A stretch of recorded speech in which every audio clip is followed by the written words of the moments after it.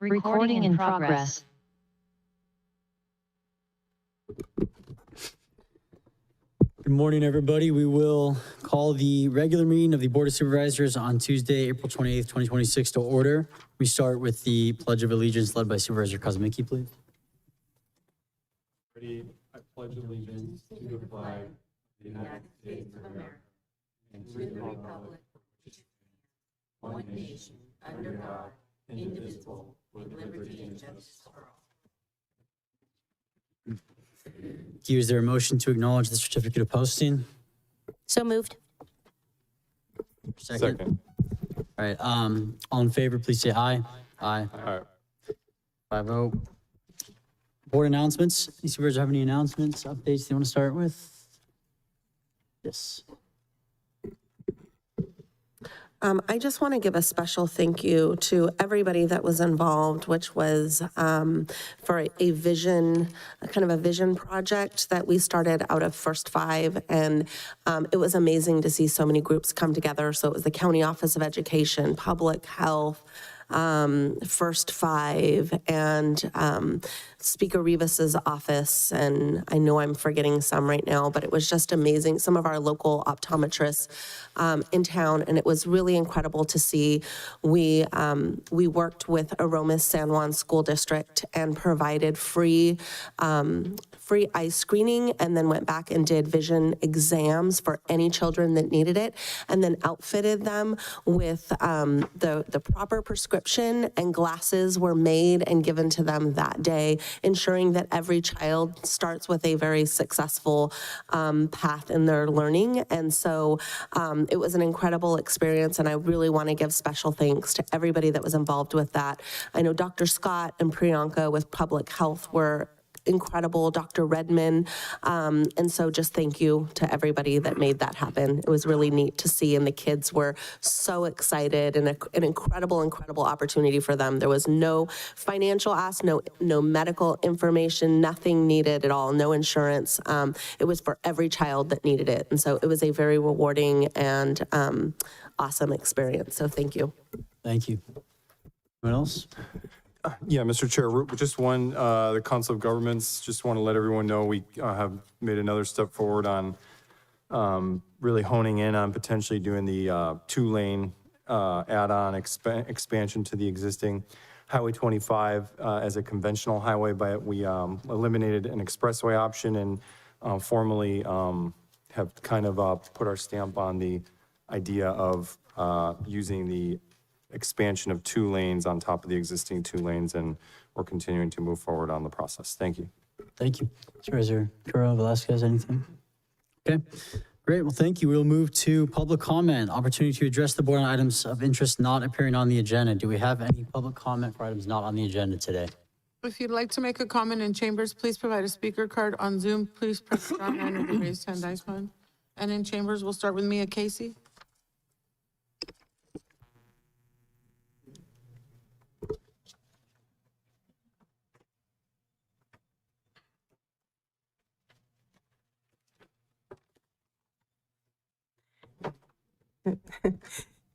Good morning, Chair and members of the board. I'm here because an important line has been crossed. Elections are where public decides. That's the foundation of this system. But in recent months, we've witnessed supervisors who have stepped beyond their role and authority and used the dais, their titles, and official communication channels to try to influence the recall election. That's not a questionable judgment. It raises serious questions about misuse of public resources and ethical boundaries meant to protect election process integrity.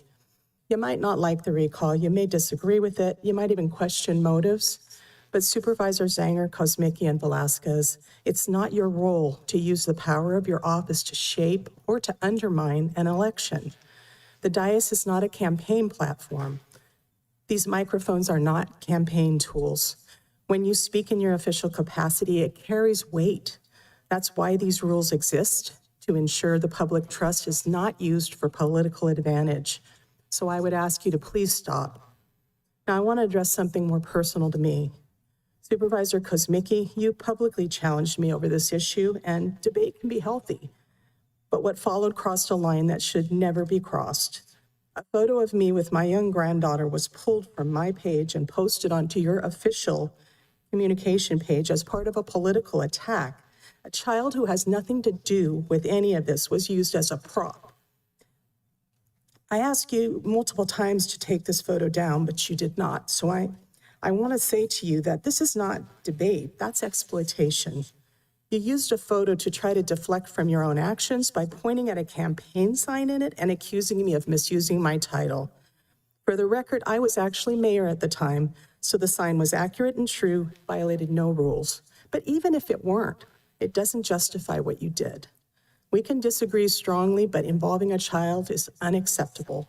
So I'm asking you again, Mr. Kosmicki, take the photo of me and my granddaughter off your official Facebook page. And I'd like to ask all of you to please respect the boundaries of your office. Don't use your government platform to campaign, and while you may disagree with them, you need to stop labeling and attacking your own constituents who brought this recall. It's their absolute right to participate in government and an election process, even when you disagree. Above all, please leave families, especially children, out of political crossfire. That shouldn't be a high bar, but right now, it needed to be said. Thank you. And that concludes regular public comment.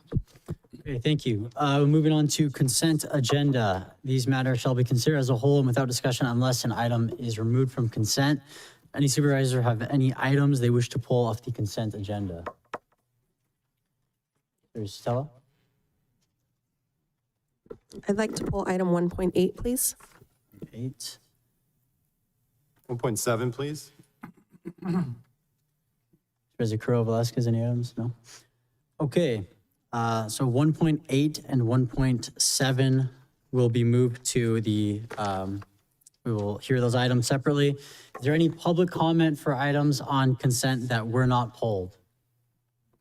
If you'd like to make a comment in chambers, please provide a speaker card. On Zoom, please press *9 or the raised hand icon. And I have no public comment. Okay, great, thank you.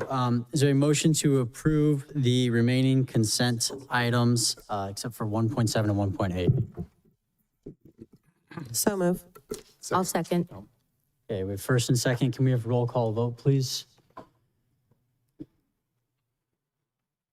Supervisor Zanger? Yes. Supervisor Velasquez? Yes. Supervisor Kosmicki? Yes. Supervisor Sotelo? Yes. Supervisor Curl? Yes. 5-0 vote, motion passes. Great, thank you. So then move to 1.7 first. Supervisor Kosmicki, you pulled this item? Yeah, thank you very much. Quick question, excuse me. I swear I'm not. Kara Court, so I don't know if there's somebody that can possibly answer the kind of where we're at. Obviously, we haven't expended the money. I know in the past, you know, Kara Court was kind of a new thing. We were, the state was introducing it. Some jurisdictions were doing it. Smaller ones like ours were tending to let others kind of jump into the waters first. So just wondering the status of Kara Court in our community, whether it's something that's at the state level, still something that's being pursued, and kind of where we're headed toward this, just considering we're giving back the $35,000.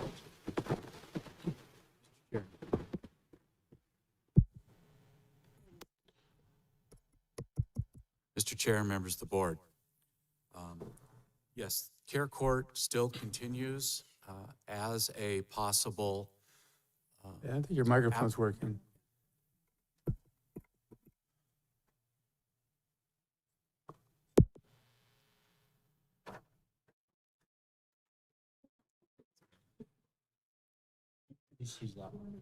San Benito County. I took care of it. Thank you. Mr. Chair, members of the Board of Supervisors. Yes, the Community Assistance Recovery and Empowerment Act of 2022 established a civil court framework known as the Care Court, which is designed to connect individuals with severe untreated mental illness to court-ordered treatment. And so the State Bar of California provided funding for counties across the state, and there is a certain criteria under the law in order for persons to qualify for Care Court. As it has turned out over the past several years, there has not been one instance, one case in which we've had an individual that would qualify for care court. And so there are counties who have successfully implemented it.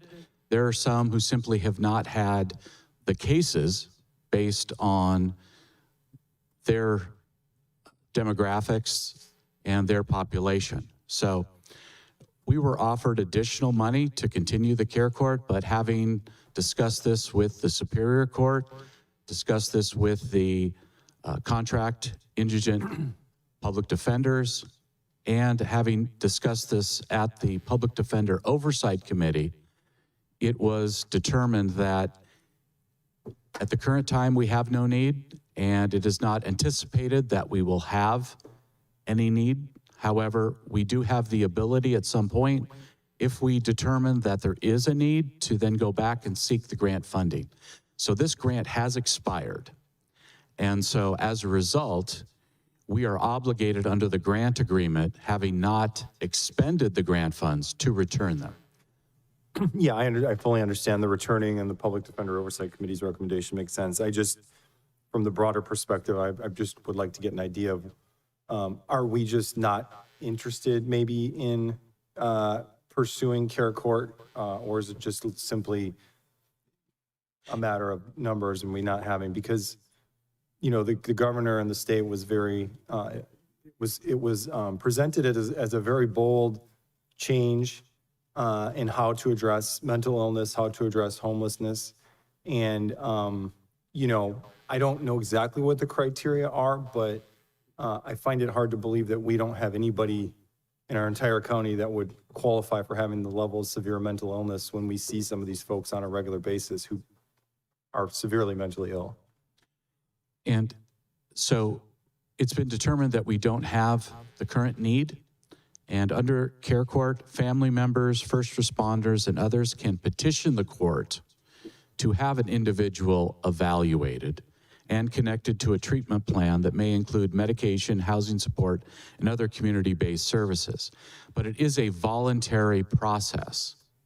There are involuntary processes to deal with this type of issue, but we have yet to find any cases that have been sought by family members, first responders, or others to identify an individual that would benefit from this type of voluntary court program. So it sounds like maybe the program just doesn't have the weight that it was presented as having. Well, as I understand it, in some counties, it's been a very successful program, but it's really county specific. And in discussing this with the Superior Court, as I said, and our public safety departments, as well as with our Public Defender Oversight Committee, we relied initially upon our indigent public defenders to hopefully try and identify those that may be of assistance to us, as well as behavioral health and health and human services. So we have yet to be able to identify a specific need in San Benito County. All right, thank you. That was it. I just wanted to get a broader perspective. Appreciate it. I'm good. Okay, great. Anyone else have any questions with the item? Okay. Supervisor Kuzmicki was there. I'll move to approve as recommended. We Oh, need public comment. Public Oh, comment. sorry about that. Thank you. Your public comment on 1.7. If you'd like to make a comment on 1.7, please provide a speaker card in chambers. On Zoom, please press star 9 or the raised hand icon. And I have no public comment. Great, thank you. Move to approve. Okay, so there's a first, is there a second? Second. Give me a roll call vote, please. Supervisor Zanger, Yes. Supervisor Velasquez. Yes. Supervisor Kuzmicki, Yes. Supervisor Sotelo, Yes. Supervisor Curl, Yes. 5-0 vote, motion passes. Okay, great. Moving to 1.8. Supervisor Sotelo, you pulled this item. Thank you. Yeah, I had a lot of questions on this item. I fully understood the concept of, you know, we made the change from CAO to CEO. And I was just hoping, some of the language seemed rather harsh to me in some of the explanations. And so I was hoping perhaps council, you could talk a little bit about that. And then there was also in looking at all of the different positions, they were somewhat different. And so hoping you can speak to that as well. Yes. Mr. Chair, members of the Board of Supervisors, you will recall that the board directed me to draft a CEO ordinance. It was a complete amendment to Chapter 3.01 to transition from a CAO, County Administrative Officer management model, to a county executive management model.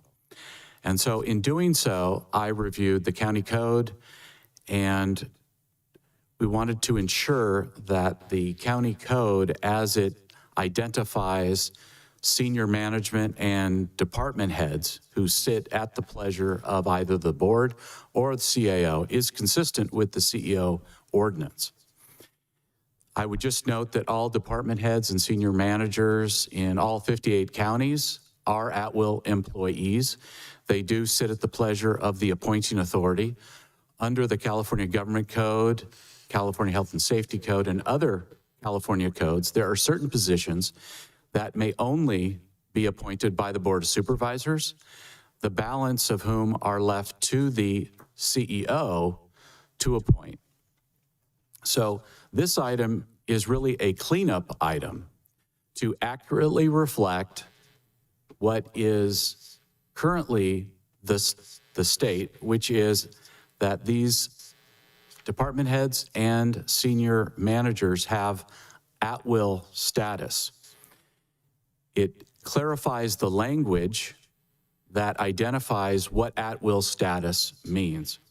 I would just note that when I began my review of all of the department head and senior management classifications, I realized that there was not a comprehensive approach to treating all of these individuals in the exact same manner with the exact same language. So for example, you'd have department heads that had certain at-will language, and you had other department heads who had different at-will language. They both meant the same, but they weren't consistent. Then we had department heads who were at-will that had no such language within their job description. And so we also had individuals that were reporting to the incorrect appointing authority. So this was a cleanup item to accurately reflect the county code, to accurately reflect California state law, and to be consistent with the at-will status for department heads and senior managers across the state. I would also note that these are individuals, by virtue of their status, are unrepresented. They are not part of the management group bargaining unit. And we had to ensure internal consistency between each of these particular job descriptions. I would also note that the language that I included is the standard legal description of what an at-will employee designation really means. It means that you are appointed by and serve at the pleasure of the appointing authority, and you may be dismissed with or without cause at any time. And so this was merely an attempt to clean up and provide some consistency throughout our job descriptions, and to ensure that the county executive officer's authority is properly aligned with all of those individuals to whom they will report. Thank you for the explanation. Do you know, was staff made aware of any of the changes, like any of these department heads? Was it discussed at a department head meeting or anything like that? Yes, it was discussed. I raised it at a prior department head meeting. Typically, when the CEO and I have department head meetings, we both take the opportunity to identify all of the matters that we are working on that will be coming before the Board of Supervisors for approval. Okay, thank you. And then the item with public health, can you speak to that a little bit? It was a little bit confusing to me. So is the public health director now reporting to the board, or are they still have the same structure? It's just, you know, there was some changes in that position. Yes. you are speaking to the public health officer. Yes. Within that job description, there is a reference to a public health director, but we have no such job description for a public health director at this time. The current job description for the public health officer has been modified to accurately reflect that under the Health and Safety Code, the public health officer must be appointed by and serves at the pleasure of the Board of Supervisors. So I made that clarification. That is not a position which reports to and sits at the pleasure of the county executive officer or any other department head. Now, what I did not change was the administrative oversight and direction that comes from the Health and Human Services Director. Okay. That remains unchanged. So the public health is within the Health and Human Services Agency. That was a decision that had obviously been made by a prior CAO and by a prior Board of Supervisors. I left that unchanged. Okay. Obviously, that structure can be changed, but under the California Health and Safety Code, the public health officer sits at your pleasure. And again, as I reviewed all of these job descriptions, my intent was to ensure that those that by law report to this board are accurately reflected in the job description, and those that report to the CEO, it's also reflected in that job description as well. Okay, thank you. And I mean, I know when I pulled up library or the county librarian, I saw the language as, the county librarian is an at-will department head position, serves at the pleasure of county administrative officer, and may be removed at any time with or without cause and without right of appeal. So this is language that we already had in some of the department heads, but not all. And so these changes now are just, if it wasn't there, some had it, some didn't. Now we have a consistency among all department heads, but with this change, from what I'm understanding, there really is no change. The added language is there to provide for consistency, but this is there is nothing new to these job specs. Am I understanding that correctly? Yes, that is exactly correct. No department head or senior manager's status has been changed. Okay, great. Thank you. I appreciate all the explanations. I would also like to clarify a question that was raised regarding the fire chief. The fire chief position exists, but it's not allocated. They don't have any funding. Before I came on board, I think you have that position open, but it was closed, and then it never went anywhere. So we just have to address the issue because it exists, but it doesn't have an allocation, and it's not been approved for an allocation. I just want to clarify that because I was asked for it. Thank you. I appreciate that clarification. I also received questions regarding that. So thank you. I appreciate you bringing that up. I want to thank Supervisor Sotelo for pulling this. I had similar questions. The fire chief one, I appreciate that was one of my areas. I wanted to make sure I knew that. I wanted to make sure that that was clarified for the public. Also, some of these job descriptions have referenced in their MEG, and you've stated that they're unrepresented. Is it very clear in all of these that they were any of these part of MEG prior to this change? Yes, the planning director and the public works administrator were both included in MEG. However, you will recall that the board directed that we pursue a bargaining unit modification. We then submitted that to MEG. MEG agreed that those two individuals, those two classifications should not be part of MEG because they are department head level positions. They then sent us a writing concurring with our recommendation, and we have now submitted that formally for modification. So those two have been pulled out, but we can only do that obviously with the agreement of MEG. We did that, we obtained that approval, and now that modification will be made. And I appreciate that clarification. The other area that we've talked about previously, and I apologize if I missed it, is how all of these positions that are high-level department heads, the confidentiality issue. Can you address that just so the public's aware? So yes, they are considered confidential employees. What that means is that, first of all, they are not directly involved in the negotiations. Labor negotiations are between the CEO, the Board of Supervisors, and the established and recognized bargaining units. But more importantly, these are positions that mean, by definition, that they have access to confidential county information that must be maintained as confidential. It's official information under the law.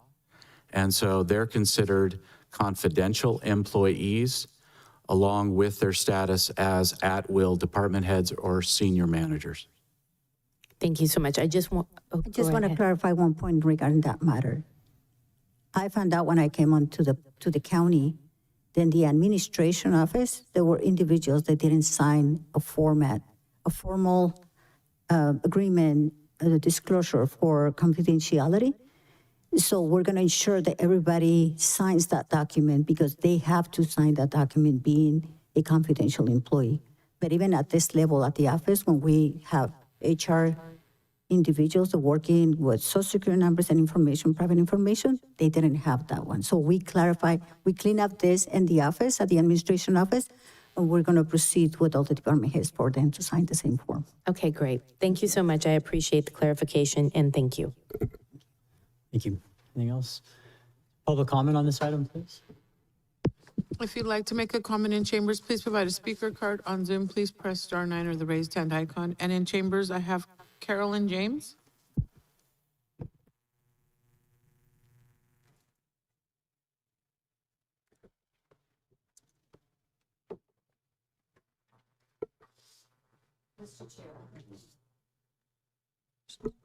Thank you. Mr. Chair, board members, good morning. I'm here today to express my strong opposition to the proposed shift of multiple department head positions to at-will status. Now, while in the workforce, which I was in for a long time, as you can tell, I held leadership roles for many years, and I believe strongly in collaborative management. At its core, the at-will status fundamentally alters the balance of power. And in doing so, it risks undermining the very principles that public service depends on: collaboration, accountability, and trust. This sentence in the proposed at-will language says, this is an at-will position. The incumbent is appointed by and serves at the pleasure, of the county executive officer and may be removed at any time with or without cause and without any right of appeal. This upsets me. It's wrong. As I understand it, government leadership is not meant to operate with fear-based leadership. It should be grounded in consensus building, shared expertise, and thoughtful decision-making that reflects all the needs of our community. These leaders are subject matter experts and critical voices in shaping policy and operations. They are also our neighbors, our family, and friends who care deeply for this county and have dedicated years of their lives to public service. Manipulating these jobs in this way creates an environment where disagreement may be seen as disloyalty, where professional judgment may be suppressed, and where leaders may feel pressured to align rather than advise. This is not good governance. That is compliance-driven leadership. Leadership is shaped by those at the top.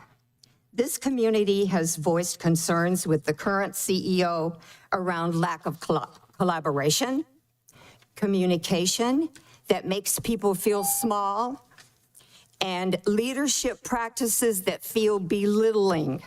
Thank you. At-will status in the wrong environment.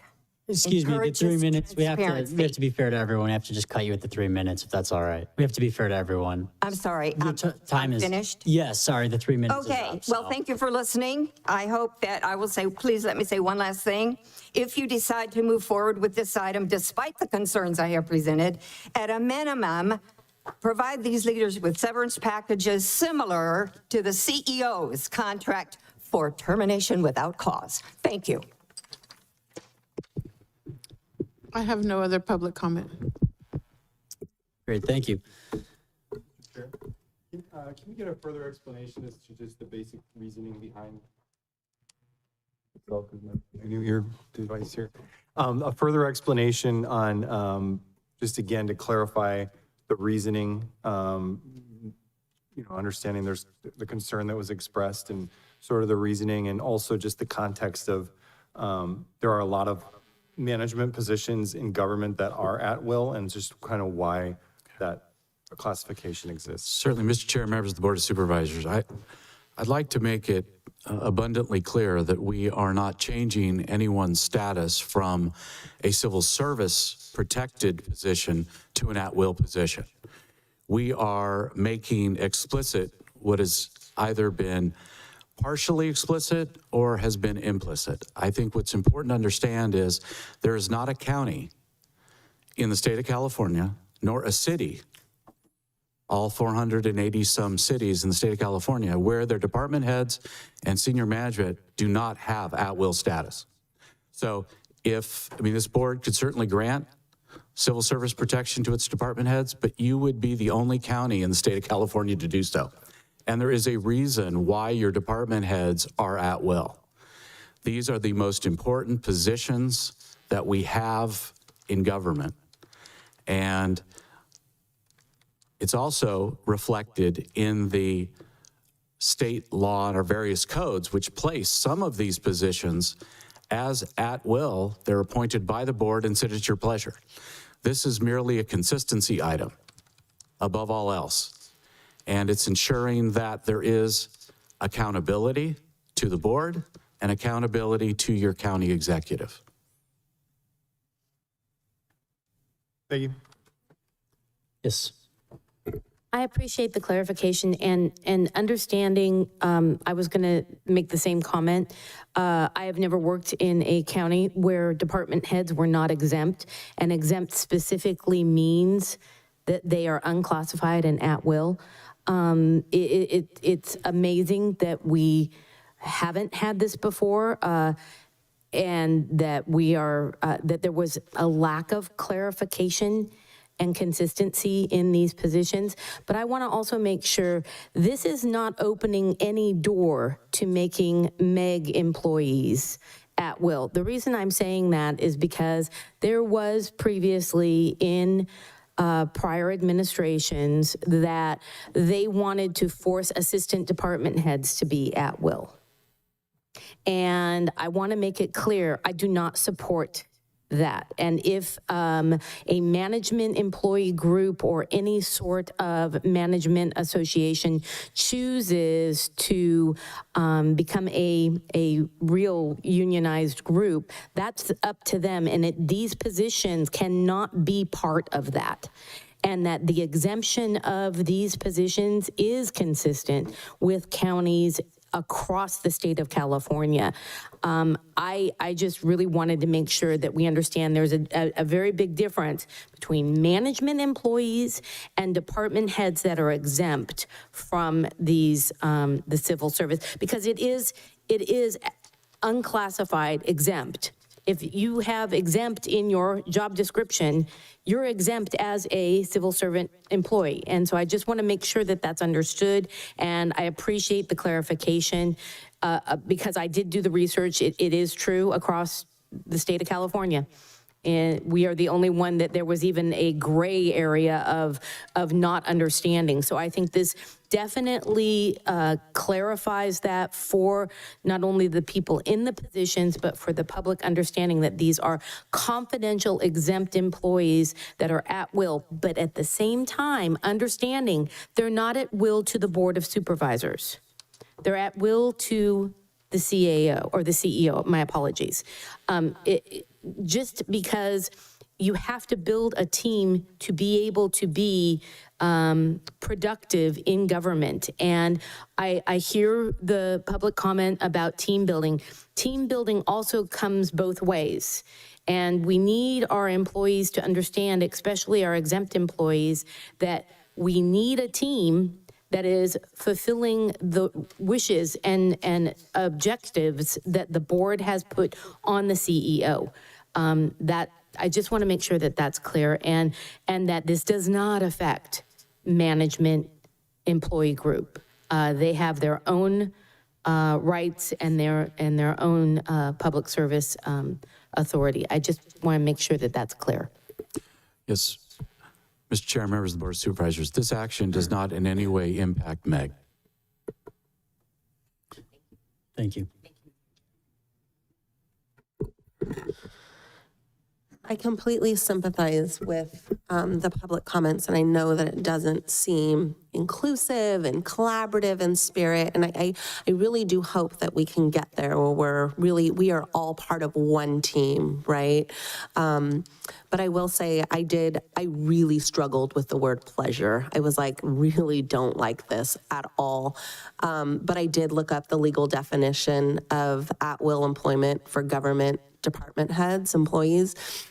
And it says the employee can be terminated any time for any legal reason or no reason without cause, notice, or right to appeal, usually serving at the pleasure of an elected official or appointed authority.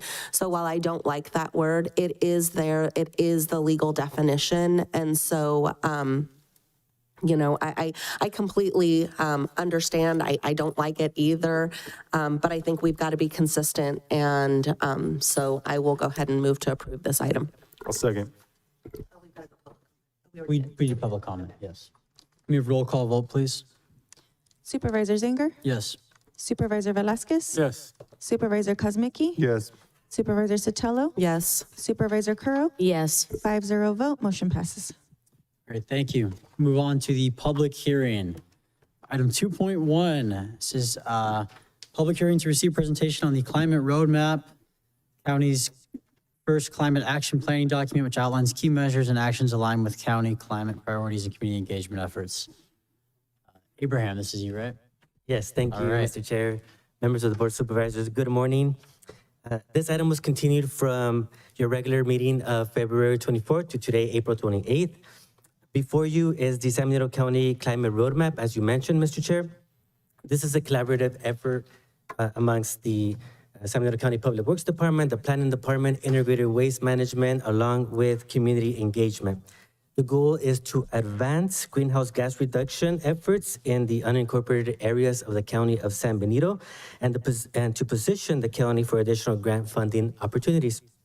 This work was made possible through a grant from the Environmental Protection Agency in collaboration with the County of Santa Clara.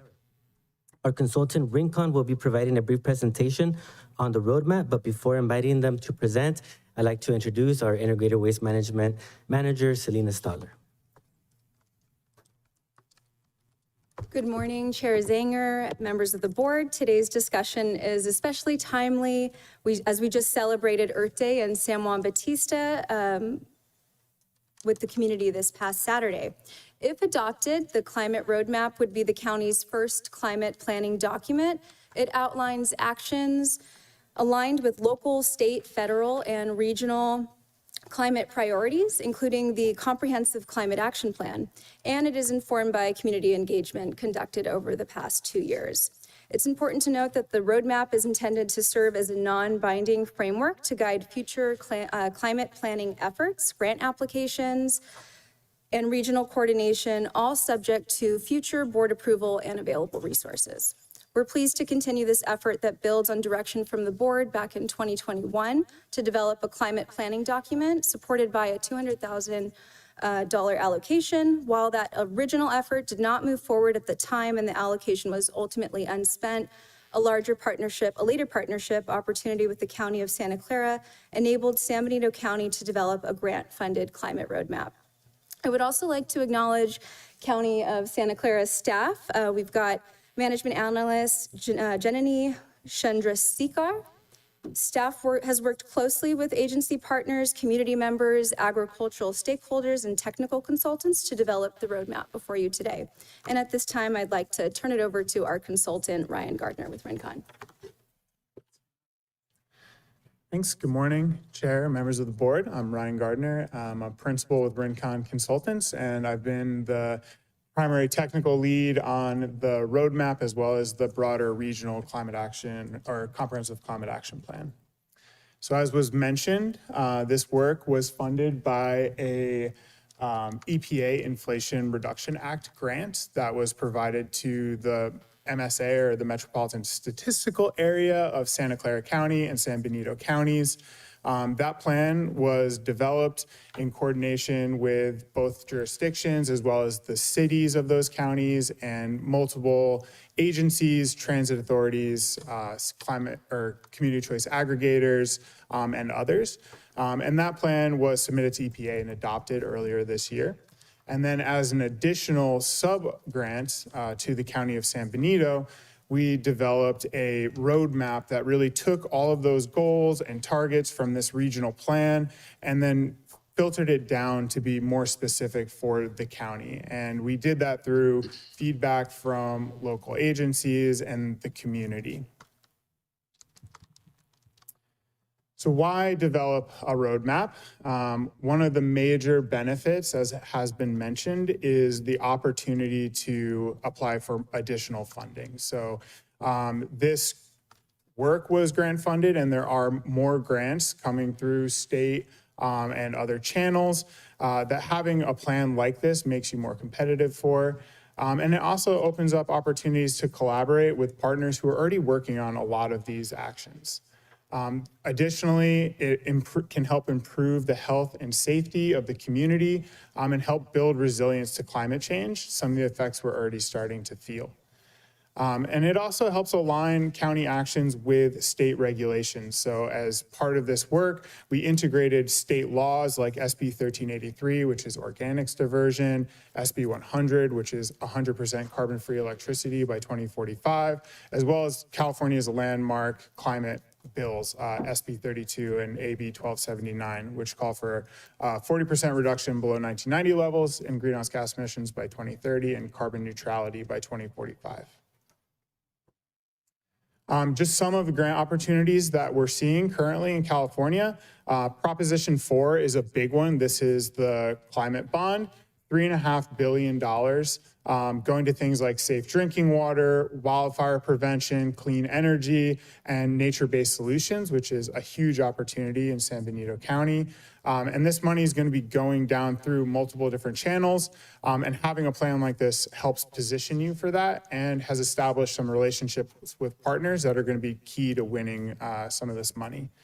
Some other programs are the transformative climate communities, which can go to energy and housing and transportation projects. Climate adaptation and resiliency program, which is again for natural and working lands. There's a big focus on this, and we know that's a kind of a key attribute of the county. And then sustainable planning grants and implementation grants through agencies like Caltrans. So the process that we went to develop this really started out by collecting data and creating a greenhouse gas inventory so we could understand where emissions came from, and then developing a forecast that integrated kind of how the county is expected to grow over time based on your general plans and housing elements. And then we developed targets, and we aligned again with that broader regional target and the state targets. We developed strategies and actions that'll help bridge the gap between those forecasts and the targets. And then we developed the draft and final roadmap. And all of those kind of targets, strategies and actions, and the final plan was developed alongside the community and feedback from the community and stakeholders. And we had a fairly robust community engagement strategy. So we conducted multiple in-person and online events. We reached just about 300 people or so through these different events. They included surveys and tabling, as well as focus groups where we were able to really get into more nuts and bolts and details, including the ag focus group and one with the general community. And then we had multiple one-on-one conversations with various agencies, Ag Commissioner, Water District, AMBAG, and Santa Clara County to really go through specific actions and make sure concerns were addressed. And we've also taken feedback that we received from our first presentation to the board and made some of those adjustments as well. And overall feedback was really positive. When we started out in the community during our tabling and our surveys, most of the community, over 70% of respondents, had pretty high level of concern about climate change impacts, things like extreme heat and extreme weather and precipitation, and didn't feel like they were very well prepared to deal with some of those changes. And overall felt that a lot of the strategies and actions that we were considering for the plan, whether it's more walking and biking infrastructure, electric vehicles, reducing organic waste out of the waste stream, could all help improve quality of life and improve the community. The agriculture focus group was another really great opportunity to meet with folks from the county, specifically in the ag sector, and talk about some of the challenges of implementing some of these strategies. We conducted what we call a sailboat exercise. So on this map here, or on the figure, you can see there's like the anchors, things that hold us back, really challenges to doing some of this work. But the stickies above, or the wind in our sails, the things that can help push us forward. And the ag community really identified that they're able to and excited to do some things like compost application and cover crops and vehicle sharing, but really need some grant money and some funding associated with that to make it feasible. And that they really needed to be geared towards medium-sized businesses that felt they had been left out of kind of things meant for smaller businesses or really large sophisticated operations. So we took a lot of that feedback and incorporated it into the plan. Another key part of this roadmap is that we integrated a lot of the work that the county's already doing. You're already needing to comply with SB 1383. You already are working with your CCA to get 100% carbon-free electricity. We take all of these things that are going on and integrate them into the calculations we're doing so that you can show the progress that you're already kind of working on and build on those foundations that you already have. And then again, working with regional partners to integrate things that they're doing as well, so we can really show the progress that the county is already working towards. And through all of that, we came up with a whole set of measures and actions. And again, these are not binding activities that you're committing to, but rather providing a roadmap that when resources are available and you're able to align with partners and grant funding, you can move some of these things forward. But they include working with the CCA 3CE to achieve 100% carbon-free electricity, reducing vehicle miles traveled or vehicle use through walking and biking, enhancing carbon sequestration through ag and through tree planting, and really helping to make some improvements. So the next steps are hopefully the adoption of this roadmap. And then getting to work with some of our regional partners, some of those who are here today, to look for grant funding and opportunities to collaborate on going after some of this grant funding to help ease some of the resource burden on the county, and then beginning to implement the plan as resources are available. And you know, some of the strategies and actions in here are really easy. Some of them are already ongoing, and some of them are a little bit bigger and more challenging, and we're going to need to go out and find resources to do those, and we can do them as the opportunities arise. So yeah, thank you for your time this morning, and happy to answer any questions you have. Thank you. All right, let's go to public comment on the the public hearing, hear from the public on this item? If you'd like to make a comment in chambers, please provide a speaker card. On Zoom, please press star 9 or the raised hand icon. And in chambers, I have Sophia.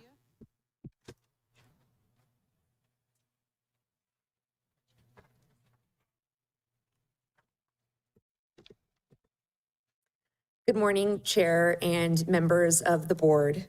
My name is Sophia Schwartzky, and I am here on behalf of 3CE, the public agency that procures energy for 1.2 million Central Coast residents.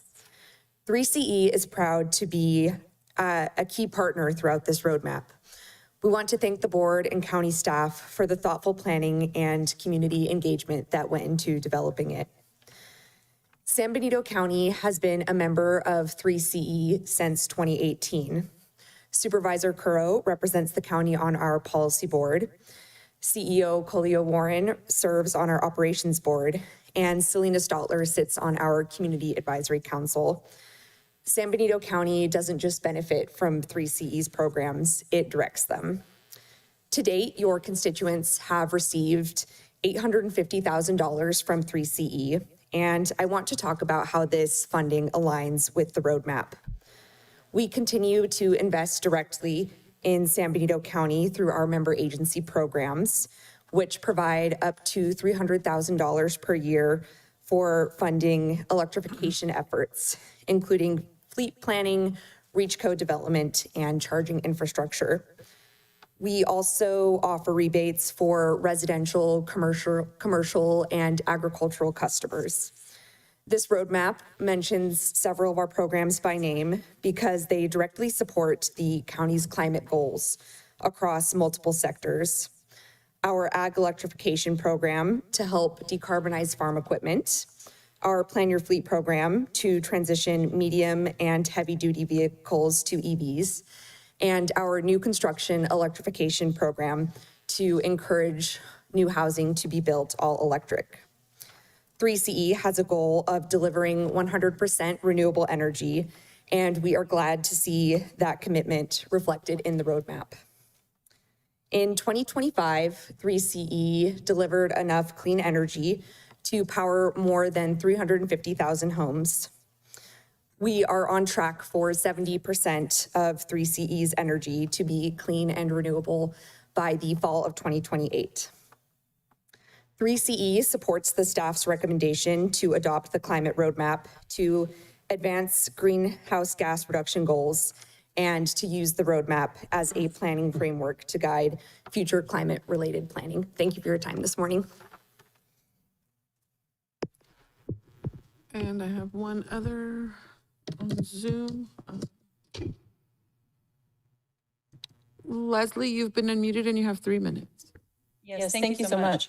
Good morning, Supervisors. Just one moment to say thank you to the board and to Ariel Goodspeed and Selena Stotler and Abraham Prado, and also to Ryan and the Rincon team for the time and the care and really just the sheer work that went into preparing the Climate Action Roadmap.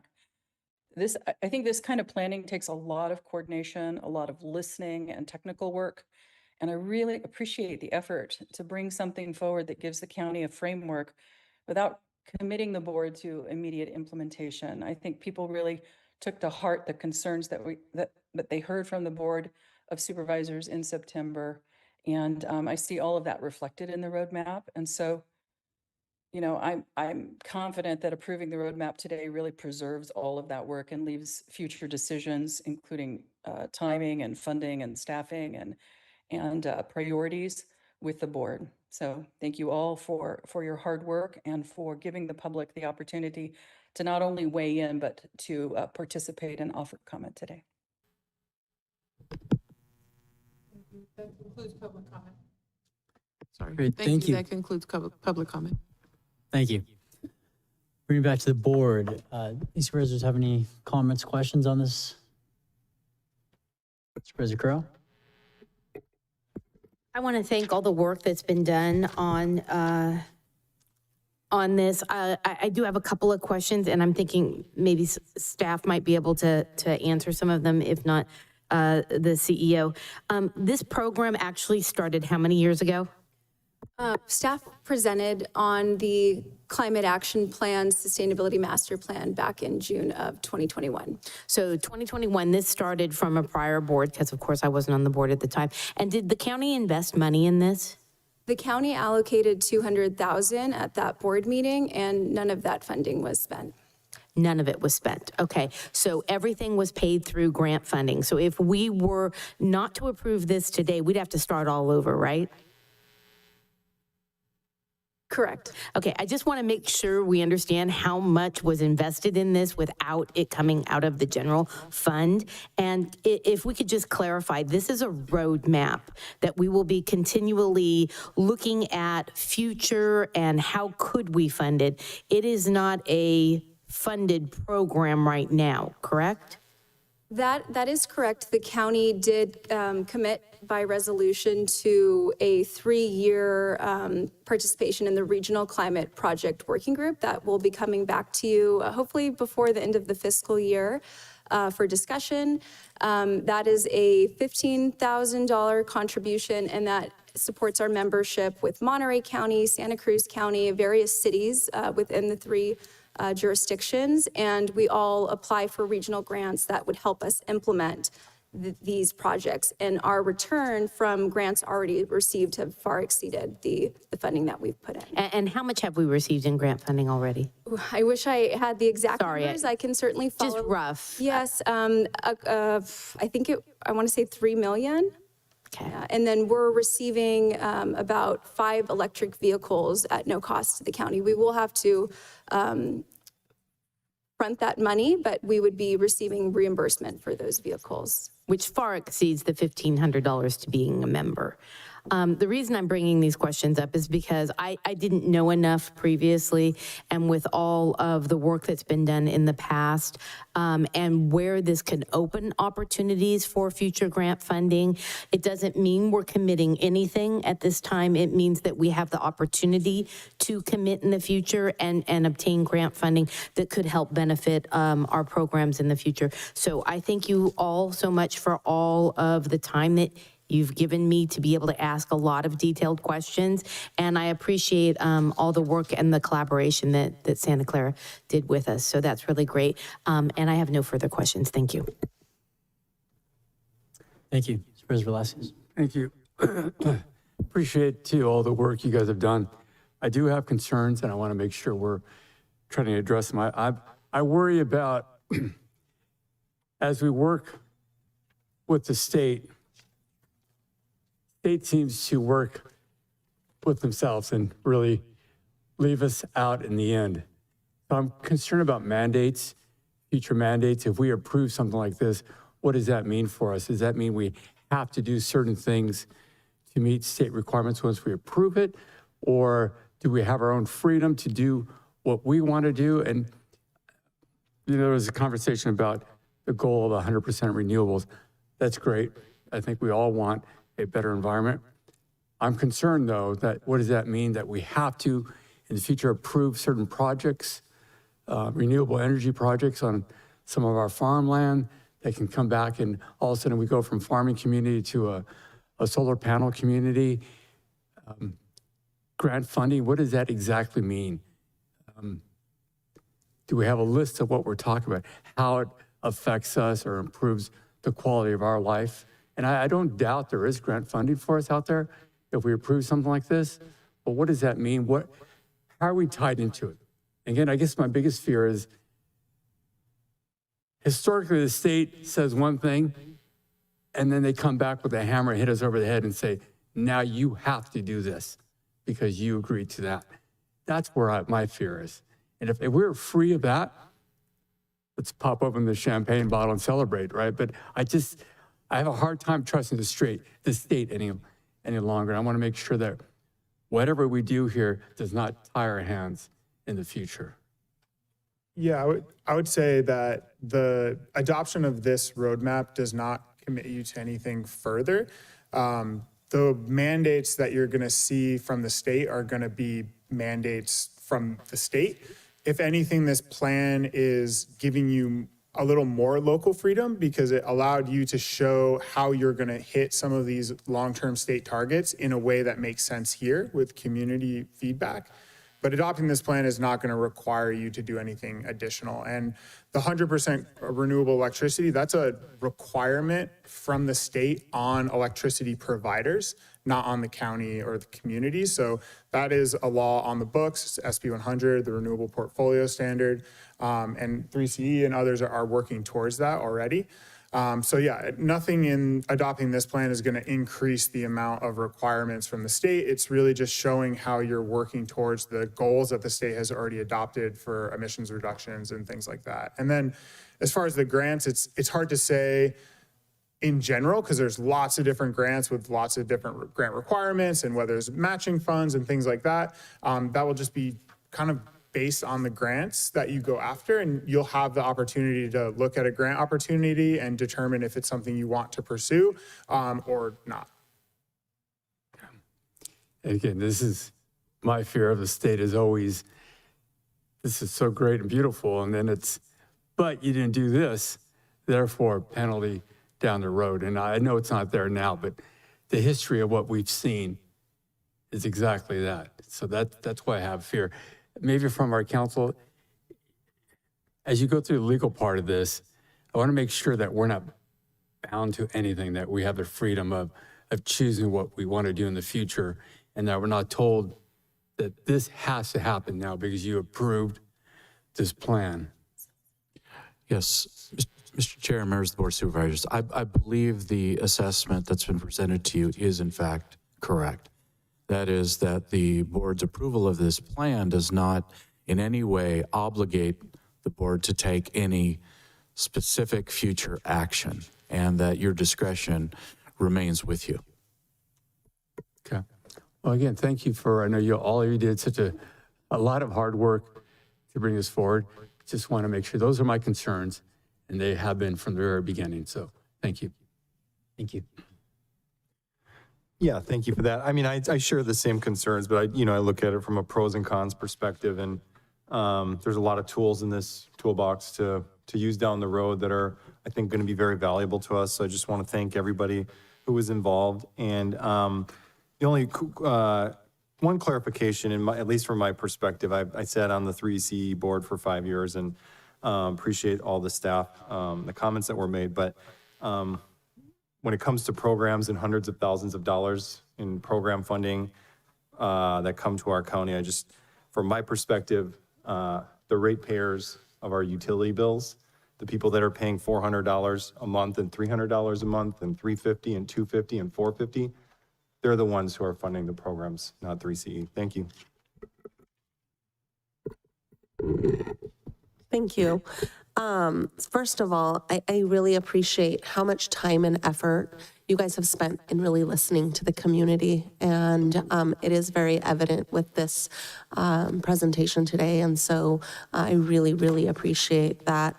I think this is a real opportunity for us to look at bringing in some funding for our community to particularly address some of the issues that, when you surveyed the public. And I think this provides an opportunity for us to bring in some funding to be able to do these things. And without adopting a roadmap like this, we won't be eligible for this type of funding.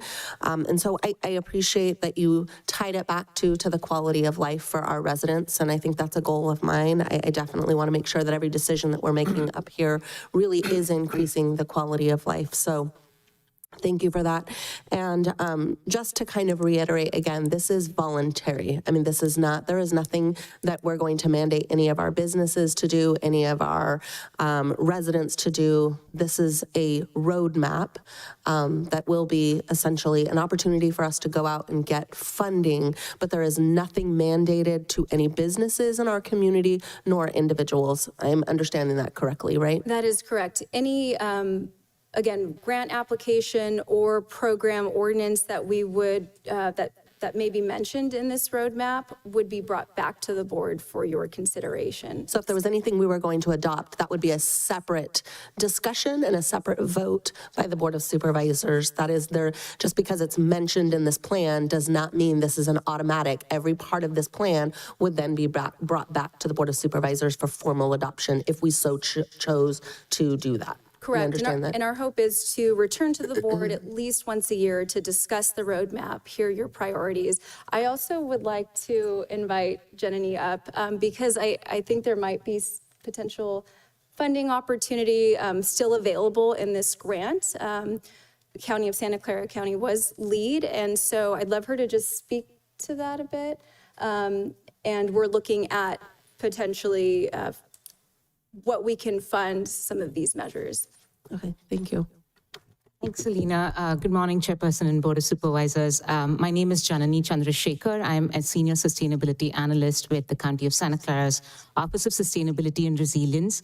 Like Ryan mentioned, the county received this $1 million planning grant. So this is a planning grant that we received from EPA as part of the IRA funds. And for the past 3 years, our county has been working closely with San Benito County to develop a comprehensive climate action plan. I believe it's the first of its kind that covers both the counties. So we developed this document in association with our technical consultant, Rincon, and our coordination consultant, Farallon. Through this process, we have engaged with stakeholders in both the counties. We've engaged with local agencies, community choice aggregators, transportation authorities of both the counties.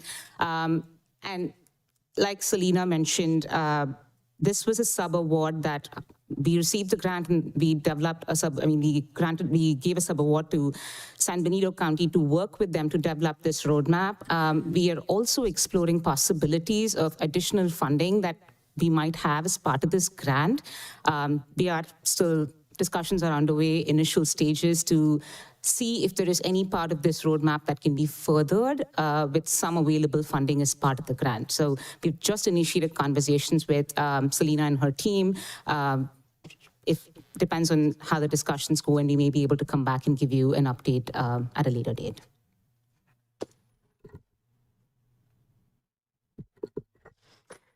Thank you. I appreciate that. And I really appreciate the collaborative approach and kind of working regionally. So thank you. And again, I just want to emphasize, I really appreciate you working with the ag community. I know a lot of people in ag had a lot of concerns, and I appreciate the inclusion of kind of that small, medium, large business and opportunities, and listening to the challenges around some of the requirements, et cetera, that, that they feel are coming down that are mandated from the state. And I think this might provide some funding that they may be able to, that will help them be in compliance with mandates that have already come down from the state. So I'm very supportive of this. I appreciate all the work that went into it, and I appreciate you listening to everybody in the community. Thank you. Thank you. Yeah, thank you. I had similar concerns that were expressed a little bit by Supervisor Velasquez, but it sounds like that's been addressed. I appreciate that. As far as any kind of future requirements, it looks like that's not a situation that we have to worry about. So I appreciate that. And it does make sense to me that we have something that we can show the state to express, hey, don't worry, we're on it. You don't need to bring the hammer down on us or anything like that. So I appreciate that aspect of it as well. I don't have any other questions that Supervisor Curro does, though. I'd just like to reiterate, I agree completely with Supervisor Kosmicki on the 3CE. These programs that come out of 3CE are funded by us as residents here. And one of the things that I've been doing since I've been put on 3CE, and that I've learned and that I've been trying to advocate for, is the affordability element for our residents that are being pushed out of their homes because of lack of affordability. 3CE is it is a massive undertaking to understand all the programs and the elements that are there, but it is imperative that we keep reiterating from our board affordability, and that these programs can be big and bring projects in, but they don't necessarily benefit the little guy. No offense. We have to always be looking at our residents and their rates. So I appreciate that comment. Also, I do want to make sure that any programs that are brought forward or grant funding that are brought forward are clearly collaborated with the CEO and are meeting the board's initiatives and direction. Options always can come to us, but we just need to make sure that we have that collaboration between where the board is going on things versus where the state is going. I feel that the local control is something that we have to keep hanging on to, is the local control. So thank you, and I do appreciate all the hard work. I know this has been years in the making of getting to this, and I thank Santa Clara for collaborating with us. Thank you. Is there a motion? So I move to approve as recommended. I'll second. Great. We have first and second. Can we have roll call vote, please? Supervisor Zanger? Yes. Supervisor Velasquez? Yes. Supervisor Kuzmicki? Yes. Supervisor Sotelo? Yes. Supervisor Curro? Yes. 5-0 vote, motion passes. Great, thank you. Next, public hearing item 2.2, also from Abraham. This is to conduct a public hearing under the Tax and Equity Fiscal Responsibility Act, the TEFRA. Abraham. Yes, thank you so much, Mr. Chair, members of the board. Good morning again. We are here this morning to conduct a public hearing pursuant to the Federal Tax Equity and Fiscal Responsibility Act, otherwise known as TEFRA. The applicant, by the name of CRP, Affordable Housing and Community Development, is requesting that the California Municipal Finance Authority adopt a plan of financing. The plan of financing is to help finance the acquisition, construction, and improvement of the proposed multifamily housing development at 340 Bridgeville Road, located in the unincorporated area of the County of San Benito, just west of Bridgeville Road. TEFRA requires a public hearing to be held by the governing body of the jurisdiction in which a project is to be financed with tax-exempt financing is located, and that the governing body approve the proposed financing. It is important to note that, as stated in Section 4 of the attached resolution, the county shall have no responsibility or liability whatsoever with respect to the bonds, and the adoption of the attached resolution by the local jurisdiction does not mean the approval of the project. That is a separate process. The project must follow the proper county review process prior to consideration and approval. So the applicant is CRP Affordable Housing and Community Development. The project name is called Baylor Place. The type of project is a multifamily affordable housing rental, and the location is at 340 Bridgeville Road in Hollister, California. And the project description consists of one 3-story building with 53 multifamily affordable units for rental use, including one management unit on approximately 1.73 acres. The property is located at 340 Bridgeville Road. As indicated, it's approximately 1.5 miles west of downtown Hollister, northeast of the intersection of San Juan Hollister Road and Highway 156. And the property is currently vacant. What you see on the screen right now is a rendering of the east elevation of the proposed building, and this is from the view of Bridgeville Road, looking west. What you see in front of you is the latest proposed site plan of the proposed project that is still currently under review. As indicated, the issuer would be the California Municipal Finance Authority, the CMFA. The amount is a not to exceed amount of $21 million, and the use of the funds can be for the finance of the acquisition, construction, and improvement of the proposed Baylor Place development. Regarding the California Municipal Finance Authority, it is a joint powers authority formed to assist local governments, nonprofit organizations, and businesses with the issuance of both taxable and tax-exempt debt. Regarding the financial responsibility, the debt to be issued by the California Municipal Finance Authority will be the sole responsibility of the borrower, and the county will have no financial or legal obligation or responsibilities regarding the repayment of the debt. All financing documents will carry disclaimers that the loan is not an obligation of the county. The county will also bear no cost in the issuance of the proposed debt. This is a private loan between the borrower and the lender. Regarding the role of the county, it is the role of the county to conduct a public hearing to comply with TEFRA requirements, the Internal Revenue Code, and California Government Code Section 6500. And just to reiterate, approval of this agreement does not mean any financial responsibility or legal liability on behalf of the county or approval of this project. Staff recommends that the Board of Supervisors conduct a public hearing under TEFRA in connection with the proposed issuance of revenue bonds by the California Municipal Finance Authority, and adopt a resolution approving the issuance of bonds by the California Municipal Authority for the borrower for the purposes of satisfying the requirements of TEFRA, the Internal Revenue Code, and the Joint Powers Act. I would also like to indicate that Jared Suzuki is here, and he is a financial advisor with the California Municipal Finance Authority, and he is present in case you have any questions regarding the CMFA. Thank you. Are there any questions for staff? Thank you. Let's go to public comment.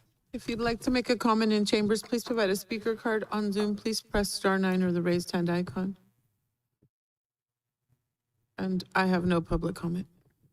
Okay, thank you. Board members, Supervisor Velasquez. Yeah, thank you for the presentation. And as I think all of us are for having affordable housing, I don't think it's a good idea for us to be involved in helping decide who gets bond money, who doesn't.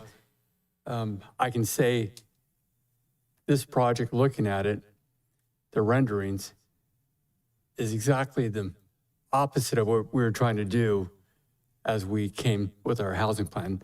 Meaning, yes, we wanted affordable housing, but part of what we were trying to do is making sure the housing matching the community that are surrounding homes. So what we're going to see here is a 3-story building in front of a single-story house.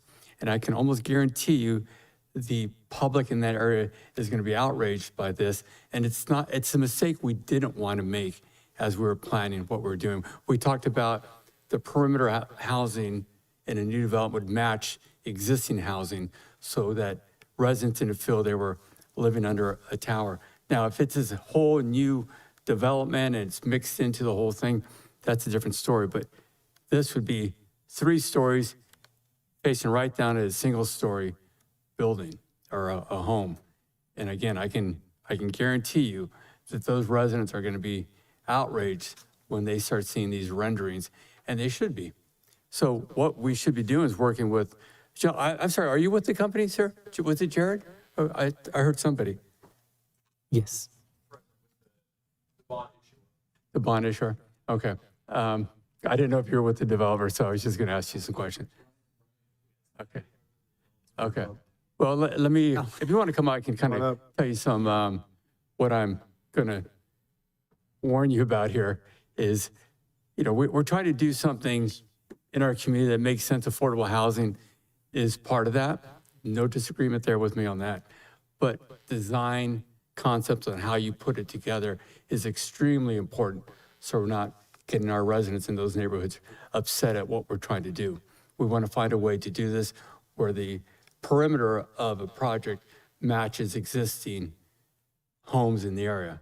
In this case, you're separated by one city street, neighborhood street. So those residents right across the street, and I know that area very, very well, are just not going to be happy about looking up at this type of a thing. The other concern that I have, I want to make sure we don't fall into this issue, is the issue we're seeing a lot of is nonprofit groups building developments, but not having to pay property tax. Are you a nonprofit group? So yes, we do partner with a nonprofit partner, Pacific Southwest Community Development. So yes, it is a nonprofit. Yeah. So we're going to have this issue as more developers are going towards this path. They do not have to pay property tax. And as we see more and more of these developments happening, we're going to find ourselves deeper and deeper in debt in our community. We can't afford to be waiving fees. We can't afford not to have that property tax. So any developments that are coming forward through us, we need to make sure that property tax is going to be included from when they build that property. If they sell it to another nonprofit, doesn't matter, property tax has to be paid. I'm just, don't want to be in the situation where we're giving you guys this false sense of hope that we're putting a stamp on this today and your project is going to move forward. I would highly recommend that you sit down and have meetings, more meetings in the neighborhood about what you're trying to propose, because something like this, I can't support that. I want to make sure we're clear up front. Doesn't mean there's not a hope to build a project, but we have to look at that and take those issues into consideration. Thank you. Thank you. Yeah, thank you for being here. I just want to clarify process-wise. So we're approving the issuance of $21 million in bonds because that's kind of just the legal procedure. Does that, are we tied at all to, because we still haven't sort of vetted the project itself, gone through the, having public comments and hearing, I mean, I've heard from some residents very vaguely when this was still in its initial phases of just the rumor mill and all that, because I represent this area. And so can we just get some clarification on process, how we move forward, and whether this binds us to working with the developer on trying to find the best possible project, if there is. Sure. Yeah. Sure. First of all, thank you for having me. My name is Jared with the California Municipal Finance Authority. We act as the conduit bond issuer for this project. To your first point, so this $21 million number is what's called a not to exceed amount.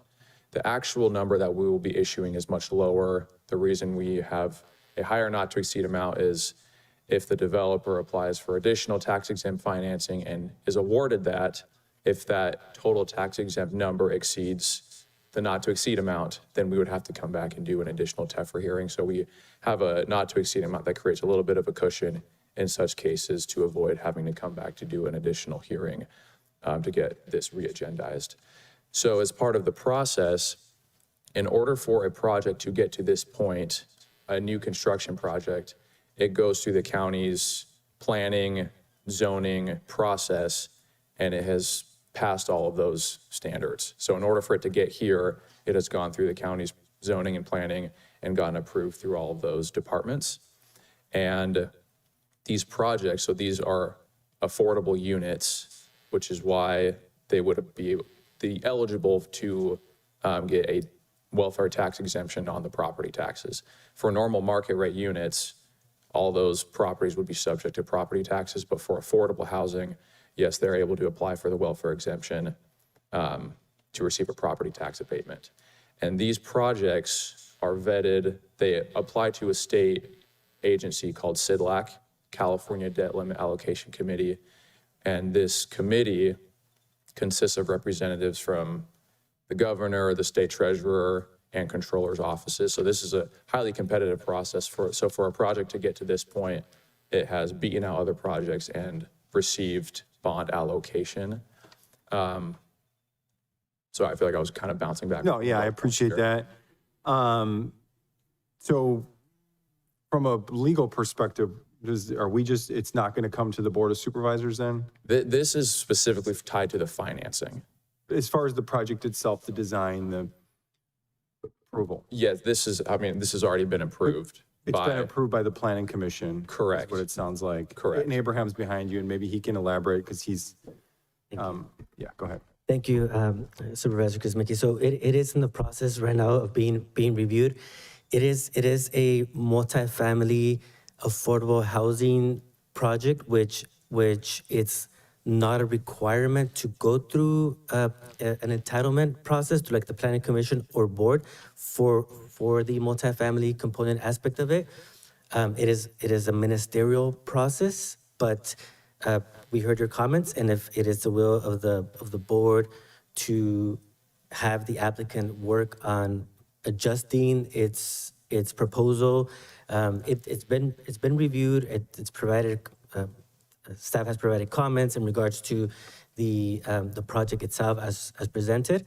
It meets the general plan. It meets the density, but the comments that were provided today regarding the adjacent properties, the stepping of that, if it is the will of the board for the applicant to work with staff on creating that, that is something that you can provide as the direction, and we can certainly work with them. Yeah, I appreciate that. And, you know, especially since I represent this area, I did have some concerns. I am a huge supporter of affordable housing in general, if we can get it right. I've been on the record very consistently. I proposed a growth cap 5 years ago that everyone was on my own, and had exemptions in there for affordable and multifamily. So I am a supporter of affordable. We do need more affordable. We've put rules in place that when we do build affordable through such organizations that we'll see how it works as we get into one of these projects, but that local residents will have preference when it comes to applying for these units. But at the same time, I think we do have to pull back. I know that's not what the developer wants to hear, because I have not had a chance to vet this with my constituents. And there were very vague understandings of what was going on here when I did go around and talk to residents, but I can't take that final step without really being able to understand the community, its response, work with the developer, take what the community and the neighborhood sees, the larger community as a whole, and make this the best project possible. That I understand the state is kind of pushing through and allowing streamlined processes for affordable, which makes sense, but I got to have some kind of perspective from the constituents' point of view on this. So yeah, I would support pulling back. Would that mean that we would have to push off the $21 million issuance? If we did perhaps go back to the drawing table a bit and had a workshop, invited West Side residents in particular, would that mean we would have to do that, or how would the process work if that was the case? Again, so this item before you is strictly about the financing. So we could proceed with the approval of the financing, but then go. Are we binding coordinate with- ourselves to anything by, and it's probably more of a legal question, but are we binding ourselves to anything by approving the financing when it comes to the project itself? If we have a desire as a board to say, let's take a step back, make sure this is the best possible project possible for the community, are we binding ourselves at all by issuing the bonds? I mean, regarding the design of the project. Or whether the project happens? Approving the financing would allow the project to continue toward its eventual closing. Would we have a say on how it looks? I think the developer, I mean, we all want to be great partners with the county. No offense to the developer, but from a legal perspective, would we have a say if the developer, everyone partners and says they want to collaborate, but in the end, if they don't agree, could they just go build what's been approved? Sure, I mean, I'll let the city attorney. Exactly, yeah, speak so to it's that, more of a legal. or the county attorney. Yes, Mr. Chair, members of the Board of This is where Supervisors. potentially we have some leverage, and I don't mean to interrupting, but I want to be very clear that we do have leverage here with $21 million issuance of bonds, and I want to make sure this is a good project for our community, but go ahead, thank you. Yes, Mr. Chair, members of the Board of Supervisors. Since the project is still proceeding through the processing phase with the planning department, I do believe that the county still has discretion with respect to the nature and scope of the project itself. However, that being said, I think your points are well taken, Supervisor, and that the board could consider continuing the hearing to at least now allow the initial discussions with the developer planning to proceed, to provide the board with some level of assurance that its concerns are being addressed with the developer. I appreciate that. One last thing I want to say, I know I always say this when we talk about affordable housing, but at some point, and I know we're putting in policies, I believe in the policies we're putting in place, but at some point that we need more diversity in where these projects are happening. We can't just keep putting all of our affordable housing projects on the west side of Hollister. And, I'm a big believer that going forward, when I'm gone and maybe when I'm dead, I want to believe that this community is going to build projects, mixed-use projects throughout the community, and there's not necessarily just going to be, well, we're going to plop it down on the west side because that's the poor side of town and that's where affordable housing goes. Thank you. Thank you. I'm curious, have you guys done any public outreach at all to where you're looking at building this? Has there been any public outreach done to date? Yes, and I'm not sure if I introduced myself. Ryan Andrews, representing the developer today. I'm more on the finance and transaction side. That's why I'm joining the TEFRA hearing. But yes, during the permit approval process, our project manager does connect very frequently with the planning department, community outreach, the local residents within that, around that neighborhood, around that site, and made sure that there was a community and development design that fits that brand of that neighborhood. There was actually, before we purchased the site, there was an originally entitled development, and we were able to follow in that footsteps and follow in the design and follow in that proposed development that was never able to finance and come to life. So we do take pride in the fact that we were able to come in, provide a project that fits that surrounding neighborhood, and as Jared mentioned, come very close to being fully financed and start construction on the project. So. Okay, thank you. So do you know, once you had the concept of the project and, 3-story apartment, et cetera, has there been any outreach to the public, to the community, particularly the community that you're going to kind of put this housing project in? Has there been any discussion of the design, or was the discussion more centered around affordable housing?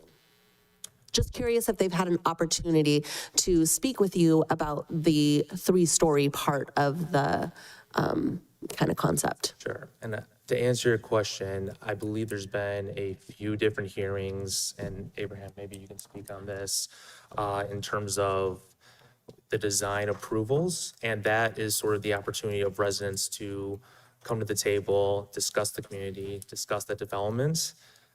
Since we are here, hopefully those issues have been resolved, very similar to if any residents had any issues with the project today. But I don't know if you had any. Abraham, has there been public hearings specifically regarding this project? Thank you so much, Supervisor Stiller, for that. There has not been any public hearings regarding this project. If it is the will of the board to direct the applicant to be able to have these community meetings, it is not. You did that for other projects recently, Granite Rock. It is not a thing that is out of the ordinary. You can certainly request that from the applicant. I would really like to see a public meeting and a lot of outreach done to get people there and really hear their concerns. There's no doubt there is a huge need, for this type of housing. I just want to make sure that we're never just, steamrolling anyone or putting it in a place that is absolutely not.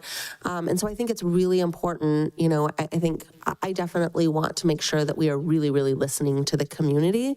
And so I would be very, very happy if we could get a public meeting, a public hearing, and going above and beyond to get residents there, right? I think would be, because I know a lot of times we'll have these public hearings and here's a perfect opportunity and nobody's here. But people are busy and they've got their lives, and we need to do a little bit more, I feel like, in a project like this that would really impact a community. This is going to have a huge impact on that neighborhood, right? And so let's try to go above and beyond and really meet the needs of our community and kind of meet them where they're at, right? To expect them to come and participate. Yes, they can, but we see too often it doesn't. And then a project like this moves forward and then everybody says, wait, you didn't listen, I never even knew about this. And so I want to try to prevent that as much as possible. So I think that would be a great step in the right direction. I'm curious, timeliness. Is there a timeliness part of, is the reason you're coming for financing, like you have this window, and if we don't do it in 30 days, you lose this opportunity? Is there any timeliness to this ask, I guess? Yes, to speak on that, it was very intentional of why we scheduled the hearing today. CIDLAC, the issuer of the bond, or who issues the bonds through CMFA, they have a readiness deadline of June 8th.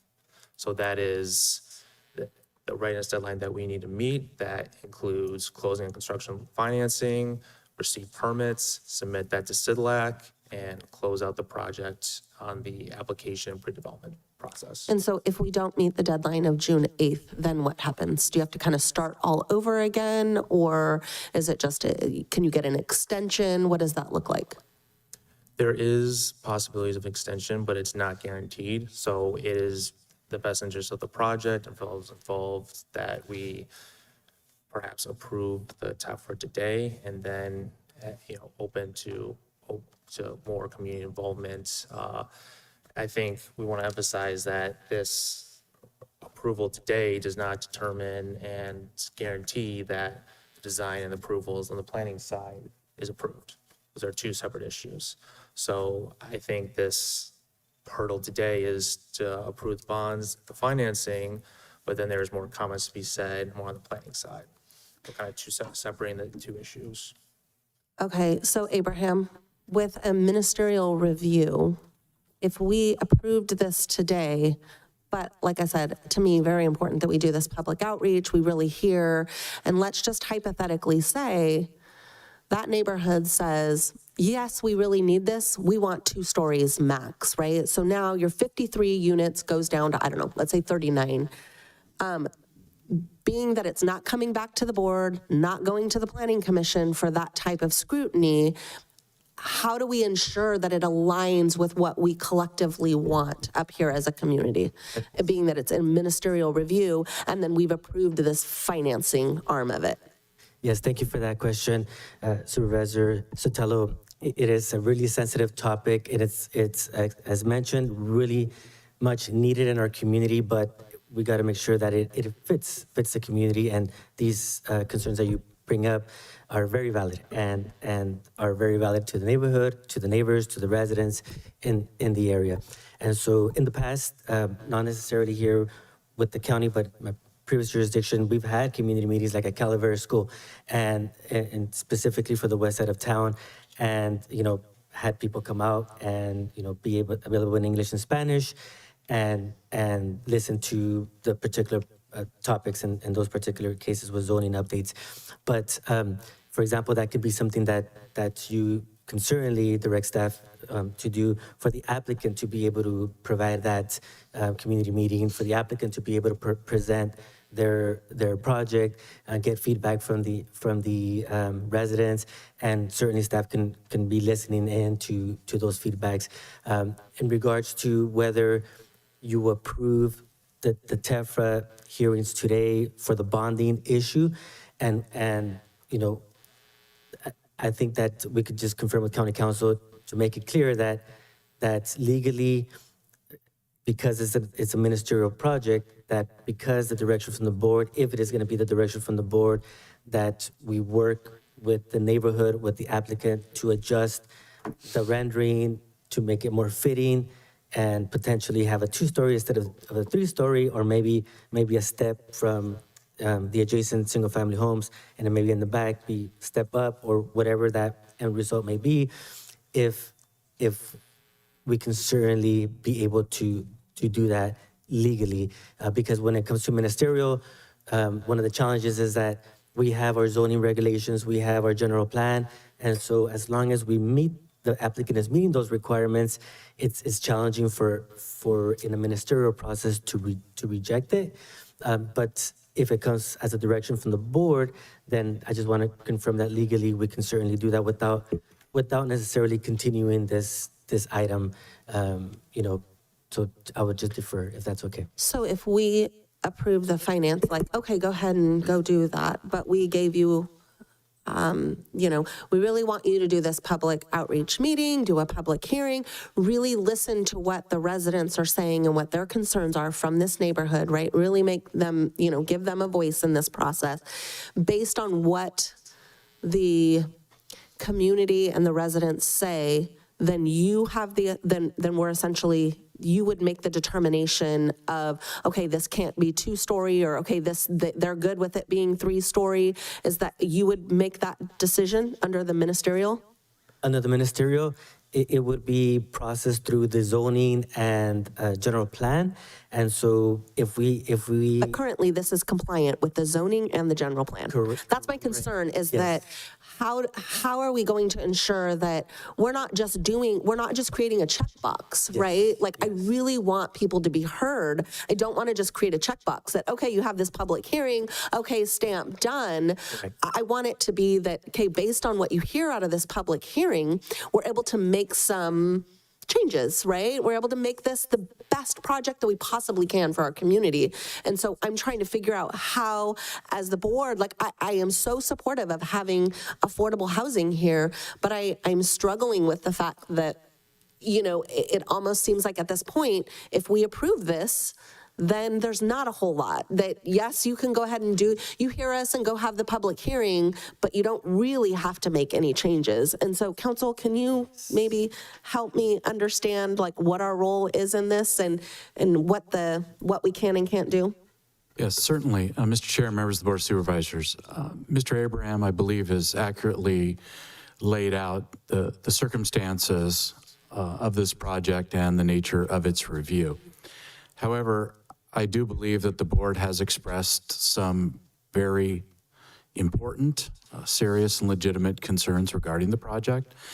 And the board may wish to consider just continuing this TEFRA hearing until May 26th in order to at least ensure that there will be community outreach, that there will be a discussion, and there will be collaboration and presumably cooperation between the developer, planning staff, and the community, and that then a report can then be made back to the board on May 26th.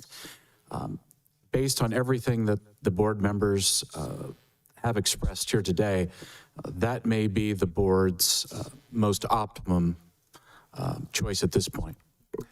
Thank you. I appreciate that. Does the May 26th meeting give you all enough time with the June 8th deadline?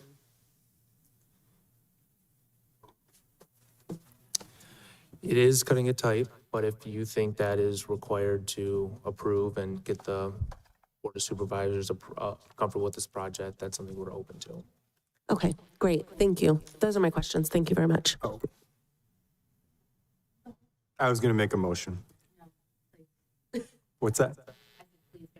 Well, that's why I said go ahead. Okay.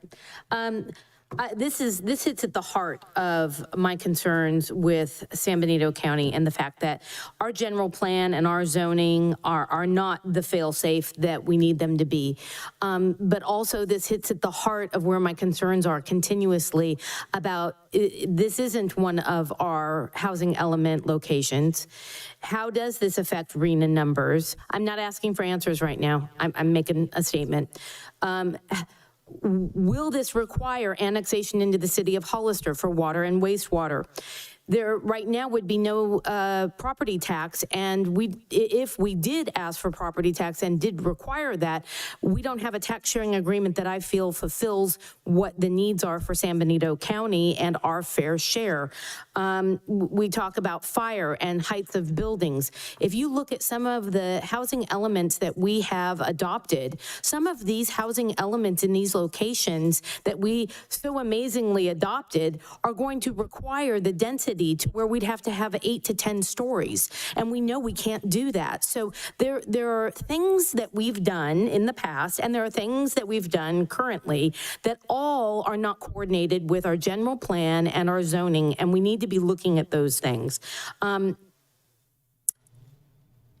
This is in the unincorporated area. It's currently not in the sphere of influence of the city because the sphere has not been defined. The sphere of the influence of the city is the city currently, correct? Yes, that is correct, Supervisor Crow. And there's no water or wastewater in that location. I mean, there are so many things that need to be addressed. Correct. And the administerial portion of this is that there's no public hearing. This is straight from our general plan and zoning to a developer with no oversight. And this is the only course we have for oversight. I highly recommend that we table this, but at the same time, I feel that this needs to be brought to the Affordable Housing Ad Hoc. This is a prime example of the conversations we need to start having, and we need to start talking about how does this fit with our utility issues, which is our water, our infrastructure issues, which is our water and our wastewater, and is this requiring an overriding consideration of any kind for vehicle miles traveled?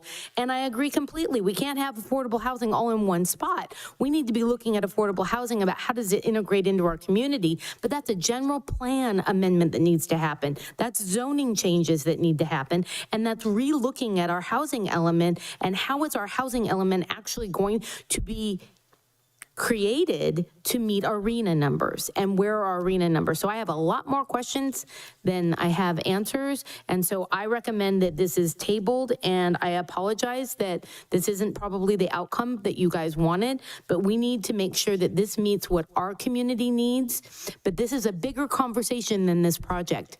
This is general plan and zoning, and making sure the vision of what our county and community looks like is defined by us, and that we have the proper infrastructure to support it. Yes. A lot of very good comments from the entire board, but the reality is this is not something to table. This is something to deny, because we have a lot of work here to move forward on what we're trying to accomplish. Because you have to get an entire neighborhood together, get them informed what's going on. And I'm going to tell you, I'm quite certain about this. There's going to be an uproar about this. Supervisor made other points. You don't have services there, sewer, water, tax sharing agreement. There's a lot of pieces here, a lot of pieces. And if we keep moving down this pathway of what the state set up, we're going to find ourselves with this exact project approved in an angry, very angry community. And I'm going to go back to one of the first things I said is property tax. We cannot afford in this community to have multiple projects where no property tax is coming from. I mean, these, they're intense. There's a lot of services that have to go here. And for us not to have the future property tax, we're talking about millions of dollars, millions over the time period of this project here. So I think the better course is to deny it today, step back, let's do it right. As we talked about the general plan updates that we're trying to get done right, is the best course of action today. Mr. Chair, what happens if we deny? Is it just County Council? Project just done? What's? I mean, we hear a lot of your concerns. We hear all of your concerns, and we want to do our best to work with you and be great partners. That's ultimately our goal here. So if we can continue this item to a later meeting and work together to address these concerns, I think that's the best course of action. It is based off of our current conversation, it's our desire to continue this later, not take any action now, and then just work together in the coming weeks or months to. Thank you, but from just technically, what does happen if, on a technical aspect, if it was denied today? Can someone? I know the answer. If the Board of Supervisors does not adopt the resolution, then the financing does not proceed. Mr. Chair, what happens is it goes through another cycle where they all apply for bonds. This happens every year with amongst a lot of different builders. They apply. If they have a project that's ready to go, they're going to be moving up in front of the line for proper approval if we have something correct. That's all I'm asking for. Let's make sure we do this the right way. I know you're not going to make this timeline, but it's better that we have something that works for not only the community, but actually ends up working for you guys. So I think it's better to deny and get it done right at this point. Mr. Chair, I'm prepared to make a motion. I'm going to make a motion to deny the issuance of bonds by CMFA for benefit of CPR Baylor Place, and to also schedule community workshops in that area, looking to the next cycle. I do not believe there is time realistically to get adequate community input in May, come back in June. And if the input, and we expect there to be input that's bold and likely would be pushing this project to be changed in some fashion, there just is no realistic way that this would happen by June. And we just need to take a step back. I think the developer understands that the board wants to be involved in this process. And if we're going to sit up here and issue these bonds for something of this magnitude, this is our one opportunity to work with the developer. So I'm going to make that motion to deny, but also to direct staff to schedule community meetings in that area to get more feedback on this concept, but also making it clear that the board has denied it and that, you know, we want to take our time in getting feedback on whether this type of project is desirable for that neighborhood. Might I interject one more time? 1 second, just because we had a motion. Is there a second? Second. Okay, now go ahead, please. We can get to the same outcome that you were desiring with a continuation. A denial poses a lot of more legal hoops, creates a lot of more legal hoops. So we are very open to working together to resolve your concerns. And continuing the item results in a similar scenario that you're looking for, creates more time. There are extensions that we can apply for. So it would be, I think, advantageous for everyone to continue this item to a later meeting as opposed to denying it outright. Thank you. So we have a first and a second, and there's comments from Supervisor Crow, and then I think CEO had something to bring up. I have real challenges flat out denying when we need to have something spark the conversation. We have an ad hoc for affordable housing, and this ad hoc has not actually met. And we need this to be something that is brought to the ad hoc. And it's not just about outreach to residents in that area. It needs to be outreach to our community and the needs for affordable housing. The affordable housing conversation needs to be expanded to beyond just one neighborhood. And this could spearhead that conversation. I'm not saying it won't be denied if it's continued, but I support the continuing of it in order to be able to start the conversation and move the conversation more quickly, and having the ad hoc come back with recommendations and then bringing the public in public hearings to be able to hear the real demands and needs, because affordable housing is one of the #1 items on a questionnaire that I sent out to my constituents. District 4 is struggling with being able to afford to live in this community, and they're being driven out. How do we make that not happen and use this project as an example of how we can bring affordable housing to San Benito County? Thank you. CEO, did you have some? Okay. I'm just going to wait for the final direction so I can schedule the public hearings with the community, whether it's special meeting or maybe changing the location to be closer to the community so they can have accessibility. But we'll address those things later on. Great. So I'd like to make a friendly amendment, Mr. Chair. The friendly amendment would be to reconsider with it being a tabled, not an approval, and not saying that it will be approved at a later date, but table it so that we can start these discussions and make this bigger than just a neighborhood town hall. This needs to be community involvement across the county. Tabling it, continuing the item, that's great. And Mr. Chair, members of the Board of Supervisors, if I may, just to add additional clarification, even though the project may be exempt, the planning director does possess the discretion under our zoning code that it be processed as a minor or major development plan. And so that he can require major or minor development plan review at this point in time. So there is additional discretion that is available for the county with respect to this project to look at it much more thoroughly, which I believe is what the board is suggesting, rather than just proceeding on the exemption. Thank you. To the maker of the motion, there was a friendly Yeah. amendment you need to. I think we would vote on the friendly amendment first and then come back if there's a denial of that, but we still have conversation. Oh, vote on the friendly amendment. Yeah. No, I'm not in favor of changing it. What kind of extensions are we talking about here, just for full transparency? There are 30-day increments, so we would probably approach a 30-day extension, maximum being 90 days. Yeah, see, I see this as a months-long process, and that's where the problem is, and I just don't realistically see any possibility that we come back after having a meeting in May or however many meetings we can possibly schedule in May, June, July. I just don't see it. I think it's better to just look at the following cycle and to deny, but obviously we have to vote on the amended motion. You don't, have to- I think you can you don't, reject we the don't have to vote on amendment. amended motion You unless can- you or I agree to amend the Yeah, motion. you have to accept the friendly amendment or not, I believe. Is that right, County Council? Correct.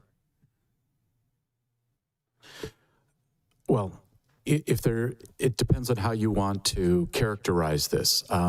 Yes, if the maker of the motion is not willing to make the amendment, that's correct. However, a substitute motion could be then presented in its place, and then you would vote, you determine whether there's a second for your substitute motion.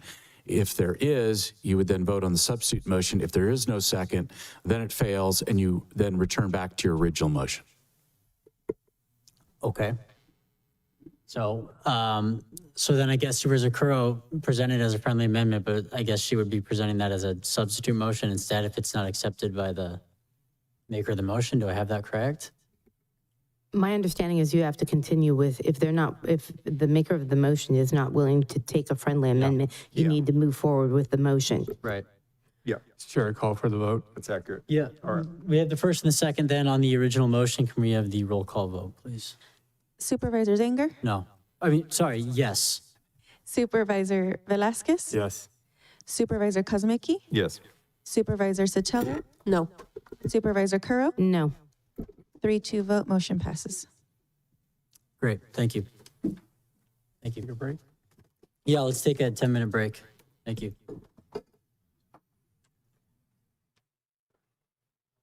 Recording stopped.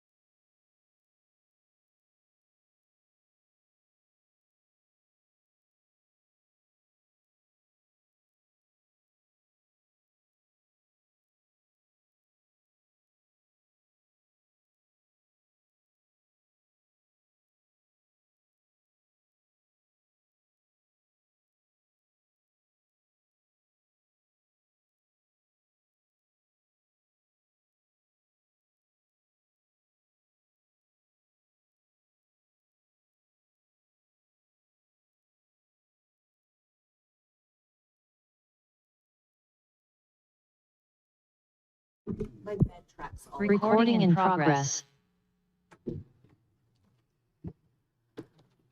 Okay, we are back from our break. Moving to the regular agenda now, item 3.1. This is for Public Works for the presentation, I think.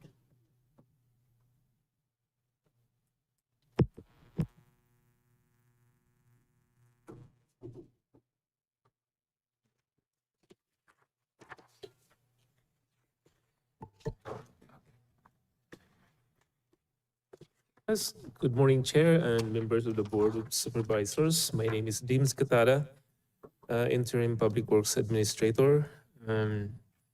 So as part of SB1 program requirement, every year we adopt a board resolution adopting the SB1 projects.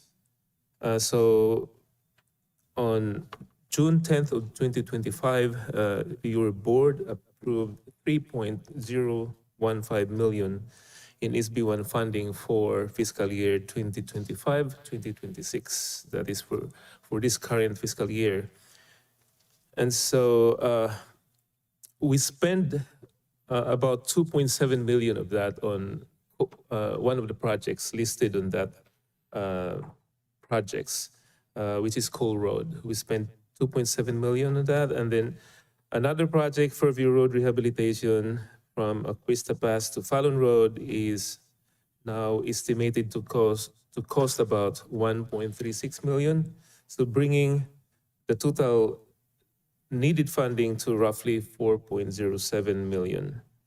And so because this exceeds the original budget, staff is requesting an additional of 1.05 million to fully fund the projects and allow construction on Fairview Road to begin this fiscal year.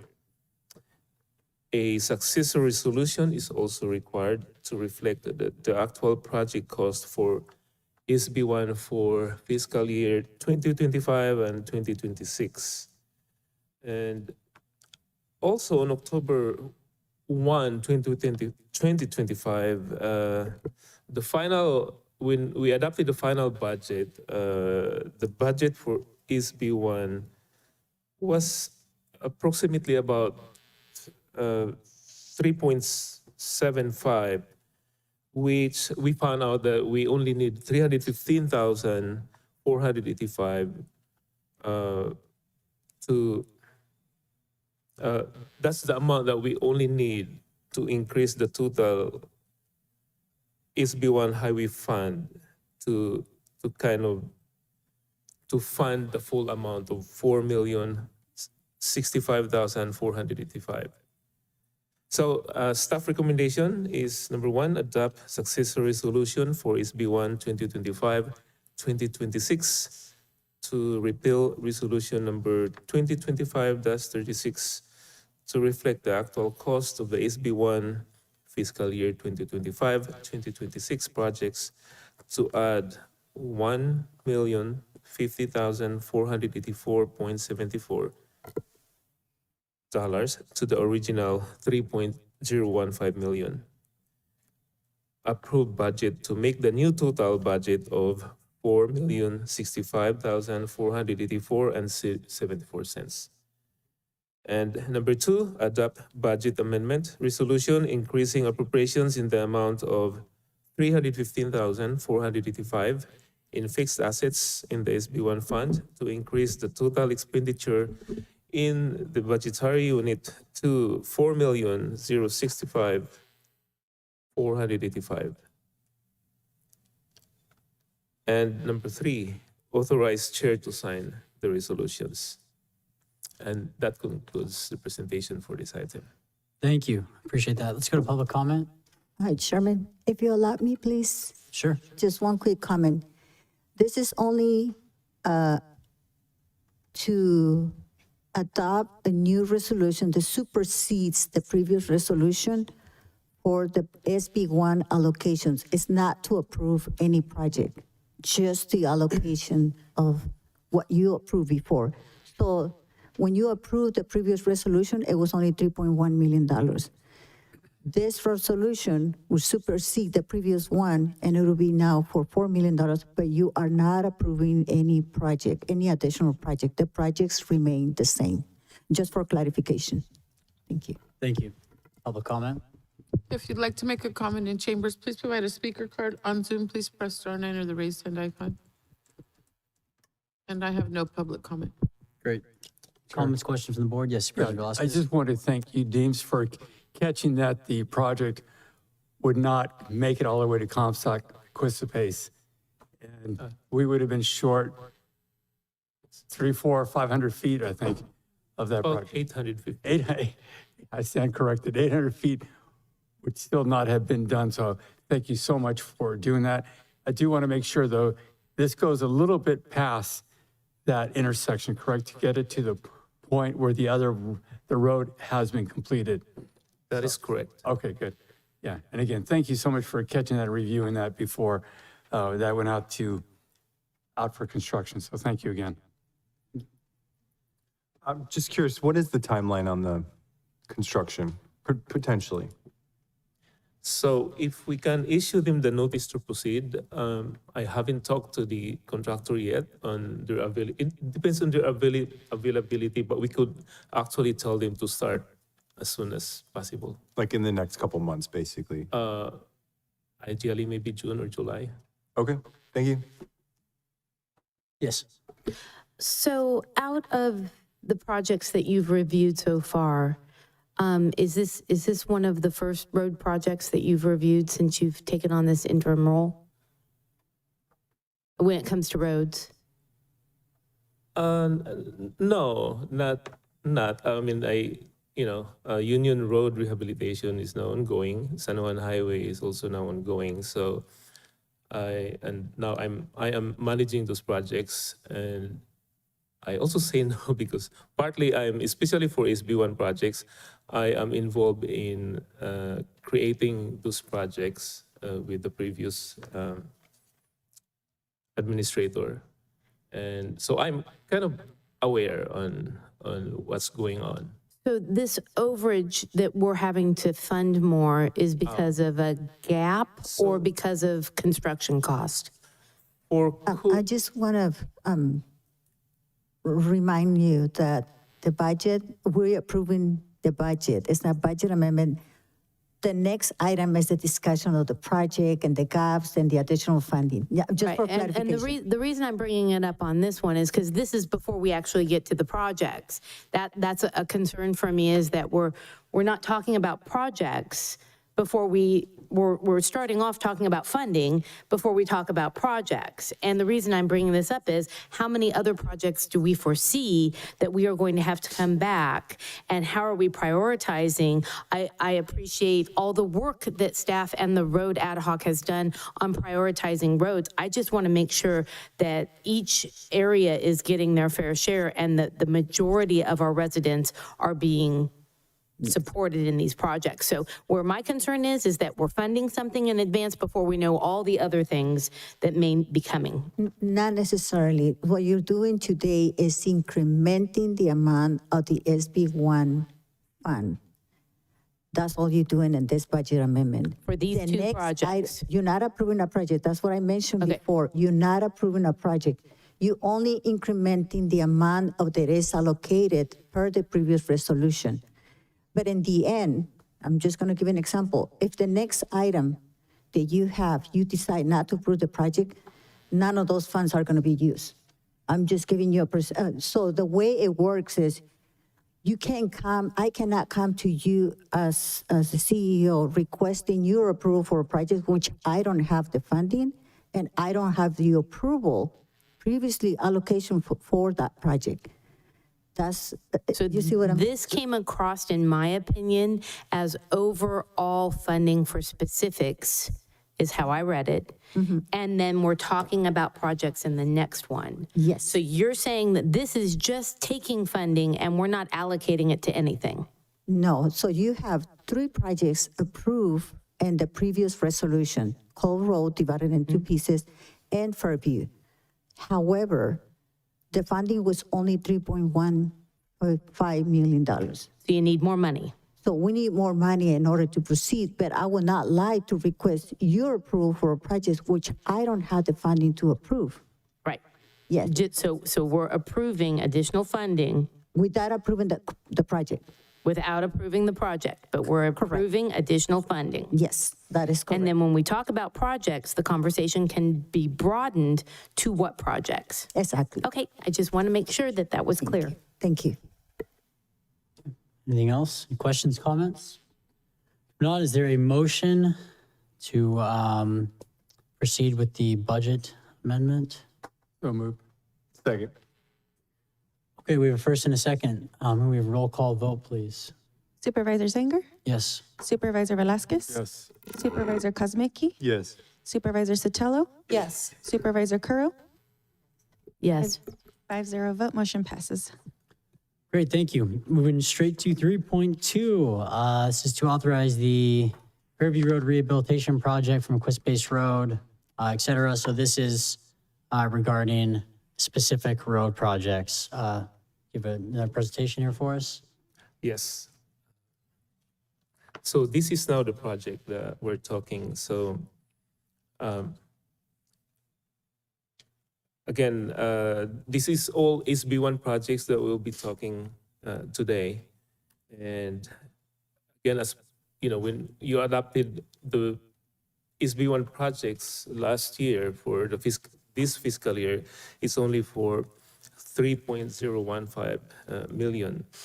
Now, since Cool Road had spent already 2.7 million of that, and then we have a new project that we plan on doing, the Fairview Road. So we need an additional amount. So sometime in July 2025,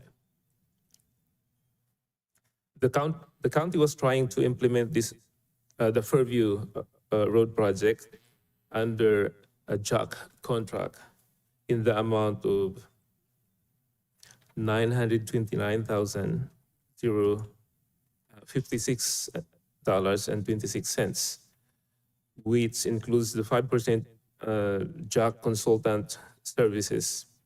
However, the project was placed on hold for further JAC contract process evaluation and for SB1 funds to accumulate to fully cover the project cost. Then, due to rising oil and material costs, it is in the public interest for the county to implement this project as soon as possible. So staff contacted Granite Truck Company. However, when we contacted them, they indicated that they cannot do the project anymore of that original cost because it's almost a year old and the construction material prices have increased exponentially since then.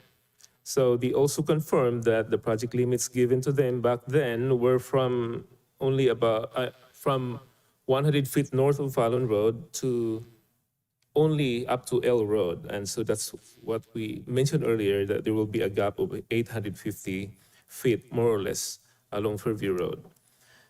So at the county's request, Granite Truck provided a supplemental scope of work under JAC, an updated cost proposal incorporating the price escalation and an ad alternate for the remaining stretch to complete the unfinished 850-feet section of Fairview Road. The total project cost, including the price escalation and ad alternate, will be approximately $1.186 million. So as these negotiations are happening, the JAC contract between the county and the Granite Truck was also set to expire on April 18th of this year. So to secure a job order authorization before the JAC's contract expiry date, on April 16th of 2026, the CEO signed a job order authorization for a scope of work totaling 39,437 and 84 cents. That was just to secure. That was done just to secure the JAC contract before it expires. So, but to complete the entire project scope, a supplemental scope of work is needed. Hence, a supplemental job order authorization for a scope of work in the amount of 1.147 million is now being brought before the board for approval. If approved, this will make the total project cost to 1.186 million. Since the SB1 funding estimate is uncertain also at this time, staff requests board approval to use general fund services as temporary project funding until SB1 funds are sufficient. But take note also that we are receiving SB1 funds in a monthly basis. And each year for this fiscal year, I think the estimate was about 2.9 million from July to June, from July of 2025 to June 30th of this year. So we should be receiving about 2.9 million. So we still don't know the final numbers that we have, and our,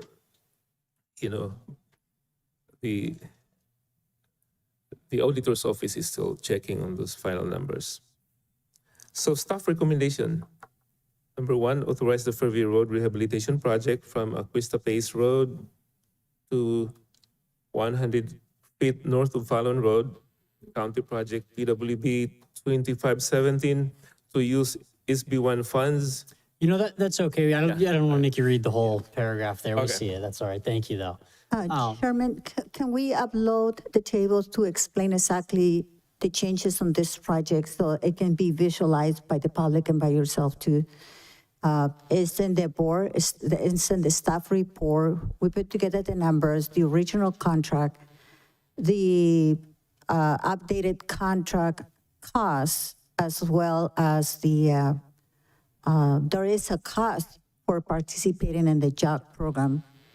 Or depending on the size of the contract, you get a 5% that you have to pay the consultant, which I believe I was told that the board was not aware of that. So I just wanted to make you aware that when you use this program, you pay 5% of whatever the cost of the project is to a consultant company. And so that has to be added to the project. In addition to that, we also ensure to add a 10% contingency in case change orders or something happens during the project. And so I want to picture for you the total cost of the project. So the original contract secured back in August last year, it was for $884,000, 815. We added to that a price escalation because we were approached by Granite Rock that the cost was unrealistic due to the prices in gas, which is the asphalt, the oil that they use in the asphalt. That comes to $974,000. In addition to that,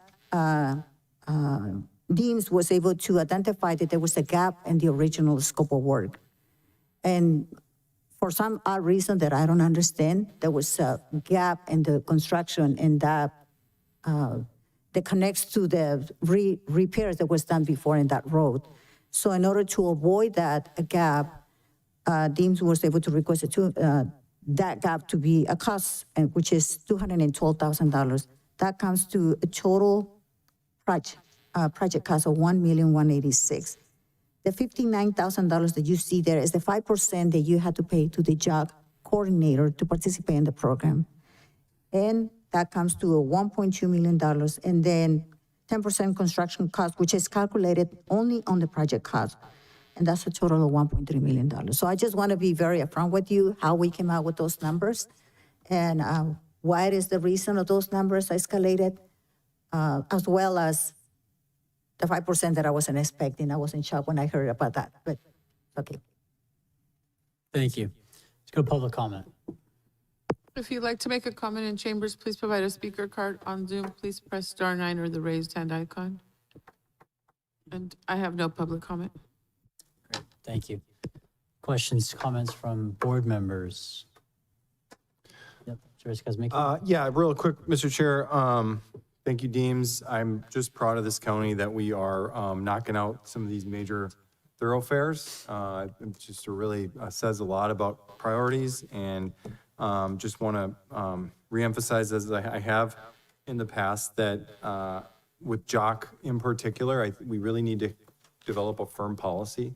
I know we've talked about it as far as dollar thresholds, when JOC is used, when JOC isn't used, bringing down, having a number that's not necessarily too robust as far as that threshold goes, so that these are maybe the lower level projects, or we use JOC as opposed to the major projects. We really need to formally get away from it with these big projects and start going out to bid for larger projects. And then the county just, and as a whole, has been very consistent. This project has been on the plans for several years now, at least 2 years. We've been telling the public we're doing the rest of Fairview Road. And I do think it's definitely the right use of our dollars right now, considering that we've also been consistent about, let's focus on higher volume roads with safety concerns, and Fairview, Union, San Juan Highway, those are all under that umbrella. Thank you. Thank you. Any other board members have any questions, comments to make? Yes, Supervisor Crow. I completely agree with higher volume roads. I am frustrated from our last budget process where we defunded specific roads, and it was not a conversation at the board level. It was just a budget approval, and that is my error, and I take that seriously, and I'm admitting that to my constituents, that roads that were committed for funding for years prior to me ever being on the board were defunded during a budget process. I want to make sure that road projects, reviewing the road projects, are transparent, that the public is fully aware and the voices of the public can be heard on these, and that there is nothing happening that is circumventing the process of the board's direction on projects through whether it be a funding mechanism or through an ad hoc or a committee, that everything comes back to the board and is completely transparent. So I appreciate all the work in finding these errors, but also tightening in on our procurement process and ensuring that we're getting the best bang for the buck. This 5%, I was never aware of a 5% markup on using the JOC program. And if we need a policy, as Supervisor Kuzmicki suggested, I think that's a policy that needs to be brought forward to ensure that if bidding is going to cost us maybe $20,000, but a JOC 5% is almost $60,000, it makes a lot more sense to go out to bid. So a policy on that being brought forward, I would totally support. Thank you. Anything else? Let's say thank you for bringing this forward, and thank you for catching that gap, that 800-foot gap. That would have been a really bad situation to have just a small gap there, and the rest of Fairview is all set. And I would just say broadly, and I think the board has kind of spoken on this before and been in agreement that we got to get out of this habit of breaking roads up into so many segments. I know there's the way it's done for different reasons with funding pots and this and that, but as much as we can, we need to make sure we get out of that habit, because it just causes confusion. It causes issues to the public. It's not clear. And so I think it's best if we can try to avoid that as much as possible. But I'm glad that we're finally getting the rest of Fairview fixed up so that we'll have Fairview completed. It's obviously a very important road in my district and the county at large. A lot of people go down Fairview every day, huge high volume road. So it's great to have that proceeding forward. Other than that, if there's a motion, we can take that and move on. I'll move to approve. Is there a second? Second. Okay, can we have roll call vote, please? Supervisor Zanger? Yes. Supervisor Velasquez? Yes. Supervisor Kuzmicki? Yes. Supervisor Curl? Yes. Supervisor Sotelo? Yes. 5-0 vote, motion passes. Thank you. Item 3.3, is to consider and discuss commissioning a payroll system audit to determine the scope and cause of the vacation benefit coding error, as well to determine if there are any other payroll errors. CEO and County Council, this is your item. County Council will be presenting this item. Excellent. Mr. Chair, members of the Board of Supervisors, you may recall that recently I alerted you to a payroll coding error.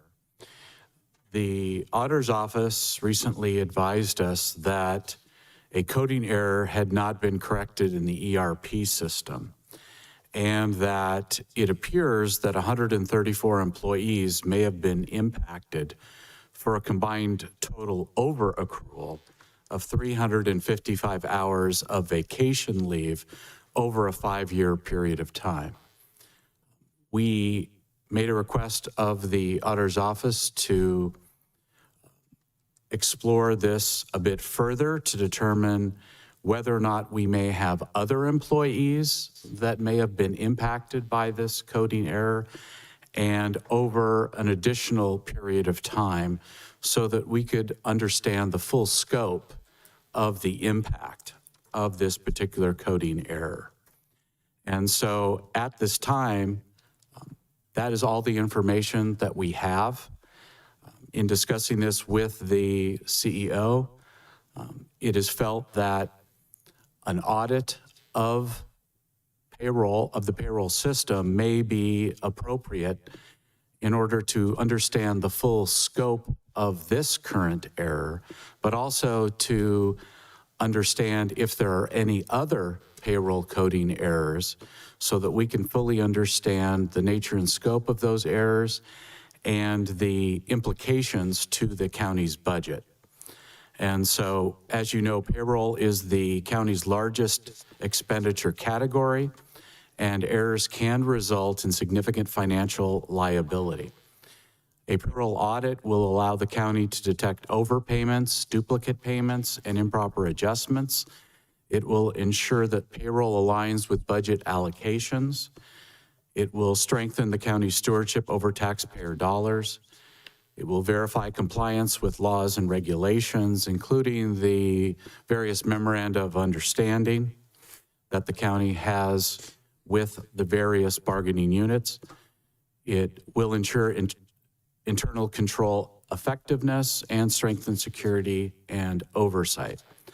Also, we believe that the payroll audit would reinforce transparency by documenting how payroll funds are used, whether compensation is fair and accurate, where the risks or inefficiencies exist, and how management responds to the findings. And therefore, given the significant public trust implications and potential financial impacts on the county, especially at the current time, given its budget position, we are recommending that the county take all necessary and proactive steps to understand the scope of these issues and to thereafter take any corrective action that may be identified and recommended in the audit.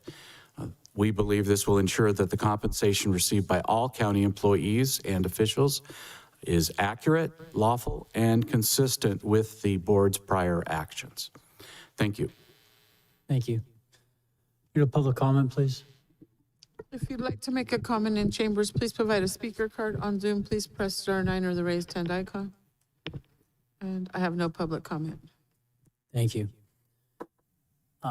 Bring back to the board. Joe Paul, did you have something to add before? Well, this subject matter is totally related to my office, of which I just want to inform the board.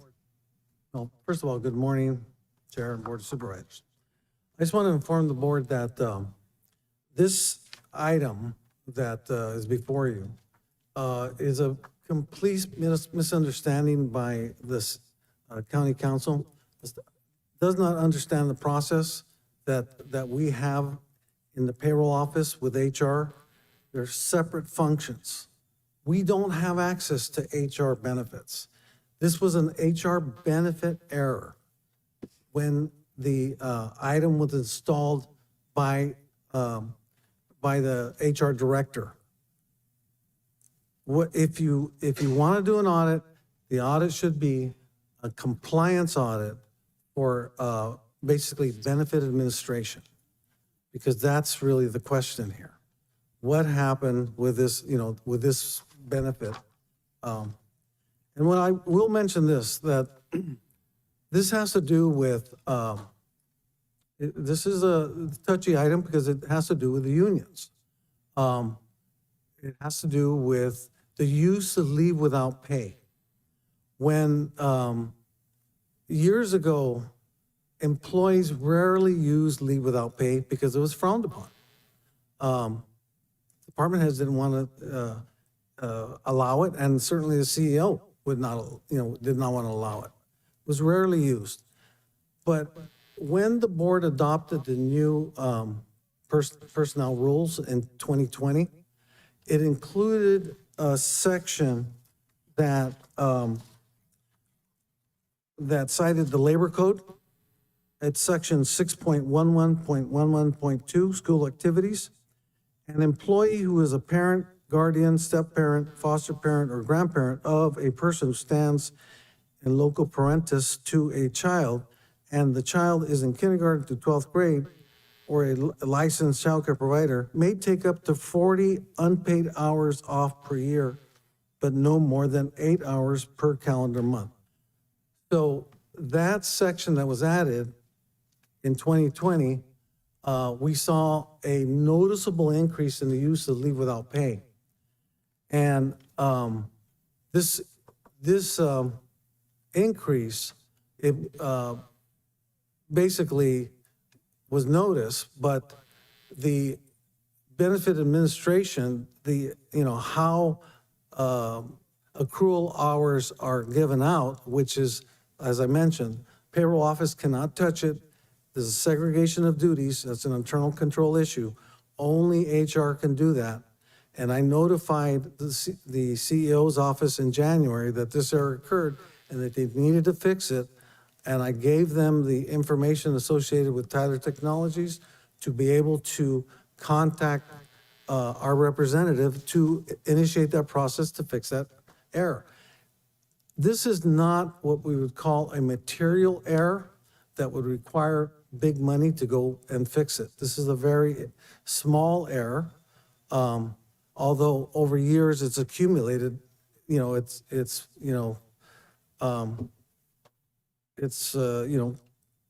added up 355 hours. So, I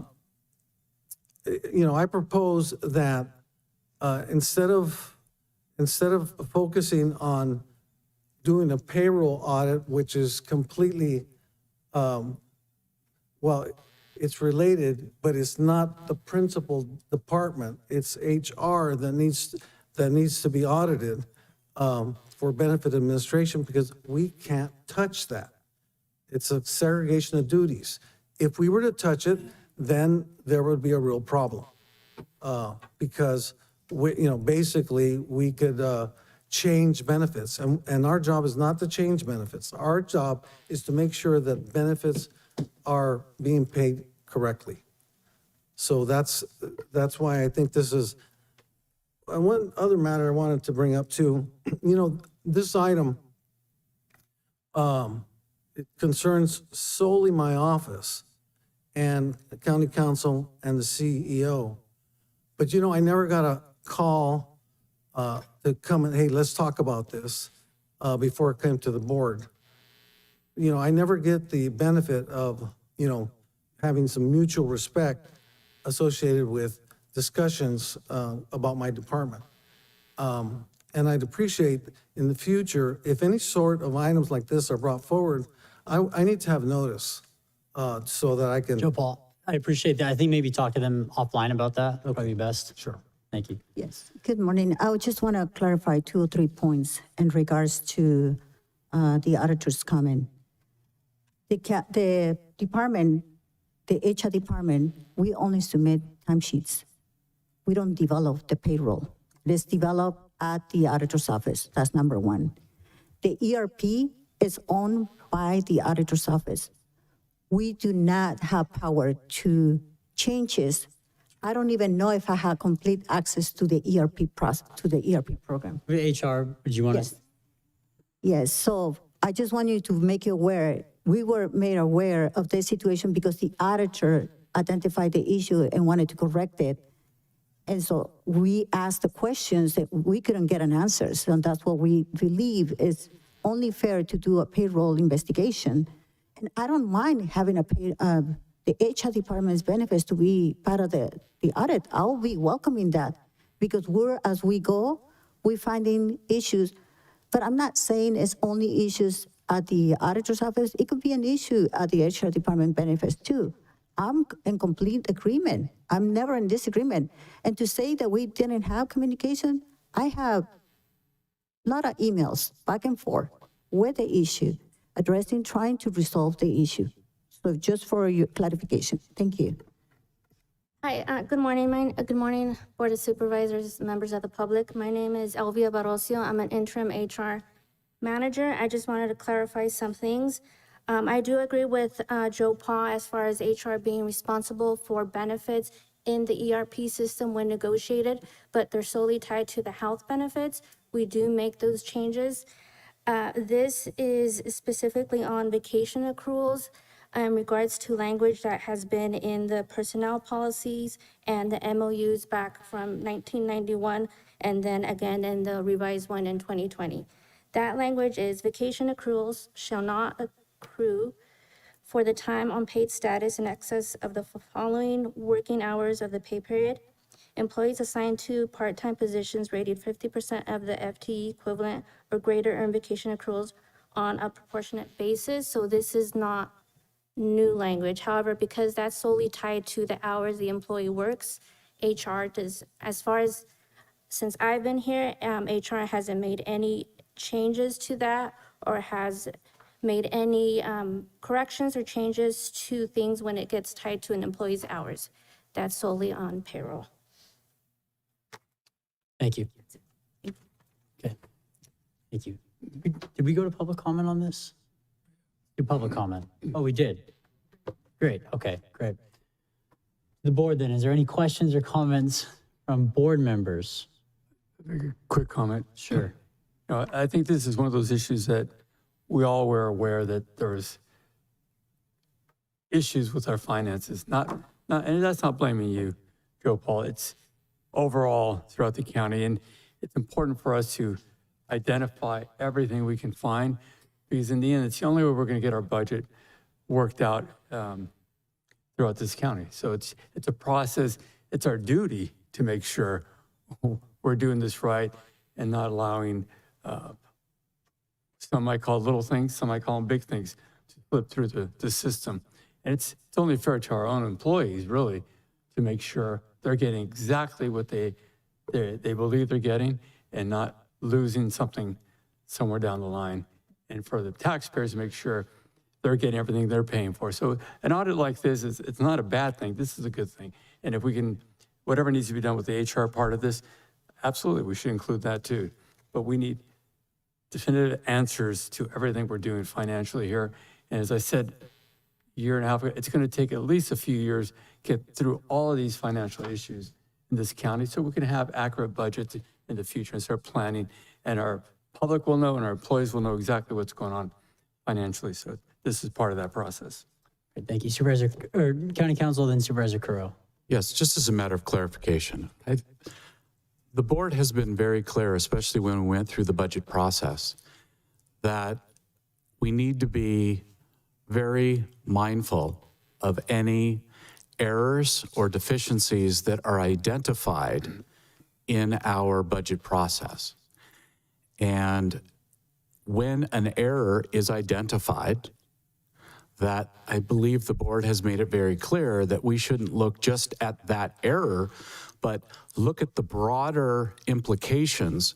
Could there be additional errors which are impacting the county budget in a negative way? And so this item... Is that your legal opinion? Yeah, well, Joe, let's County Council, please continue. Thank you. What I believe, as I said, the board's direction to us has been clear. And so in light of the board's direction, when errors are identified And in this case, the auditor identified an error and brought it to our attention. The board has said, let's look at the broader implications and to determine, would an audit or a peer review, depending on the situation, be appropriate in order to identify whether or not there are additional errors and what those implications could be. What are the cost implications to the county? And so it's on that basis that we bring these errors to your attention and we make recommendations to explore the issue further and identify if in fact there are financial savings that could be realized by the county based upon correcting any errors that are identified. I mean, when we look at the state controller's audit, that's another perfect example of errors that were identified. But rather than look solely at those particular errors, the board chose to look broader and to request an audit to identify any additional errors that may be identified through the audit so that the board is in a position to make changes and improvements in order to save the taxpayers' money. And so I believe that's the direction that this board has given us quite clearly. And so we're simply fulfilling the board's direction. Thank you. Thank you. Supervisor Curl. I just want to make one last comment. The auditor mentioned that this is an effect to the unions. And I guess that's the reason why your office contacted the unions immediately. We did not contact the union. Well, the unions, SEIU, sent us an email. But we did not send us contact an email letting us know that the auditors was making changes to the payroll and that we need to meet and compare. And I was not aware of that, so I was in shock when I received the email. So the staff has to reply to the email. So I understand that it's a union issue. I totally get it. But I think talking about being fair with everybody, I think it's important to communicate those issues before even call the union. We received just today a letter from the union again, a cease and desist order for this. We're not approving anything. We're not taking any accruals from anyone. I just want to clarify that. This is just to review what we have, whether it's at the auditor's office or it's at the HR department. I'm welcoming any audit to my office. I'm welcoming because it's the only way that we learn how to fix issues that were perhaps for years there that we're not aware. So I'm welcoming to any audit together. Supervisor Curl. Thank you. I want to thank administration and the auditor's office for bringing this to our attention. I think what we have here, and I hope that we can all get behind, is that we have some past practices from prior administration's leadership that was not fulfilling the obligations of the role. And we're in a transitional period right now of identifying issues. And it's not a he said, she said, it's not a pointing fingers. I feel we have to get to the heart of the issue, which is past practices have to be reviewed, and we need to make new policies and procedures that prevent these things from happening. And I don't care where this started. I don't want the finger pointing. I don't want the argument. I want us working together and responding. And if we're not responding respectfully, then that needs to be brought to the board's attention so that we can help facilitate. With that said, I feel that this is an area that has a huge dominoes effect of budgeting and cost. And the reason there's a dominoes effect is any type of error that occurs when it comes to benefits, when it comes to accruals of leave, when it comes to usage, when it comes to signing off on timesheets, all of it has an impact on the long-term budget. Because if We have people over accruing. That means when they retire, we're going to pay out more. And where I'm at is I don't care where this came from.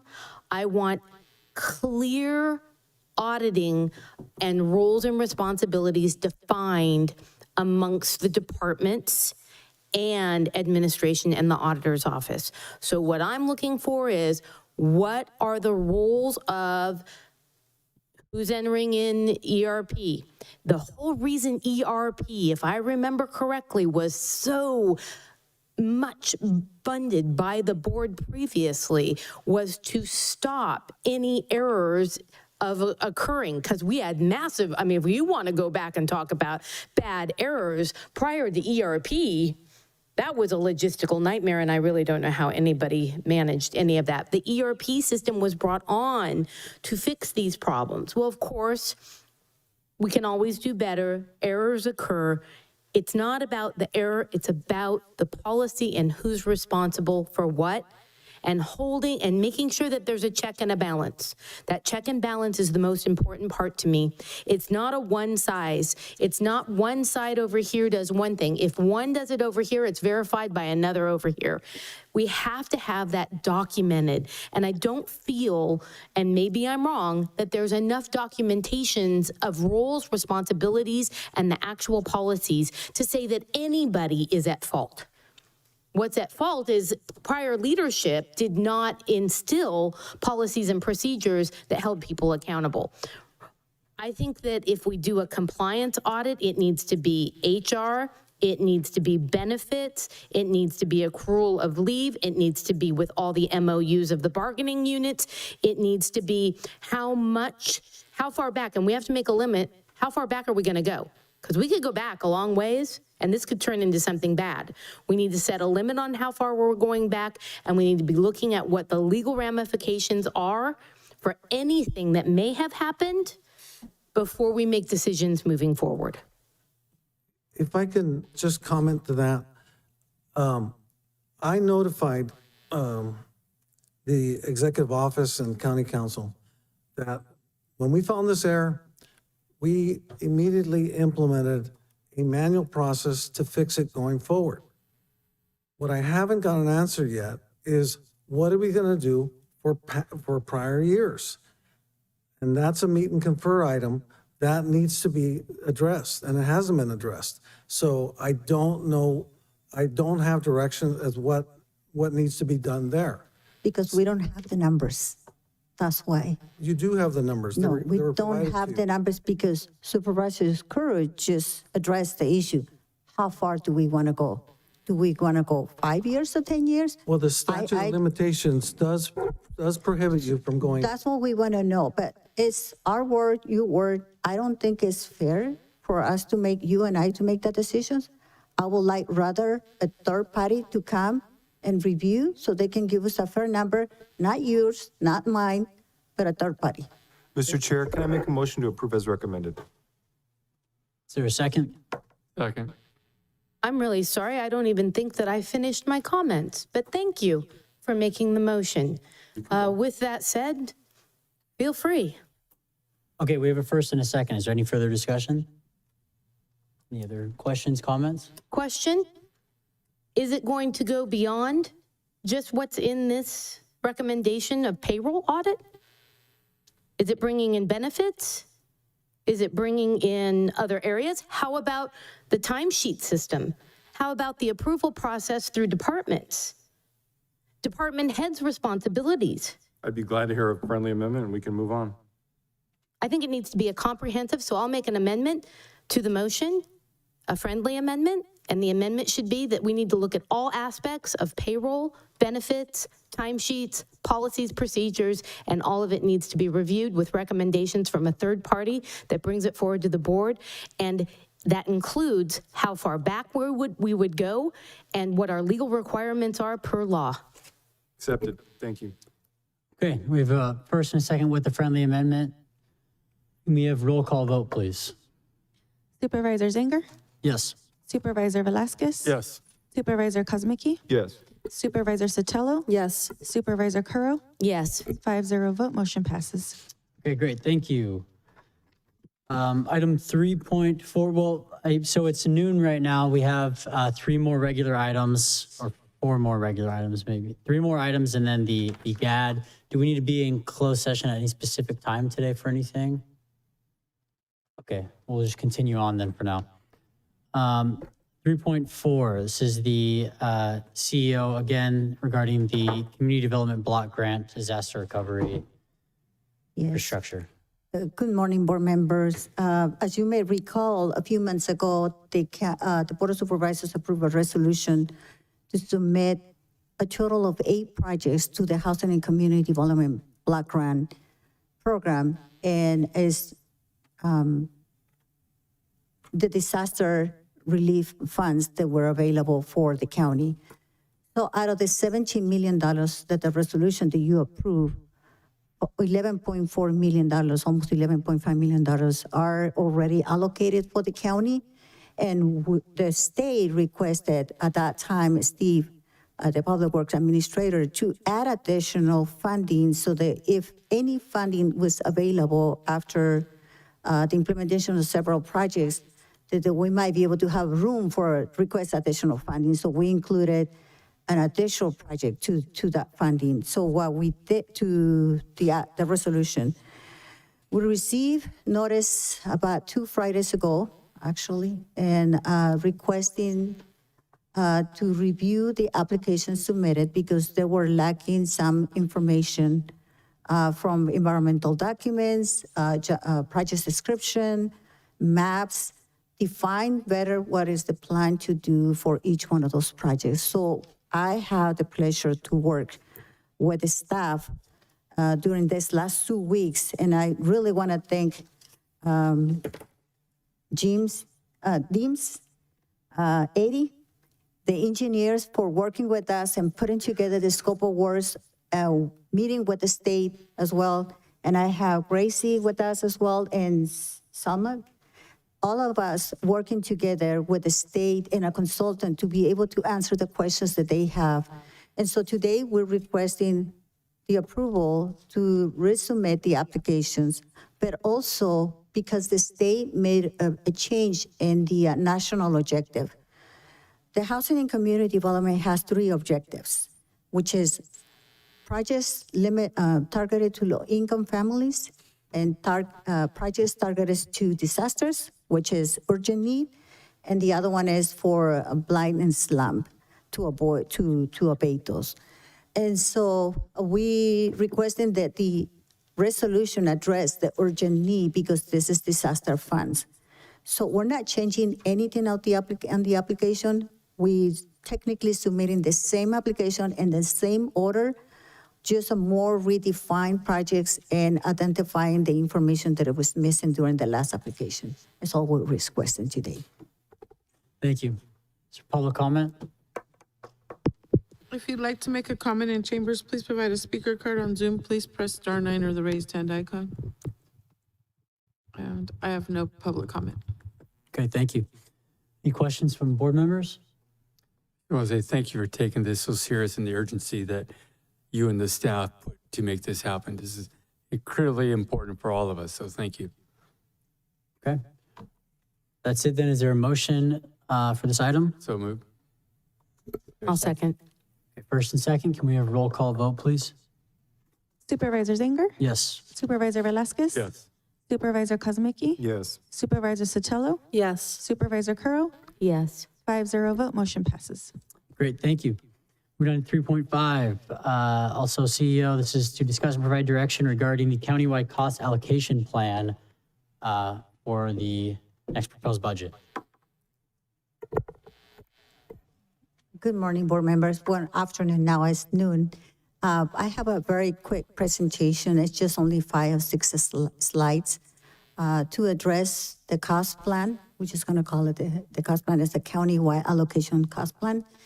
And last April of, I want to say 13, if I have it on the slide, the auditor sends a newsletter to all the department heads, in which in the newsletter, there was a link to access the updated cost plan.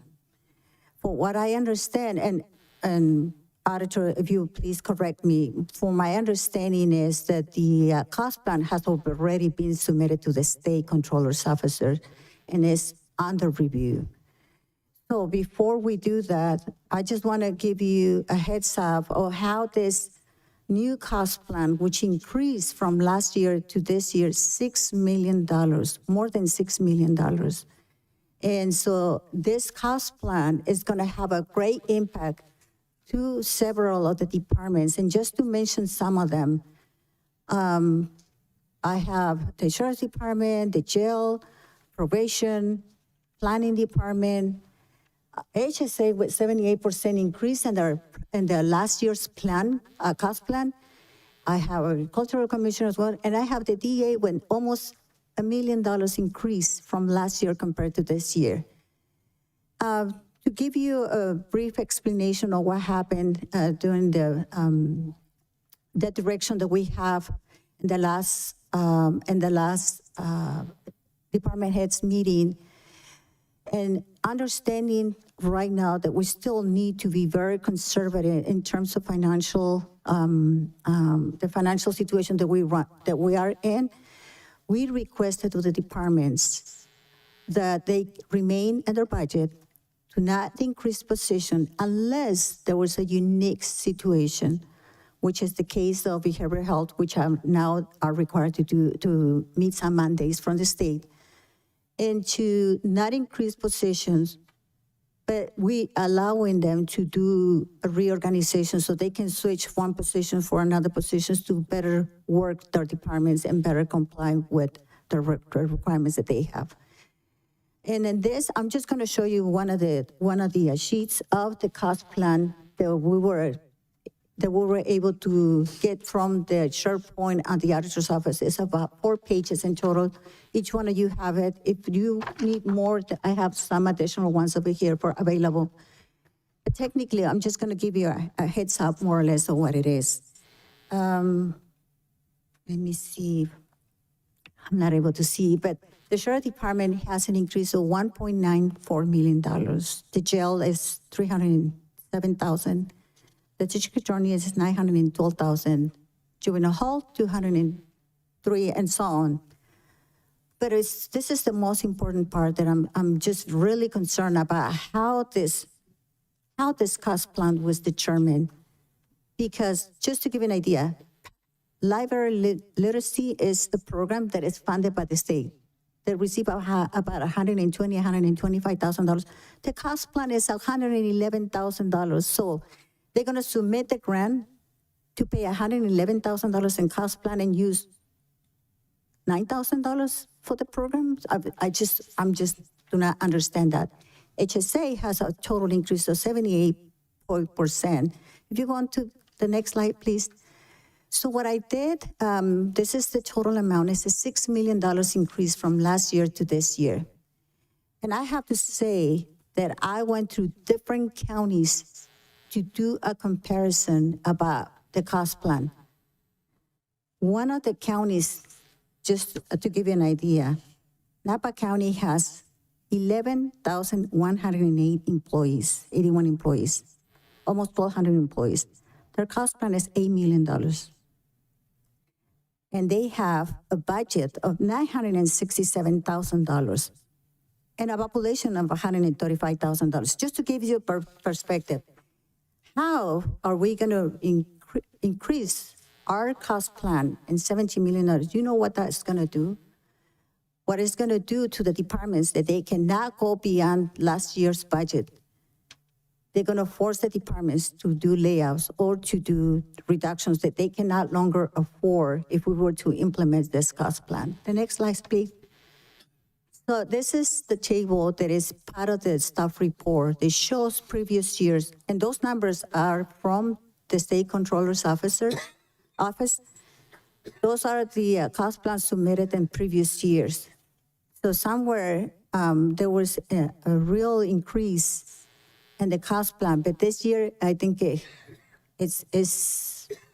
just don't understand the $6 million. I think it's just too much for the departments to afford. And so I have receive emails and calls from department heads. How do you want us to approach the new cost plan? Because if you want us to remain in the same amount of budget that we have from last year, that would only means that we had to reduce our budgets even more compared to last year's, and we cannot afford to do that, to be honest. Next slide, please.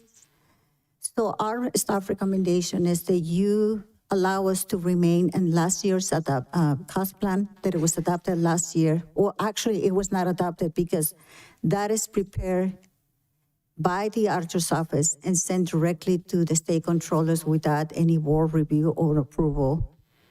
We're proposing that we do a peer review, and I want to invite, and I have been calling the departments, the most affected departments, to do like a group review and to all of us review that cost plan so that we ensure that we're getting charged, each individual department, what is fair for our department, whether, how many times, and I'm just going to take some perspective, library. How many times the librarian has requested county council review for something? Hardly ever, because they get only like 2 or 3 grants. So it's very difficult for us to determine that $111,000 is the fair cost plan for them. So we would like to request, I would like to request from you the opportunity that before we adopt a new cost plan, that we have a peer review. And when I'm talking about peer review, having that conversation among with the department heads involved and the auditor's office, all together working as a team, because we are a team for this county. We must protect this county from this additional cost, which I don't understand. And I'm not saying he did it. He had a consultant. They came out with those numbers, and he sent us the results of the consultant. But I do have a concern about the process and methodology used by the consulting company. So I would like to maybe give us an opportunity to review the cost plan before it's resubmitted to the state, because the other portion that I would like to do is to include the possibility of resolution in which we have the opportunity to resubmit this cost plan to the state once it's reviewed by each one of the departments. Thank you. Thank you. Let's go to public comment. If you'd like to make a comment in chambers, please provide a speaker card. On Zoom, please press *9 or the raised hand icon. And in chambers, Joel Buckingham.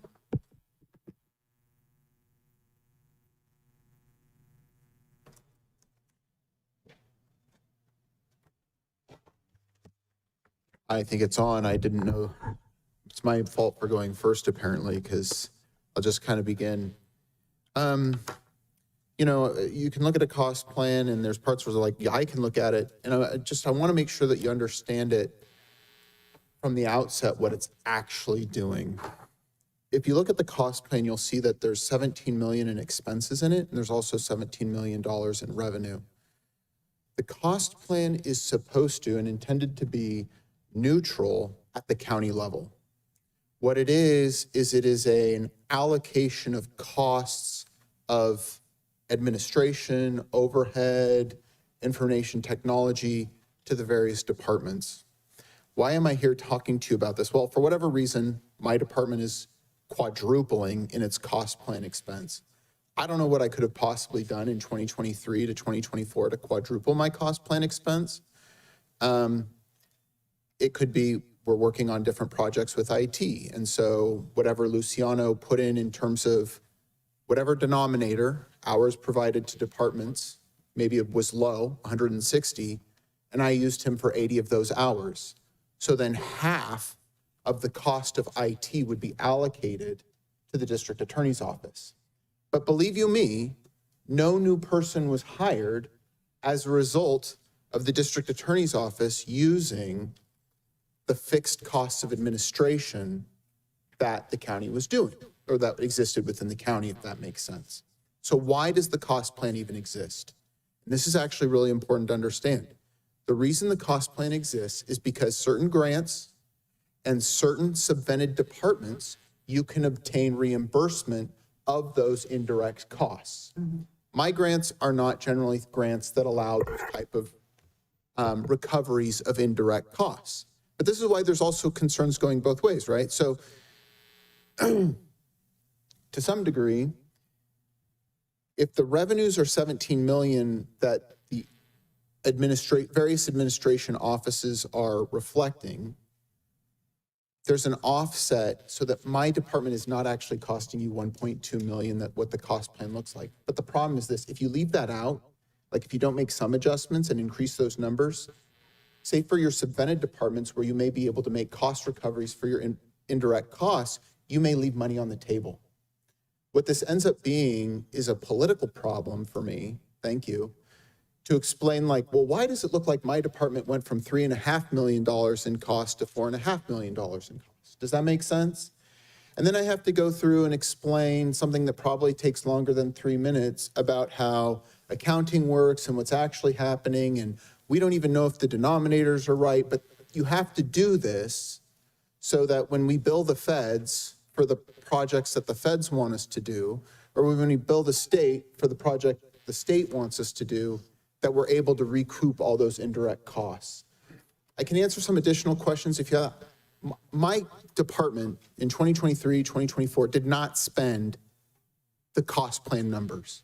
And so like when you're really going through the budget, if you're asking any departments to adjust their spendings because of what the cost plan has done, it really misunderstands what the cost plan does. Dangerously, and no one in this room, as best as I can tell, right? Because cost plans are 2 years behind. So we're dealing with, dare I say it, activity spending that occurred at the indirect level, cost of administration, from 2.5 years ago. Things that could be in the cost plan, I don't know, and I'm sure the consultant did the best they could to some degree, but this is something. Let's say, for example, the fire that occurred, which would be potentially activity that could be included in this cost plan, was work that involved the DA's office and the sheriff's department investigating or submitting. Those things could be numerated in our office denominator. So then a lot of hours that go into work, whether it's investigation or other things, well, we spent all these number of hours doing these things, that could be part of the cost plan too. So I just want you to understand, we could do some examination of what those numerators and denominators are. But the biggest thing to understand is, in some ways, having a larger cost plan can help in some ways, as long as you understand what it is and don't punish the departments for the cost plan numbers and recognize that it is a reallocation of the cost of administration. And the reason that the number goes from 11 million to 17 million to some degree is because indirect administrative costs in this county over that time frame went up. And that's not anyone in this room, right? Current CEO is not responsible for those 23 to 24 changes, anything else. But those indirect costs that can be allocated are where those numbers are going up. I don't know if that makes sense. Hopefully I've explained my position. And if someone does want to run against me in a couple of years and explain how my budget ballooned up by $1.5 million, I didn't get the money. It didn't come to my department. It's not a check to any of the departments. It is a way of allocating the indirect existing fixed costs of county government to the services that provide local services to the people that we may be able to get reimbursement for from the federal or the state government for those things they either mandate or provide that we may be reimbursed for in indirect grants. Sorry. I have no further public comment. Okay, great, thank you. Board members, any comments or questions from supervisors? Let's start. I do. All right, Supervisor Velasquez, go for it. Thank you for your view from your side. As we all know, last year we went through some extreme budget issues, and all of you stepped up, made a big difference, got us through the year. But we're not done yet, and we still have a lot of work, and I don't think it's fair to come back and hit your departments and say, hey, you're going to pay an extra 100,000, 500,000, or $1 million. We're not there to have those factual numbers. And what we have to do is keep going through this process until we know. We can identify every dollar. Your DA, you made a good point about subvented, but we need to make sure too that we're not overcharging on the flip side of that. We want to make sure we're recouping what we can, but not at the cost of every other department by inflating numbers to try to gain something. This is more, I guess the easier way to put it, it's the service call to the department, right? IT, you might have had 300 hours of IT work, but was it your fault or was it because of old equipment that should have been replaced years ago? So how does it go to your department? Or calls to the attorney's office, whatever else. We have to learn as departments how to solve our issues and make sure that we're clear on the needs we have ahead of time. If we have failing infrastructure in the offices, that's not something you guys caused. That's something we need to fix as a county. And we need to figure that out correctly.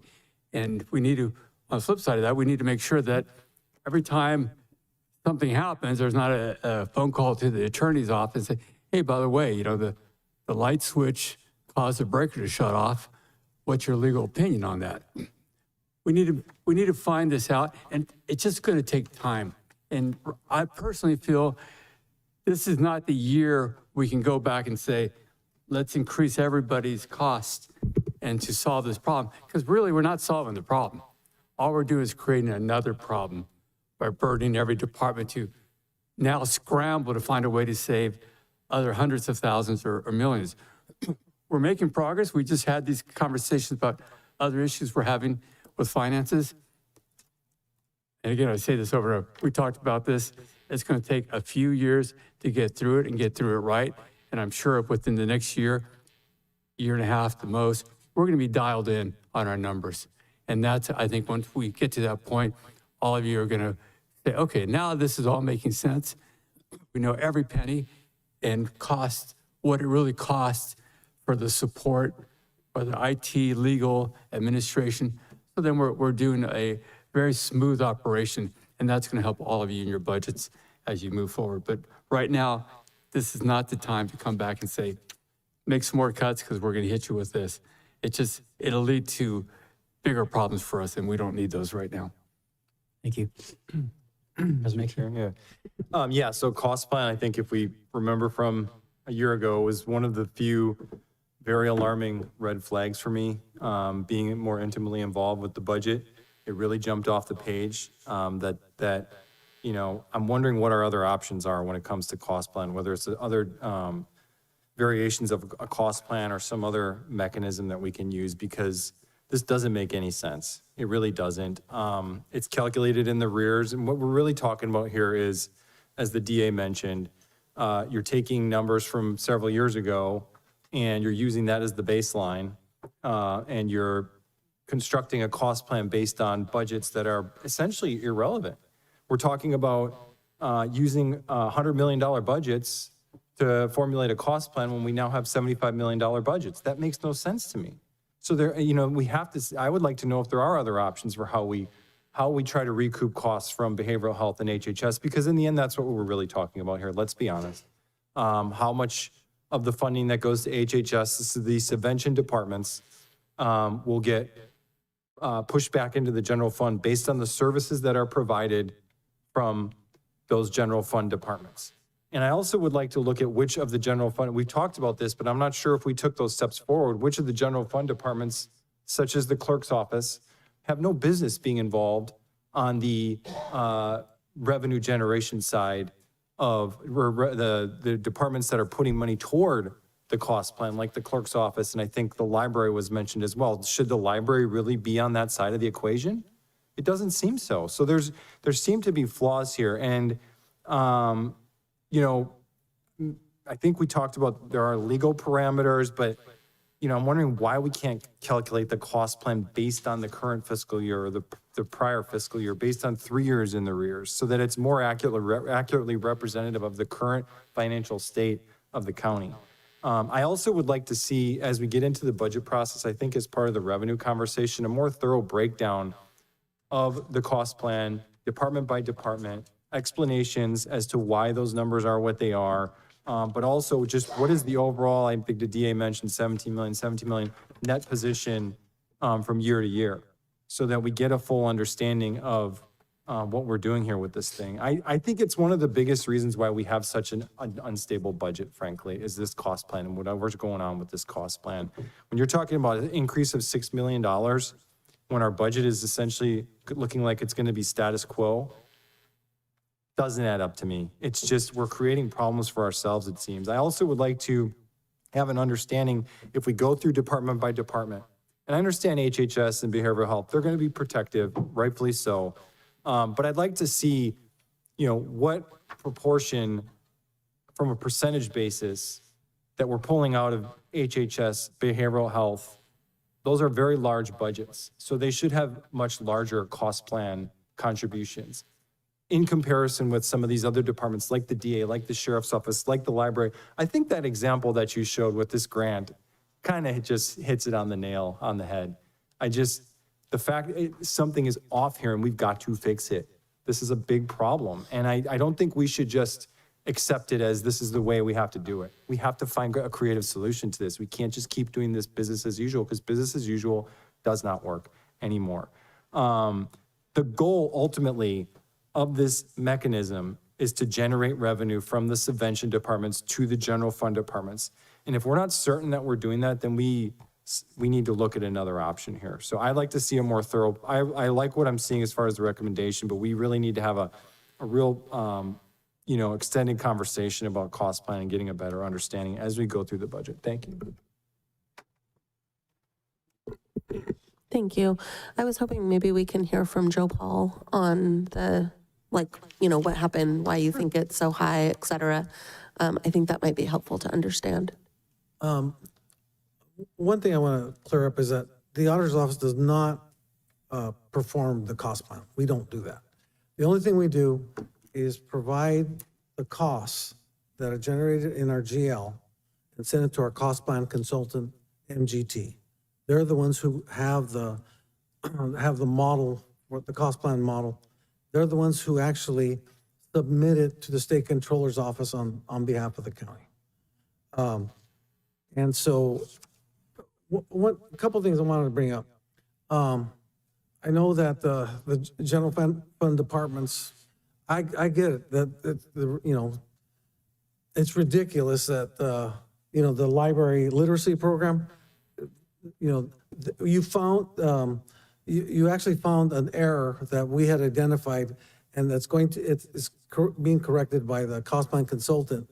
It's already been submitted to the state controller's office, and they are going to include it as part of the corrections in the cost plan. Because that's an obvious error. And the state controller's office will do a thorough audit of all those amounts. And they can actually do an on-site audit to verify that the numbers are correct. But they always do what they call a desk audit, where they ask for information to support the cost plan information. And the state controller's office is the cognizant for the federal government. So they're the ones who basically are attesting to the validity of these costs. Not us, the state. And so when the state approves a cost plan, the federal government will pay pay the costs associated with that for the federal programs. Another point that I wanted to bring up, the county doesn't have to charge general plan departments cost plan, because it's a wash situation. The general fund departments like the sheriff's office, their costs have increased considerably. Most of that's related to risk. The premiums have gone up tremendously, as well as the DA also. His department premiums have increased considerably in risk management.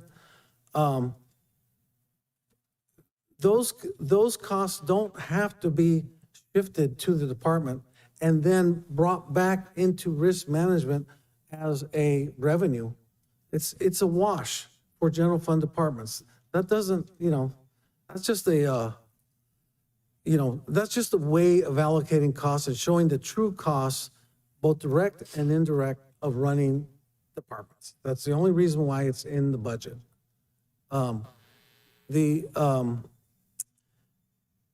if, if the board goes forward and adopts this for the new fiscal year, adopts the old plan, then the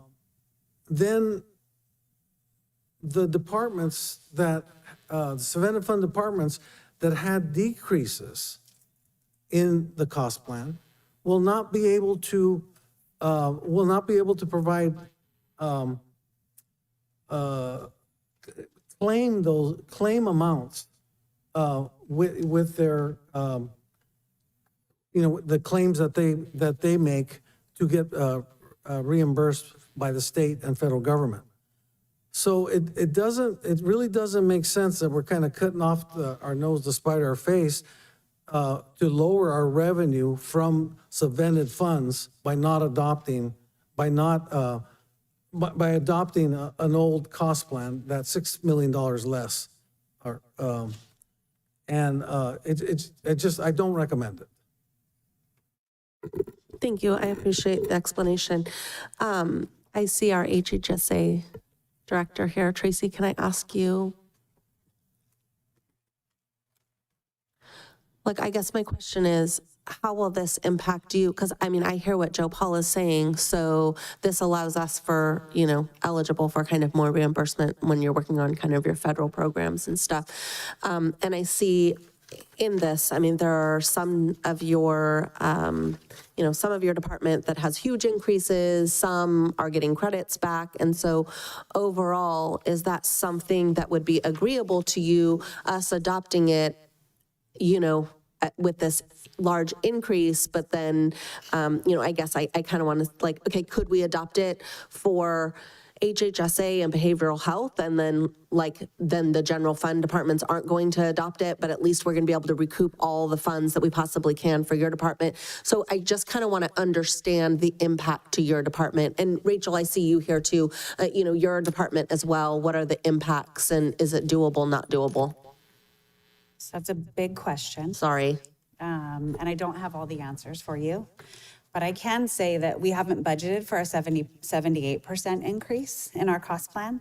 And just historically, I've met with Leanne year after year to just understand the cost plan. And I've sent Esperanza some questions on how these have increased so drastically over a year's time. We do get reimbursed for some of it. However, increasing it this much would definitely impact our positions. And I don't believe it's doable at this point. We've been trying to take a deeper dive since this has come out with our fiscal team just to understand how this is going to impact us. The way I understand the cost plan is a little bit differently than Supervisor Kosmicki is expressing, and you could be right. I just don't understand it that way. I understand that it's a shared responsibility for all departments to cover the costs of all the services that are provided to the departments. Yes, I oversee the biggest department, so do I expect to be impacted the most? Yes, I do, but not 78% after last year. And so there's a lot of things that I think we need to look at and understand more. Did my devices triple in a department? No, they didn't. So are the numbers miscalculated? And I think that a peer review or some type of deeper dive into an assessment of how these have impacted us, I think is something that's warranted. I know time is of the essence, and we're happy to participate to understand and take a deeper dive into the different areas that are being hit in our cost plan. We also are hit drastically in some of our grants, like the library was. And so we're looking at that, like how did this increase so much? So I don't have all the answers. I know that it would put us in a deficit. And I know that with HR1 implementation coming in and those impacts as well, we are definitely probably going to have to use some of our fund balance to offset our budget. And I don't know what that's going to look like. But seeing these numbers raised all of our eyebrows in our fiscal division at my office, and we've been working on it. And so I think it definitely needs further exploration. I would say I'm not comfortable with it being adopted today, but I don't know how that strategically works within the county. That's really helpful. I really appreciate your feedback on that. And so Joe Paul, once this has been submitted to the state controller's office, do we have the ability to change this, or then what happens? Let's say we adopt last year's cost plan. We're just gonna go ahead, we're gonna go with last year's numbers. We're questioning this year's. Do they then just submit, like would they then resubmit to the state controller's office that, oh, hold on, that's not actually what we're going to do. Here's what we're adopting instead? Or what happens with that? Like, what does that look like? You know, the state follows the 2 CFR 200, which is the circular that the federal government provides for what costs are allowable. And so they're only looking at, hey, are these costs real? Are they actual? You know, do we have the proof that these costs occurred? And if so, you know, will they allow them in the cost plan? And so the numbers are what they are. There's no changing them from that standpoint. So once they have reviewed our submission and they have made their own corrections, because they're inevitably, they do that. There's errors, like the cost plan consultant made that error with literacy versus the library. They'll make those corrections, and then after those corrections have been made, they'll send us their version of the cost plan that they will basically, you know, tell us this is your cost plan. But we at the kind of the local level, so we can adopt the cost plan that we feel best fits us. We don't have to go with theirs. No. Well, then I'm trying to figure out how this potentially would work, right? So like, we're saying we can't afford to have our cost plan at $17 million. So I guess my question is, like, what are our options? Our options are this. For the next budget, we don't include cost plan for the general fund departments. No revenues, no expenditures. That solves the sheriff's problem, the DA's problem, but it creates another problem, which is we don't have the true costs associated with running those departments. Include indirect costs. But being that you've already submitted for this next year, do we have to go with those numbers? Like, I'm worried about like what Tracy's saying, where, I mean, this is an 80% increase. We're going to lose positions for them to be able to fund this. Well, remember, the board does have an option to say, okay, here's what we can ask the subvented funds to pay because the state controller's office has given the okay that these costs are retrievable from 2 years ago that they get to pay, that they must pay. And we can charge them. The question now then becomes, does the board want to charge them something less? And that, in effect, is, you know, basically a county contribution. Okay. Okay, thank you. I appreciate you answering all my questions. Thanks. Supervisor, if I may. The purpose of this item is not to ask the board to make those decisions right here and now. It has already been submitted to the State Controller's Office.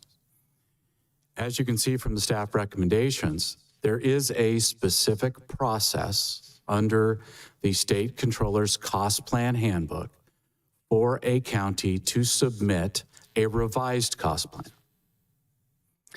And that is section 1195. So what the CEO is proposing here is to conduct a peer review with critical county departments to review the matter with the auditor and the cost plan consultant, and to bring greater transparency and review to what has been filed, and to gain a much deeper and fuller understanding of how the numbers came to be.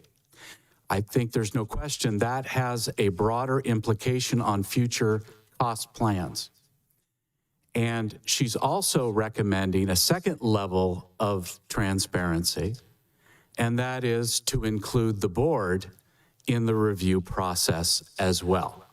So rather than in future years, simply submit the cost plan to the state controller, the suggestion is that the department heads should be involved in the review process. There should be an opportunity to ask questions and to do a deeper dive into these numbers with the cost plan consultant to identify errors prior to them being submitted to the state controller's office, and then to include the board as well in this review process.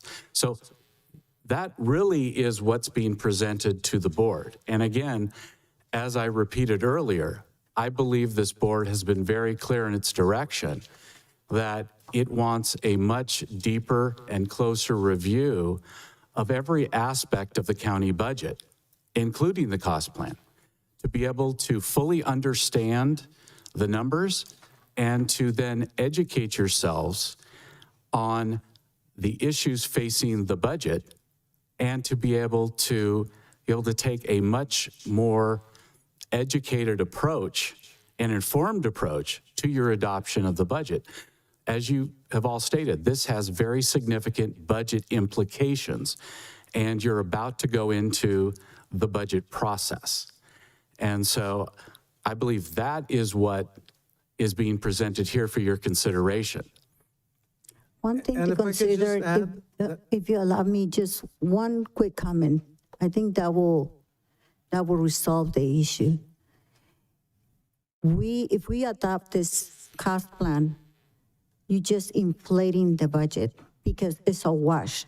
You bring in revenue other than the subordinate agencies, you just bring in false revenue and inflating the department, because what you do is you get this money coming back as a revenue that is going to increase the amount of revenue that it has to be distributed to the department so they can afford that cost plan.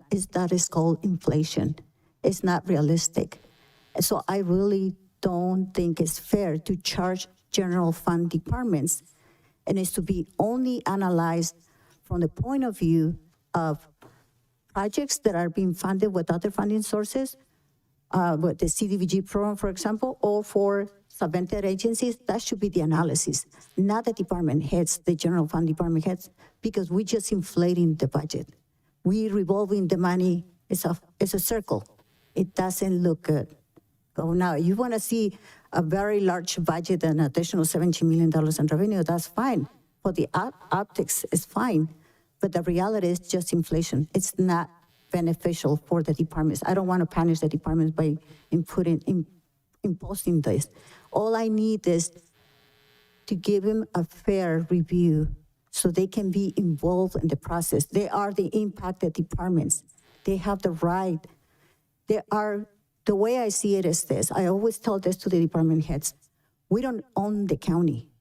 We are entrusted to run the county, and they are entrusted to run their departments. So why can't you just allow us, with that trust that we put in them, to trust them to review, to do a peer review, so that we all come together on the table? That's all I'm asking. And I'm not in disagreement. I think that's a great idea that the board be part of that. But for that to happen, you have to get the departments to comply with the request for information. The way that cost plan is actually allocated is from the information provided by the county IT's department. We've asked for, we're supposed to file no later than December 31st, 2025. We had to ask for extensions, and then we didn't meet the two extensions that we asked for, because we don't get that information. And they weren't the only department. The RMA was very, very late in providing their information. So in order for that to happen, those departments, all departments have to be timely. And so when we request the information and it's due by November 30th, it should be with our office to be able to submit it to our state controller's office once we have reviewed the information. Thank you. Supervisor Curl. Thank you. So couple of questions. I feel like this just reiterates that we have to be committed to communicating, collaborating, and being transparent across departments. That's the bottom line. We can't hide our fiscal issues within individual departments. That information has to flow freely. With that said, I have a couple questions. I hate to do this to you, Joe Paul. You might have to stand up again. Was there ever a written policy from prior boards on, because I remember when cost plans started, I was a department assistant. I was your department head assistant.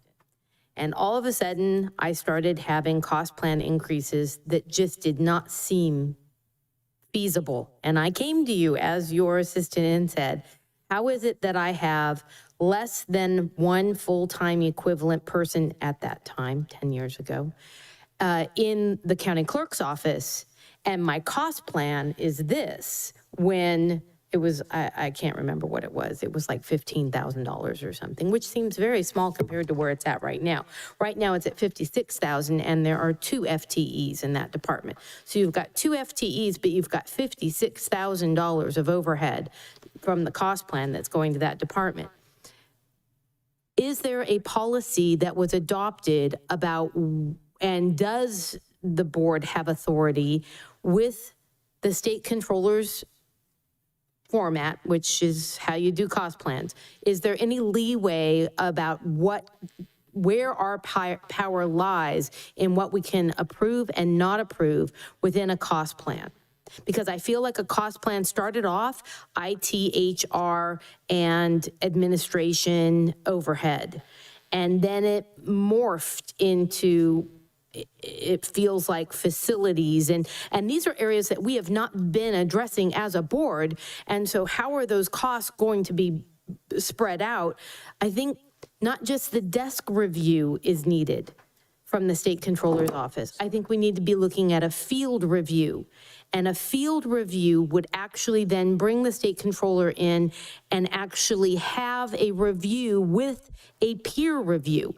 I think we need more than just one or the other. I think it needs to be a combination. And some of it is educating departments, but also, do we have accurate tracking in our departments that are going out to cost plans? One of the things that I constantly couldn't believe when I asked for breakdowns was how much one little department like the clerk's office that had a budget at the time of $68,000 or something, how they could have so much cost plan when they didn't utilize any of the services. All of the cost was in the recorder's office. So help me understand, where does the power lie of what we can do outside of what the state controllers has?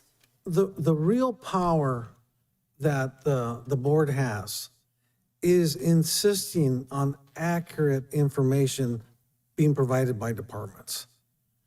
For example, when we got the information concerning the number of mobile units in my office, mobile phones, 147 mobile phones. Well, you know, that's not correct. There's only two people in the office that have mobile phones. So how did that number come about? We rejected it. We said, hey, go back to the drawing board and fix that, because this is ridiculous. Now, I don't, when they submit that information, they're submitting it and attesting to the validity of that information. So if it's not right, you know, that's something that the board can deal with.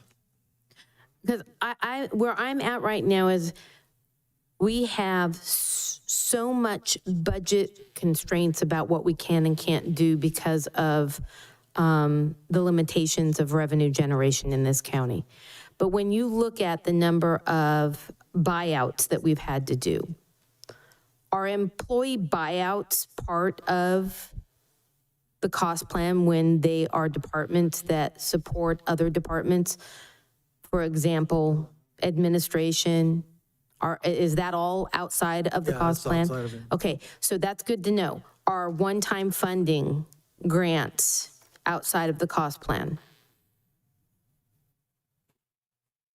It depends. See, I don't need answers. I'm getting into the weeds, and the reason I'm getting into the weeds. Getting into the weeds, our weed expert is Yes, right here. and I know Leanne is the weed expert. Getting into the weeds is actually then, what are departments tracking? How are they tracking? Are they utilizing, is the cost plan being tracked through the payroll system and ensuring that anytime they're supporting another department, it's being tracked through the project module? And do we have, I mean, if we're gonna really address this, we need to be addressing this at a level that departments that receive these funds have to have accurate, detailed information about what they did and how that fund was brought together. It can't just be blanket cost of a department. I just do not agree with that. So fixing it is documentation. Documentation means a policy and a procedure that is brought forward and then adopted by the board that departments have to hold to.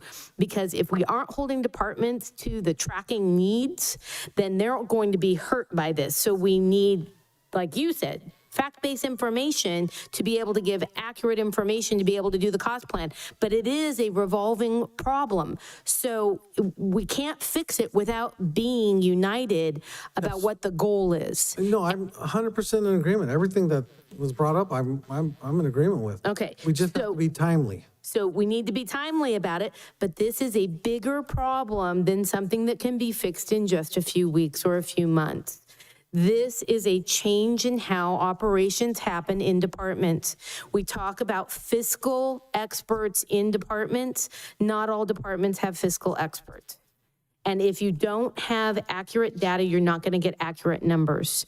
And so I do agree we need to do a peer review. I also feel that it would be almost highly likely that we kind of like put a pause on how we're doing this and then reevaluate it through this field review with a peer review and then move forward for the future, but setting very clear expectations of department and because this will benefit you. The tracking will help the departments not have these huge bills because you will have evidence showing that you did not utilize these services. So the 2-year lag, I don't think there's anything legislatively that we can do to change the 2-year lag in these, but also remembering, why do we see such a huge increase? Well, who got the raises? There was a 6% and a 7%. That is the biggest impact on the cost plan, and we're seeing it now. So we have to look at these things for what they are. Decisions in the past do affect budgeting in the future. So I totally agree that we need a peer review, but I highly recommend that we include a state controller's field review. Thank you. So what does the board want to do then? Mr. Chair, I just got to say, it's frustrating to hear what I just heard because I got to tell you, I asked and I pressed, I would say 12 times during this budget process last year and asked the question about whether general fund departments absolutely had to be included in the cost plan. And I was repeatedly told, yes, they had to be included in the cost plan. Repeatedly. And I'm going to go back and I'm going to watch the videos and I'm going to have documented proof of it. But I got to tell you, whether it was in the room and we were doing ad hocs or out here in public meetings, we were consistently told that if you're going to do the cost plan, that general fund departments had to be included. I consistently questioned it because I don't see a reason why we're doing it. And today really brings home the point. And I got to say, I am not going to be supporting cost plan and calculations in the general fund departments being included in cost plan going forward, period. And I would like us to, if we're going to do some sort of review today, I certainly would like us to also put on the table what it would take to immediately get general fund departments out of the cost plan business, because all it does is create problems and it leaves. We had one example here today and we don't know what other examples are out there. There probably are others, frankly, with the library. And so, again, We got to get correct information. We can't, we're held accountable for these things, but if we're told things that aren't accurate, there's no way for us to make the right decisions. And in this case, it was one of my main points that I made throughout that budget process last year, that something is off with the cost plan. Why do we have to include general fund departments in the cost plan when we have these huge ebbs and flows from year to year, which create inherent instability in our budgets? So, Supervisor Kosmicki, if I could respond, they have to be included, but they don't have to be built. that's not how it was explained.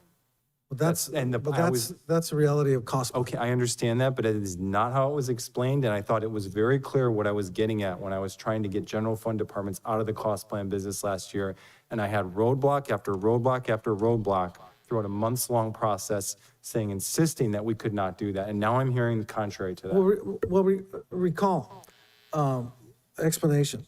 You have a bunch of general fund departments that are charged cost plan, like sheriff, DA, and then you have the central services department receiving cost plan revenue. It's a wash, but the net amount is zero. There's no additional costs or revenues actually coming in. But it creates instability because you're 3 years in the rears, and it creates opportunities for errors, which we just saw on the screen, and we don't need to be taking those risks. If it's a wash, then it's a wash. Then there's no reason for us to be doing it. Well, the only reason is management. The only reason is for management. I think it's arbitrary, because when the sheriff goes and responds to some office somewhere out in North County, are we charging him? Does he get some charge for that, for the cost plan? No, we all work together. That's what we do. We all work together. We shouldn't be sitting here wasting our time doing these calculations on how much time is being spent from the clerk to so-and-so department. We have costs. It just would simplify things tremendously if we just got out of the cost plan game altogether with general fund and focused cost plan on subvention, because there's grant monies involved with that we should be recouping. For the budget. That's correct. For the budget. Thank Yeah, you can do that. Thank you. It's going to solve a lot of our problems, frankly. Thank you. Okay, thank you for that. Yes, Supervisor Currow, yes. I agree with the understanding that it's based on accurate information that is documented by departments and has backup to support it. Okay.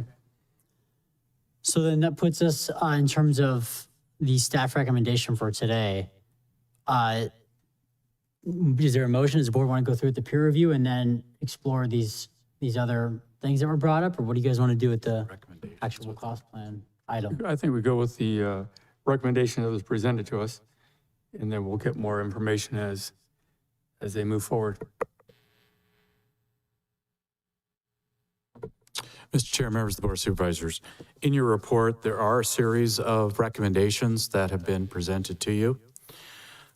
First, that the Board of Supervisors approve the use of last year's cost plan as included in the 2025-26 approved budget at this time, with emphasis on at this time. That the proposed cost plan for 26-27 not be adopted for budgeting purposes until all the department and administration concerns are addressed or resolved. That the proposed cost plan be subject to peer review, and Supervisor Currow has identified a field audit as well, depending upon the results of consultation with the auditor and the county's current cost plan consultant.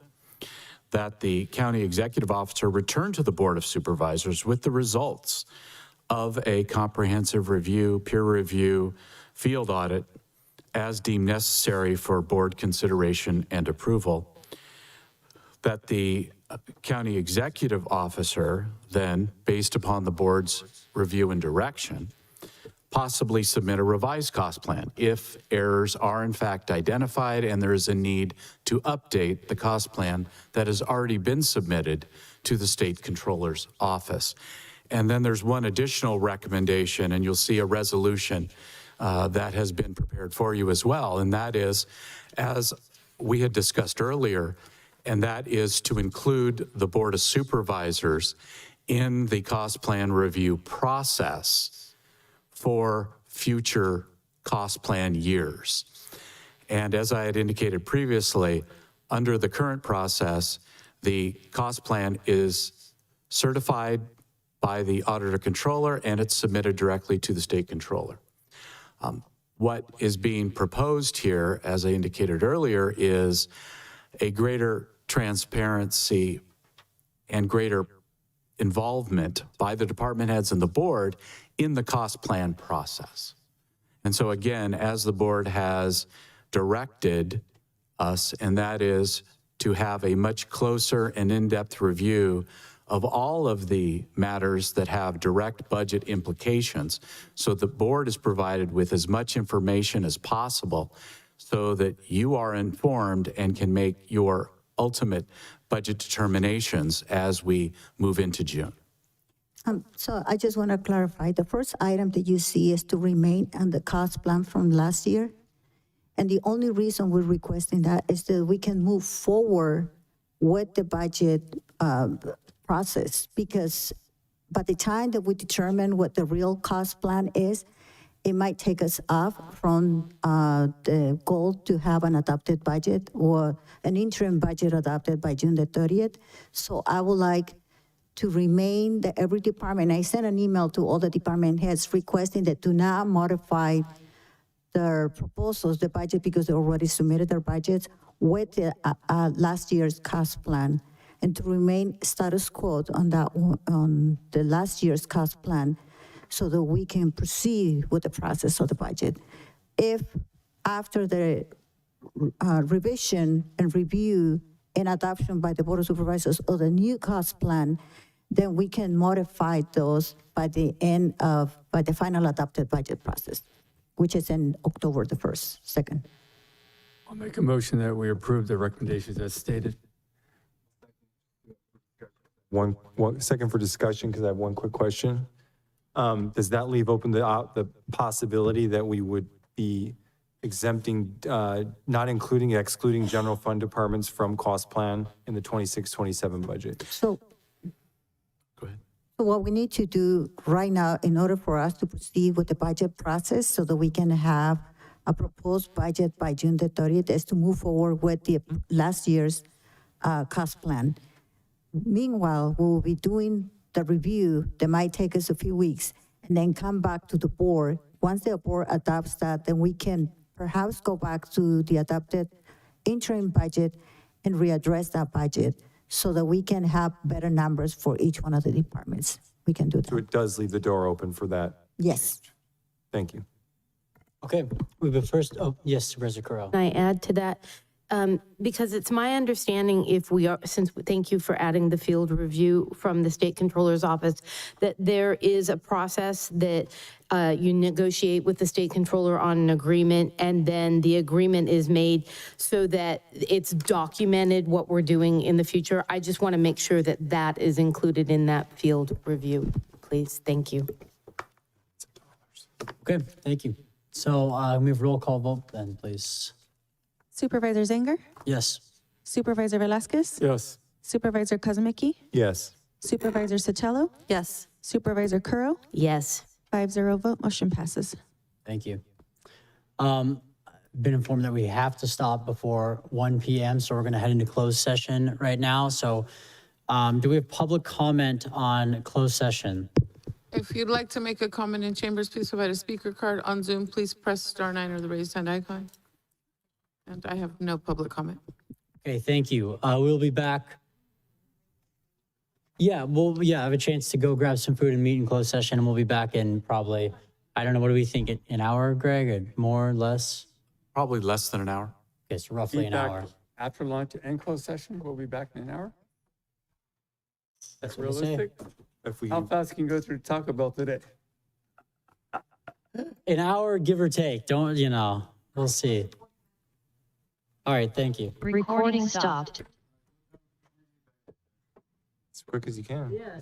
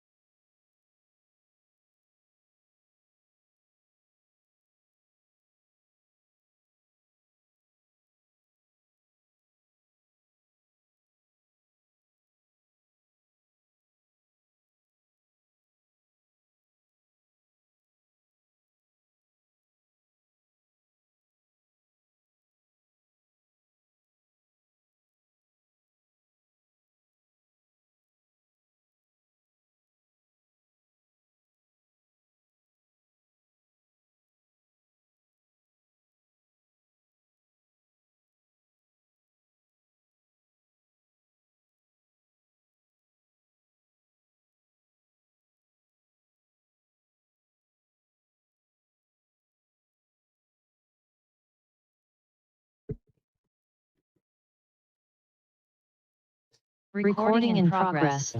Great. Good. All right, thank you. We're back from closed session. County Council, is there any reportable action?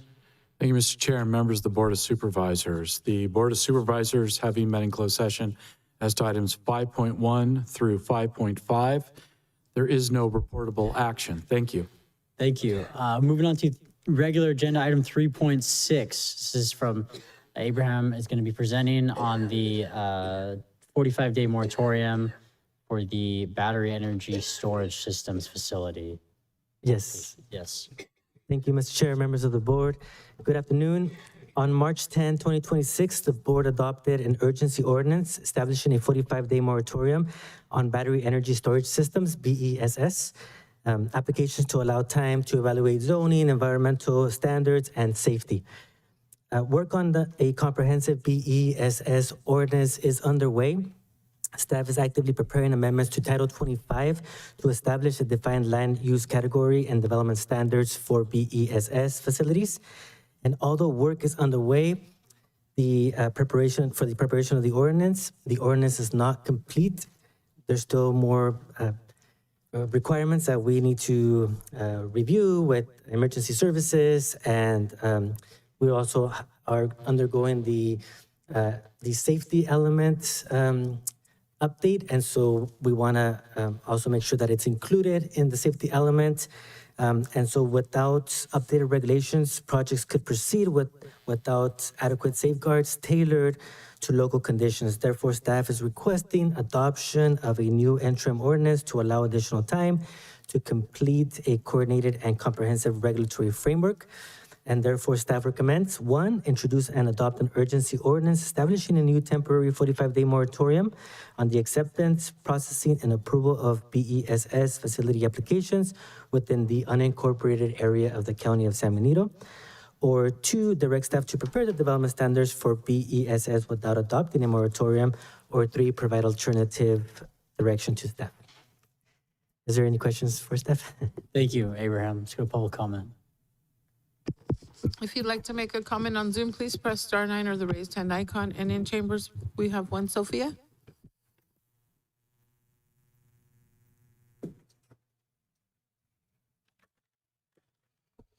Hello, Chair and members of the board. It's Sophia again with Central Coast Community Energy. As you know, 3CE is responsible for ensuring that we have reliable, affordable power for the communities we serve. And energy storage plays a critical part in delivering on that mission. It is critical for meeting state-mandated resource adequacy requirements, ensuring enough energy is available during periods of peak demand. Energy storage also supports affordability by storing clean, low-cost energy and releasing it when prices spike instead of relying on costly fossil fuel generation. Energy storage projects do benefit the communities where they are built. The grid is an interconnected system, and energy stored and discharged locally flows to where it is needed most, starting with the nearest demand. That means a battery project in San Benito County strengthens the reliability of energy in San Benito County. Local storage enhances resilience during wildfire season and public safety power shutoff events. These projects also generate local construction and operations jobs and reduce the region's reliance on fossil fuel peaker plants that would otherwise run during high demand periods. According to the Electric Power Research Institute, battery failure rates have dropped by 98%. And that is despite a global deployment of this technology by 25,000%. 3CE and CSAC supported Senator Laird's Clean Energy Safety Act, which further strengthens battery energy safety by requiring new storage facilities to meet national protection standards and undergo coordination and inspection by local fire authorities. Communities that have attempted to ban energy storage have seen developers turn to the state's AB 205 permitting pathway, which bypasses local control and community input. And as a public agency, 3CE understands the benefits of local decision-making and energy policy. 3CE encourages the board to direct staff to continue to develop local development standards for energy storage projects without continuing the moratorium so that the county can retain local oversight and begin realizing the benefits these projects offer. Thank you for your time. Thank you. I have Lauren, you've been unmuted and you have 3 minutes. Good afternoon, supervisors. Laren Cyphers with Long Road Energy, project developer for the Allium Solar and Storage Project. I think it's really important to note that Allium would generate millions in property and sales tax revenue for the county in just the first years alone, and that those numbers would continue over the life of the project, adding up to tens of millions, funding schools, roads, parks, and the fire department. This isn't some agreement or negotiation. These are regular taxes that solar and BESS projects would be required to pay. And while I don't have hard numbers yet, I'm confident in these projections because we're actively developing similar projects in other counties across the state. Unlike housing or commercial development, a solar and storage project puts virtually no strain on county services. That means no new housing demand, no increases to traffic long-term, and no new water demand. On the land, more than 90% of the site is grazed or fallowed, with only about 10% cropland, much of which is infested with broom rape, a noxious weed that already limits productivity. Allium would put underutilized land to productive economic use for a defined limited period. A quick word on local power generation. I think of the electrical grid like a lake. Every power plant pours electricity in, every home and business draws energy from it. Electricity flows toward the nearest demand just like water does. So when Allium generates power, it would enter the grid right here in Hollister and therefore naturally supports San Benito County load first. So during heat waves, wildfires, or transmission outages, when the grid is under the most stress, local generation and storage is what keeps the lights on. Imported power is the first to go. So in that way, Allium could be seen as a local anchor for reliability. This echoes what Sophia from 3CE just went over. My last point is we are at least 12 to 18 months away from any approval decision.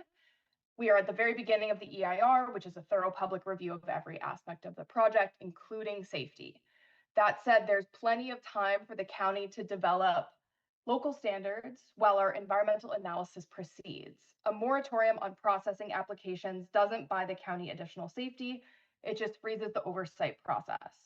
I'd respectfully ask the board to revise the ordinance so this extension applies to BESS approvals only, not to application processing. As we received a CUP application deemed complete letter from county planning back in August of 2025, and the project has made essentially zero headway or progress through the planning process over the last 8 months. I'm sorry I couldn't make it in person today. Thank you so much. Thank you. Next, I have Ron, you've been unmuted and you have 3 minutes. Good afternoon, supervisors. Ron Cheshire. I'm the Government Affairs Director for IBW Local 234 in the Tri-County area. That's the Electricians Union, Monterey, Santa Cruz, San Benito counties.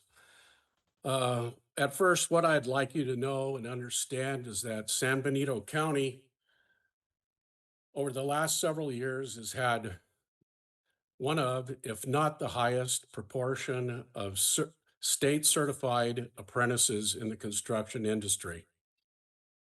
This is very interesting and very telling of your community, as obviously your residents, citizens deem construction as being a beneficial occupation, career.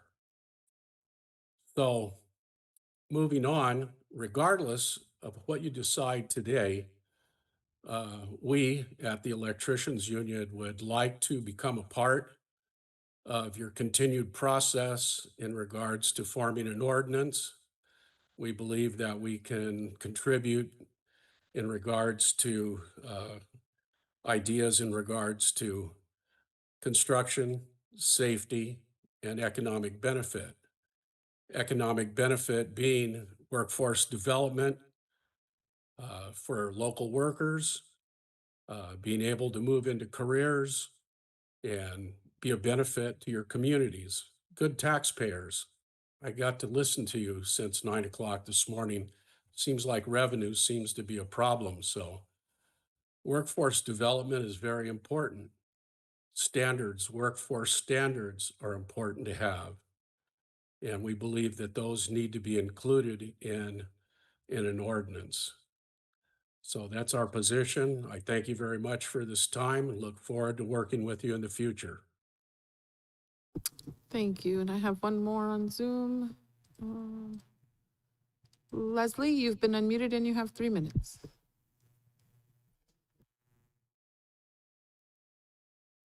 Hi there. Thanks so much.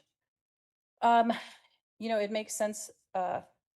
It potentially makes sense to take a little more time to get this right, especially on safety and emergency response and appropriate siting. I think those are real concerns and they should be addressed thoroughly. For me, the key question is what that time actually produces. Staff has already begun to work from Abraham's report on reviewing the state safety framework and consulting with experts and coordinating across departments. And I think that's a strong start. I think if the board wants to extend another 45 days, that time should be tied to a clear outcome. That might include a defined interim safety and siting standards, and also a commitment to bring a recommendation back for action. Best projects take years to develop. The county really does need a way to evaluate proposals against clear expectations now, not only after a permanent ordinance is complete. California has already developed a substantial safety foundation. I shared some of that in the public comment letter that I sent to you yesterday. NFPA standards, the California Fire Code, the Go Biz Model Ordinance. The county doesn't really need to start from scratch. It can build from what already exists and tailor it locally. So if you find that moving forward with a little additional time is really needed, I would encourage the board to direct staff toward one clear result, and that would be a complete interim framework that addresses safety, workforce qualifications, emergency response, and also preliminary siting while the full ordinance is finalized. This is really about getting to clear, workable standards that protect the safety of the community and also give the county a consistent way to evaluate the projects that come before them. Thank you. Thank you. And that concludes public comment. Thank you. Do you have any questions for Abraham at this time? Or is there questions, comments? Supervisor Curro? So I dove into this a little bit more and understanding that legislation. Let me just make sure I have my facts correct. I don't want to quote the wrong one. But it is AB 205. AB 205, after going through looking at the processes, if we continue a moratorium, it just shifts this project to the state and they can continue moving forward with everything. And if we have an ordinance that we want to propose, how are we paralleling what's happening with this current applicant and ensuring that our ordinance is applicable to this applicant while they're in the CEQA process? Is there a legal ability to even do that? That's a good question, Supervisor Crow. Thank you for that. So my understanding is that the applicant has that ability to go through the state process, the AB 205, if the jurisdiction is not allowing the opportunity for the applicant to process their application through the county. I would have to get back to you regarding if there's a moratorium for an ordinance in the local jurisdiction, if the applicant is able to go to AB 205 to process it through the state. But my understanding is that If the county doesn't have specific rules and regulations or standards, then that is where the applicant can go through that process. Right, so this is where I'm now understanding better than what I did last time, which I said I didn't have enough information to fully understand. And if we move forward with a moratorium, this doesn't stop this application. So as stated in the moratorium ordinance, any new applications or current applications would not be processed at this time while the standards are being developed. So they're going through CEQA right now. What is our risk of any litigation that could be happening? Do you see where I'm trying to get to? I'm trying to get to where's our risk? How do we do both? How do we make sure we're not getting sued in one area? You know, kind of where I'm going. Yes. Mr. Chair, members of the Board of Supervisors, we have now come back with a separate and distinct interim ordinance, urgency ordinance with a 45-day moratorium. There are additional considerations that arose, which led to the presentation of this to the board. The original expectation was that the ordinance would be presented to you prior to the original expiration of the 45-day period. There were additional considerations which justified an additional interim ordinance and a 45-day moratorium. The expectation here is that planning and the county council's office are well on their way to bringing forward to the board a completed ordinance. And the expectation is that it will be presented to you prior to the expiration of the 45 days. So we're talking about a very short time period before that ordinance can be presented to you for your consideration, direction, and eventual adoption. If we don't put the moratorium, we can still be moving forward with the ordinance. What is the risk of potential litigation if there's a moratorium on existing applicants? Is there any risk that we are taking on? We do not believe there is any risk based upon the circumstances that are presented here. That is, we believe that the adopting this interim ordinance and moratorium for 45 days to allow us to bring forward the ordinance, the board's consideration does not create any liability for the county. Okay, and in this ordinance, we would be addressing safety. We would be addressing fire protection, because the fire protection is my number one concern. Right there is, besides our land, you know, and any contaminants there, but the fire protection and making sure that we're getting revenues coming into the county that benefit our community. I do appreciate the public comments that were made about, you know, if we have battery storage here, it comes to us pretty much first if there's some sort of outage, but I'm struggling with why a moratorium versus paralleling a policy with this current application to be able, if we don't do the moratorium, does that mean our future ordinance would not apply to this current application? No. It would still apply, correct? Correct. So what is the moratorium giving us that we don't already have, except for trying to retain local control? That's my concern. I want to retain local control and not turn it over to the state. Well, and that is part of what we are presenting here. And it's important to note, as I did at the last presentation, is that California Energy Commission staff have indicated that even if there is an election by an applicant to proceed through the state approval process, the CEC staff will look to determine whether or not there are any local ordinances and will, to the extent possible, condition their state permit on compliance with our local ordinance. Oh, okay. So that is where the local control comes in. So there are a variety of different options.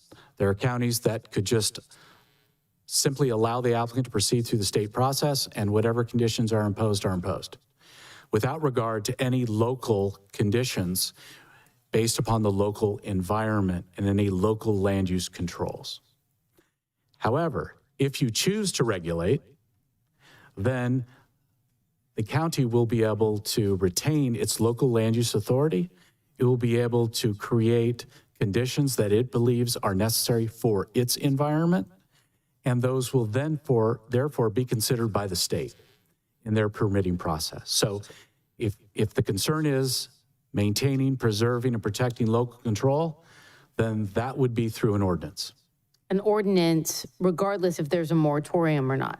Yes. However, the moratorium simply ensures that no project can proceed for approval until the ordinance has been put in place. No county approval. Correct. Not state, but county approval. That's right. Okay. Those are my questions for now. I may have more after. Thank you. Thank you. Any other questions, comments from board members? Okay. Nothing else, Supervisor Curl, you said that was it for now, but it appears. With no additional questions, my biggest concern is about where we're going to have safety protection. And if safety protection is part of what we're looking at in this ordinance, which is my number one concern, not just fire protection, but any protection of our lands around it. If that's part of this ordinance that we're working on, that's going to address it. I'm struggling with, if we do a moratorium, is it putting us at risk that they're going to go through a state process and we don't have power? That's my biggest concern. And if council is saying that's not going to do it, that won't hurt it. But if not putting a moratorium puts us in a better position to be able to negotiate with what's happening right now, I just want to make sure, this is all new to me, this type of project. So I just want to make sure my goal is safety, our lands, fire protection, and ensuring that we still have a say. Mr. Chair. And yeah, I get that. I think it's important though with the moratorium concept that so if we didn't have a moratorium, they would be processing the application moving forward under the old rules, which is basically no rules. So I think for me, it's just better to have the moratorium in place so that we pause this whole thing, make sure we have regulations in place that are emphasizing local control. And then at that point, if there's a will to move forward under those guidelines, it would just make more sense as opposed to stripping off the moratorium and then allowing them to go forward under a permitting process that may or may not have relevance under the rules we're creating. Mr. Chair, if I may also, going on that, is that when the ordinance is adopted, right now that we're going through, for example, with our current, and I know we shouldn't be talking too much about our current application, that's the environmental review would have to consider this ordinance as it's preparing that environmental review.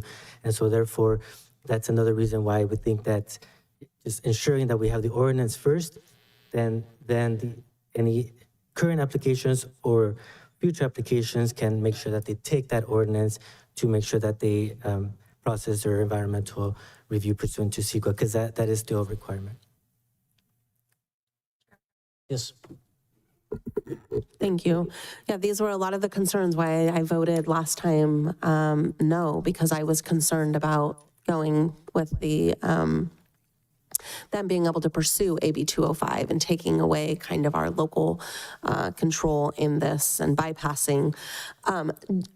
What does another 45 days give you? Is it realistic that at the end of 45 days, you'll be able to come back to us with an ordinance? Or are we going to come back in another 45 days and ask for another extension? I appreciate that question, Supervisor Sotelo. Thank you. We're doing our best to work on all the items that we have going on. The first 45 days have helped us out quite a bit to prepare the framework of what we need. Definitely hearing you out today regarding safety, fire protection, ensuring county has a say, and land, making sure that we're protecting. We want to make sure that we include everything that was stated to that ordinance. We've been talking about emergency response capabilities so far. We've been talking about training that's required in case of an emergency. And don't want to say too much, but that is going to be part of the requirement. There needs to be training for this, and how that is set up in regards to some type of a program that implements funding for that type of training or so forth.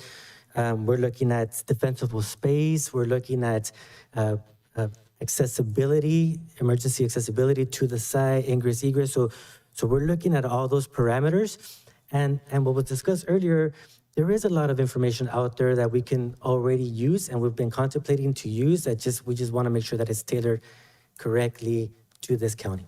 So Thank you. we're hoping, you're welcome, we're hoping that we can have a good comprehensive draft within the 45 days. And of course, we need to make sure that it's legally positioned. And so we will have those conversations. We will continue to have those conversations as our county council, Greg indicated, with the county council department. Okay, great, thank you. I appreciate that in 45 days, we can expect to have an ordinance come before us and continue talking about it.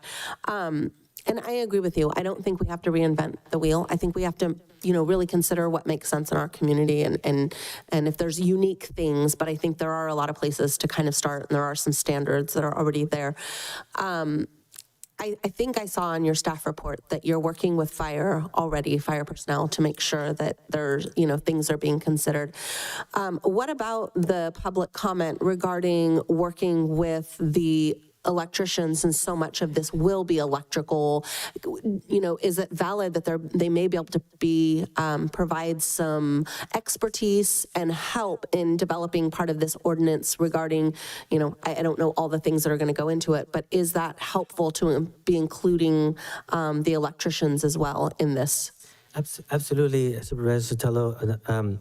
The electricians, we can certainly reach out to them if they provided their contact information and coordinate. Staff has a pending meeting with experts in the field that have had the opportunity to work on previous ordinances in other communities. So we're making sure that we're engaging that with the public and members of the community and members outside of the community who have expressed interest in the ordinance for the county.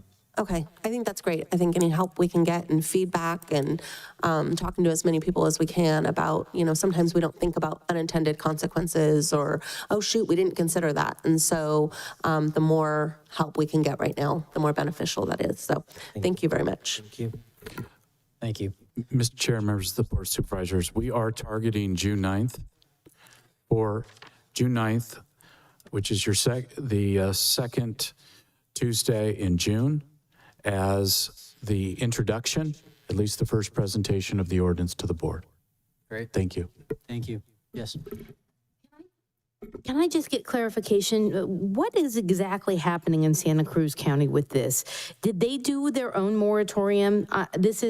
I've heard different things. I haven't been able to actually reach out to a supervisor in Santa Cruz, but is there a brief summary that you have about what their challenges are? Because I see it coming our way if we're doing something similar. Thank you for that, Supervisor Curl. I'm not aware of that at the moment, but we can certainly look into that and see what types of challenges and be able to see what, how, if any of those challenges may apply to the County of San Benito and see how we can respond to those. But I'm not aware of that right now. Yeah, if the only reason why is reinventing the wheel, again, we don't want to reinvent the wheel. If there are issues that have already come up that our residents haven't brought up yet, I will tell you there are several concerns about any type of battery storage in our community. So of course, safety, ensuring that funding is coming in, those are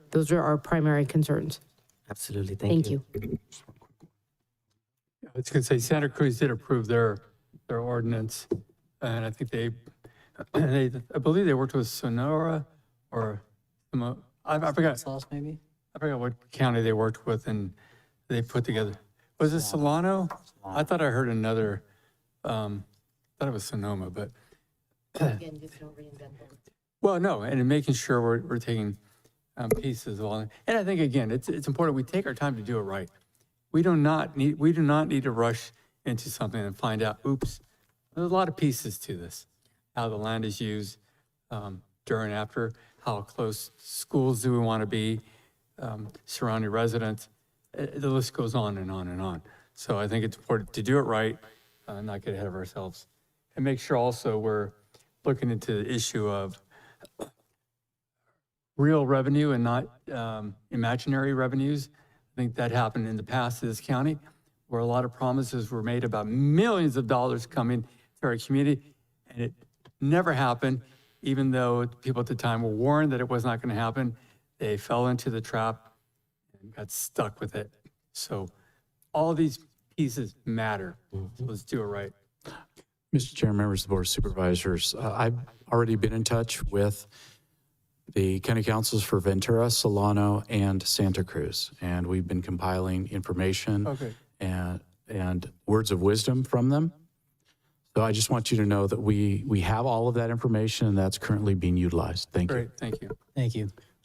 I just want to say, Mr. Chair, that I agree that there's no reason for us to rush this. The county itself does not have any incentive to rush this. Our incentive should be to make sure it's absolutely the best possible regulations we can have here with such a new and evolving technology with clear safety concerns with our residents. When it comes to safety, as long as we're talking about some of the considerations, is proximity location part of the central part of the conversation?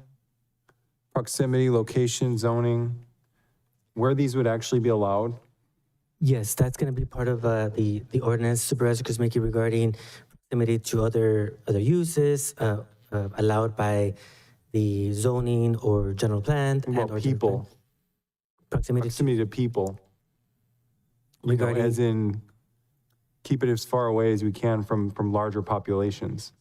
Because in the end, we're talking about what is the risk of these facilities. There is a risk. I understand the risk is probably diminished, but I think the concern that our residents, our constituents have is that there's a safety risk involved here. And if we're talking about a safety risk, we're talking about a fire or something that would cause these pollutants to go out into the air.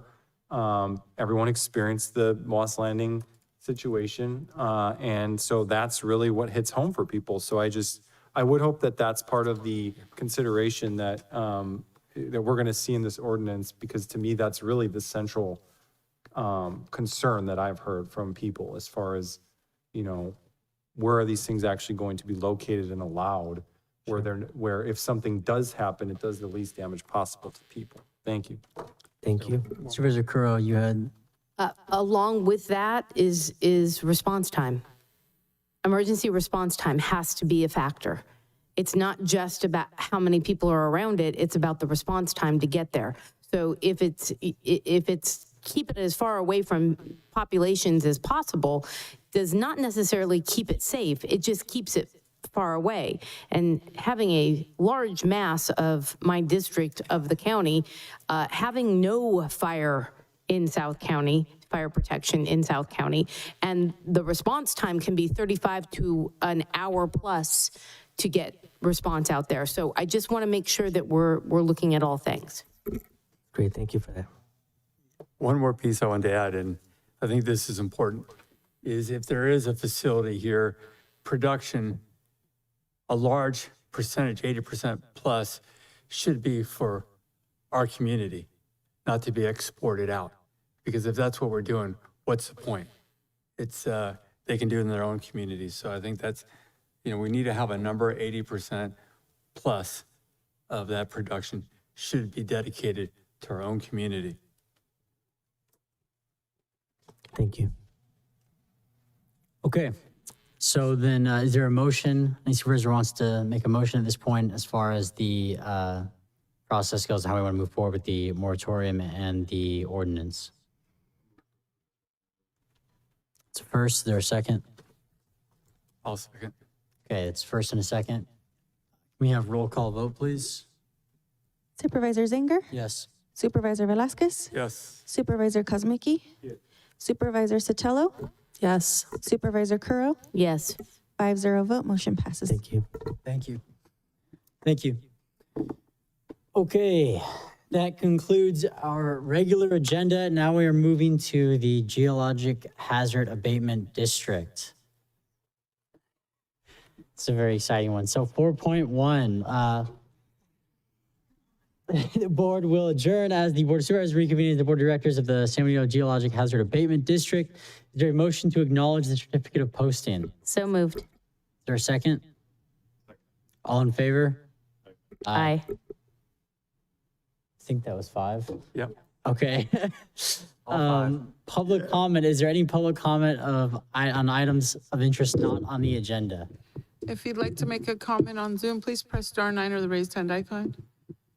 And I have no public comment. Okay, great. 4.2, consent agenda. Approve the action minutes of the February 24th, 2026 meeting. Is there a motion to approve the minutes? Is there a second? I'll second. Okay, all in favor? Aye. 4.3, San Benito Geologic Hazard Abatement District. We have the item to adopt resolution to approve transfer of plan of control responsibilities for all parcels within Promontory Ridgemark development from Century Communities to the San Benito GAD. Hi. Thank you. Good afternoon, Chair and board members. My name is Haley Ralston. I'm a geologist with NGO who serves as the GAD manager for the San Benito GAD. And we have just a couple items for the board today. First item here is to approve a resolution to of transfer of plan and control responsibilities for all parcels within the Promontory Ridgemark development from Century Communities to the San Benito GAD and authorize the GAD manager to accept title to parcels A, C, and I within Tract 353.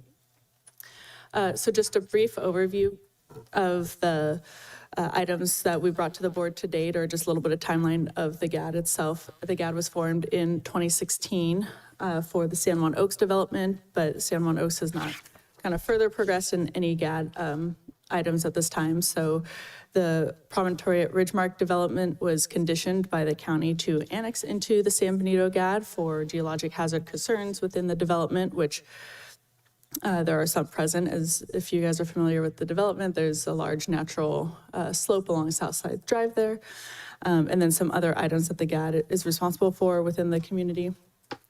So then in January 2022, this GAD board approved the annexation of the development and approved the plan of control for the development, which describes the GAD's responsibilities within the development. And then in April 2022, the GAD board approved an engineer's report that establishes a funding source for the GAD's responsibilities within the development and also sets an assessment limit on each of the properties to fund the GAD's operations. And then now today we are bringing to the board considering the transfer and acceptance of the GAD responsibilities for the development.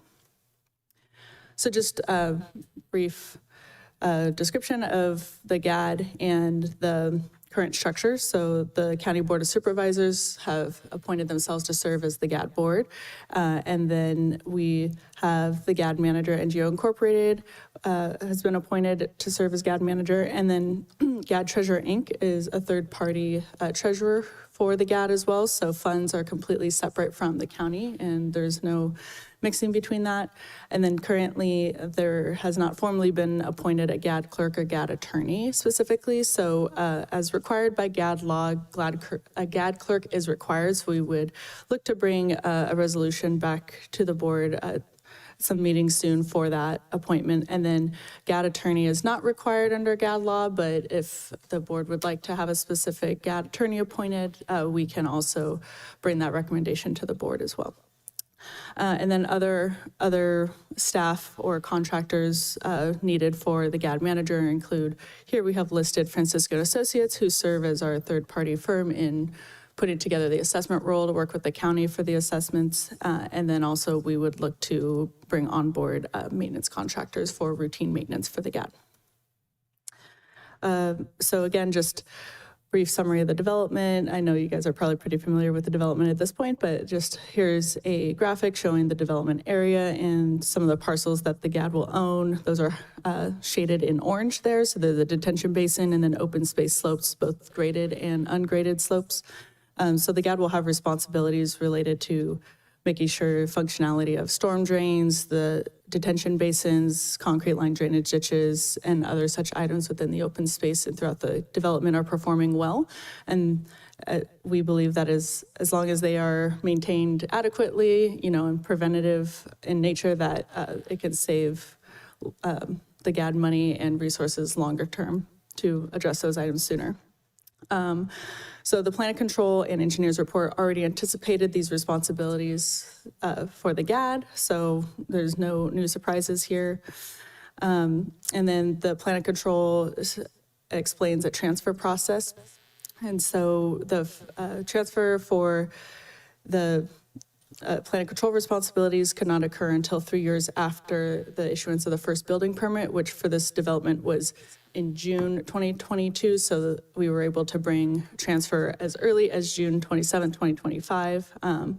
And then also the engineer's report required that the GAD had a minimum balance of $210,000 in the GAD's reserve prior to transfer. And just recently, as of March, the account balance is approximately $299,000.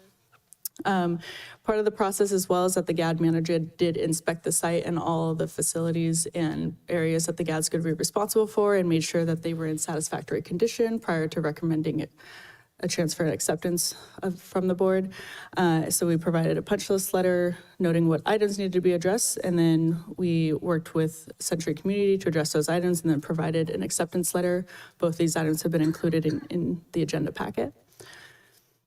So for this item, GAD manager's recommendation is for the GAD board to adopt the resolution to accept the transfer of ownerships of parcels A, C, and I for the plan of control responsibilities, and then also approve the GAD manager to accept the grant deed, record the grant deeds, and take other actions that may be necessary for the GAD to accept fee title for the parcels described as A, C, and I within the Promontory at Ridgemark development.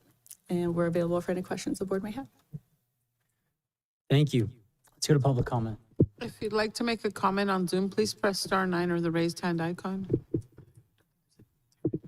And I have no public comment. Great, thank you. Any questions from the board? I do, but I'll do it offline. Okay. In that case, is there a motion to adopt the resolution and authorize as stated? I'll second. Okay, we have a first and a second. Can we have roll call vote, please? Supervisor Zanger? Yes. Supervisor Velasquez? Yes. Supervisor Kozmicki? Yes. Supervisor Sotelo? Yes. Supervisor Curro? Yes. 5-0 vote, motion passes. Great, thank you. We have item 4.4. This is regarding the GAD budget. Presentation, I believe, right? Yes. Perfect, thank you so much. Thank you, Chair and board members. So our next item, now that the GAD has accepted transfer and responsibilities for the Promontory Ridgemark development, and we are coming at the end of our current fiscal year, we wanted to at least provide a budget to help or have the GAD do its duties for the next couple months to finish out this current fiscal year, and then we will look to bring a new fiscal year budget for the next fiscal year, likely in June. So right now, for this item, we're looking for the board to adopt a resolution approving the GAD budget for the remainder of fiscal year 2025-2026, and then updating the annual consumer price index reference month to December, which I'll explain here in my presentation. So as mentioned previously, the GAD is funded through supplemental property tax assessments approved by the GAD board with the engineer's report specifically for the Promontory at Ridgemark development. And so that engineer's report sets an assessment limit for each of the residents in the community, and annually the assessment limit is adjusted by inflation. And the engineer's report originally prepared reference the CPI month of April. However, we have found that it's better to reference an earlier CPI month. So when preparing the annual budgets and bringing that information to the board, we're not waiting for a June 1 to be published. So in this recommendation, we're asking for the CPI reference to be changed to December, so we can just provide the board with more exact numbers during budget approval time.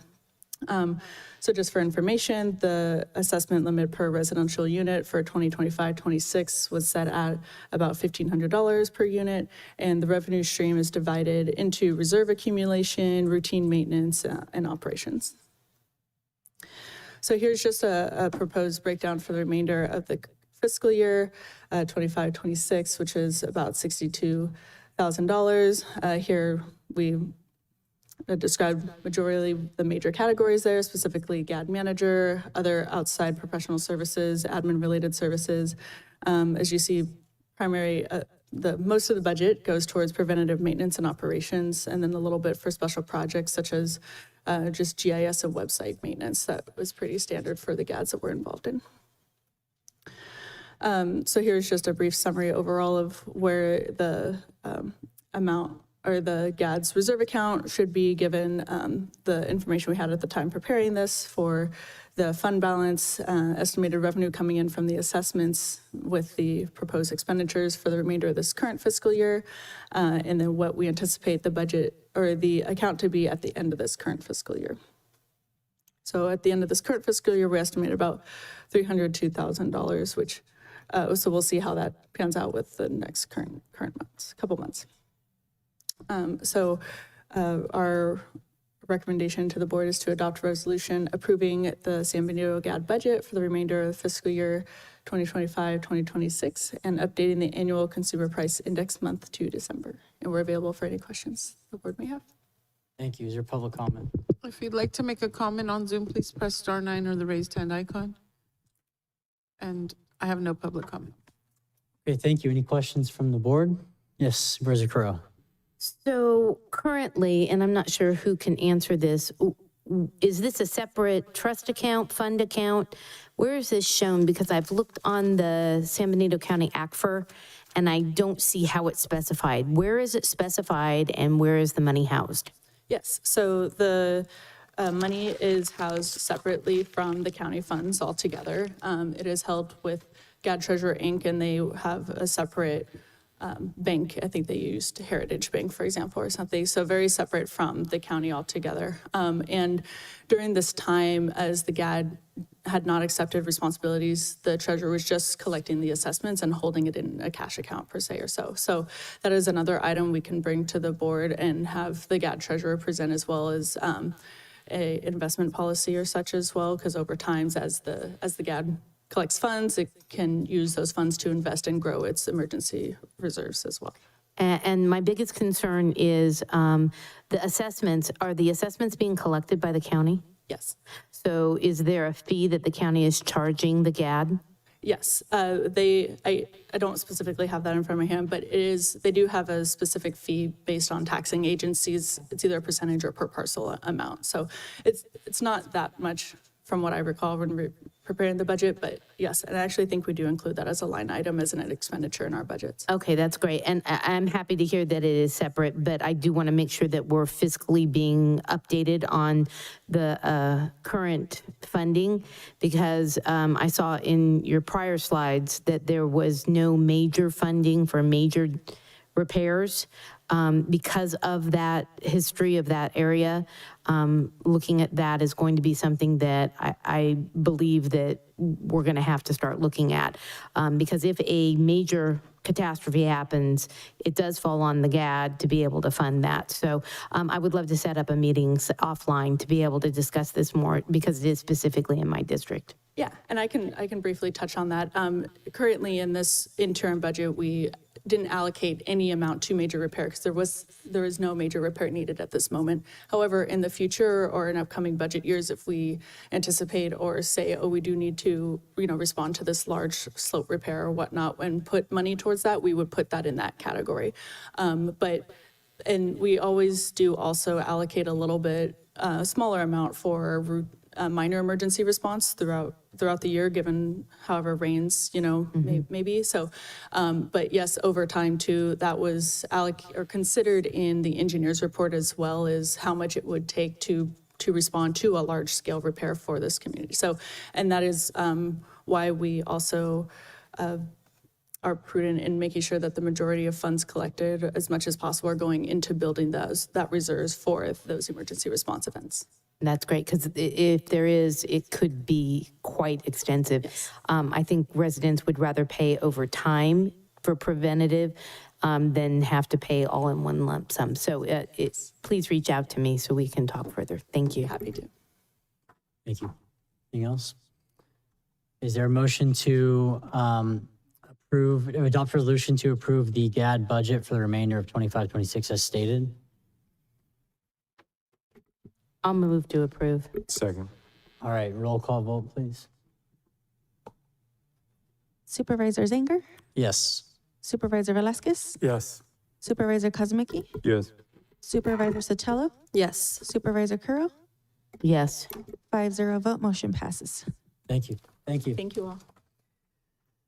All right, that concludes the GAD. Now all we have is future agenda items.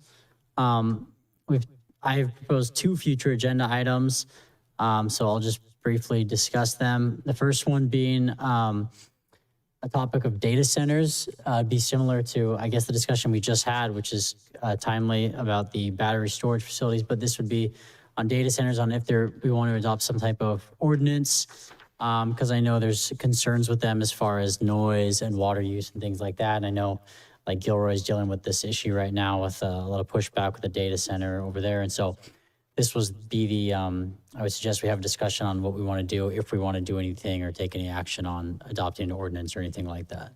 I 100% support Yep. having that conversation. Thank you for bringing it up. Sure. And I would highly recommend that we pull in the NACO information that has been brought forward, because it was a major topic at NACO this last year. I mean, every single area was talking about data centers. Yeah. So it's definitely something that is a national topic. Okay, great. So there's consensus on that. The other item was adopting a noise/social host ordinance.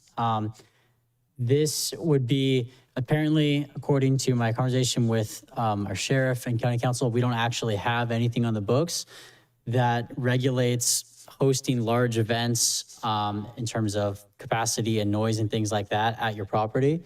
And so it's been an issue, at least in my district, several times where people want to have, throw concerts, I guess, at their house, and there's no real mechanism the sheriff has in terms of addressing some of the concerns and consequences of that.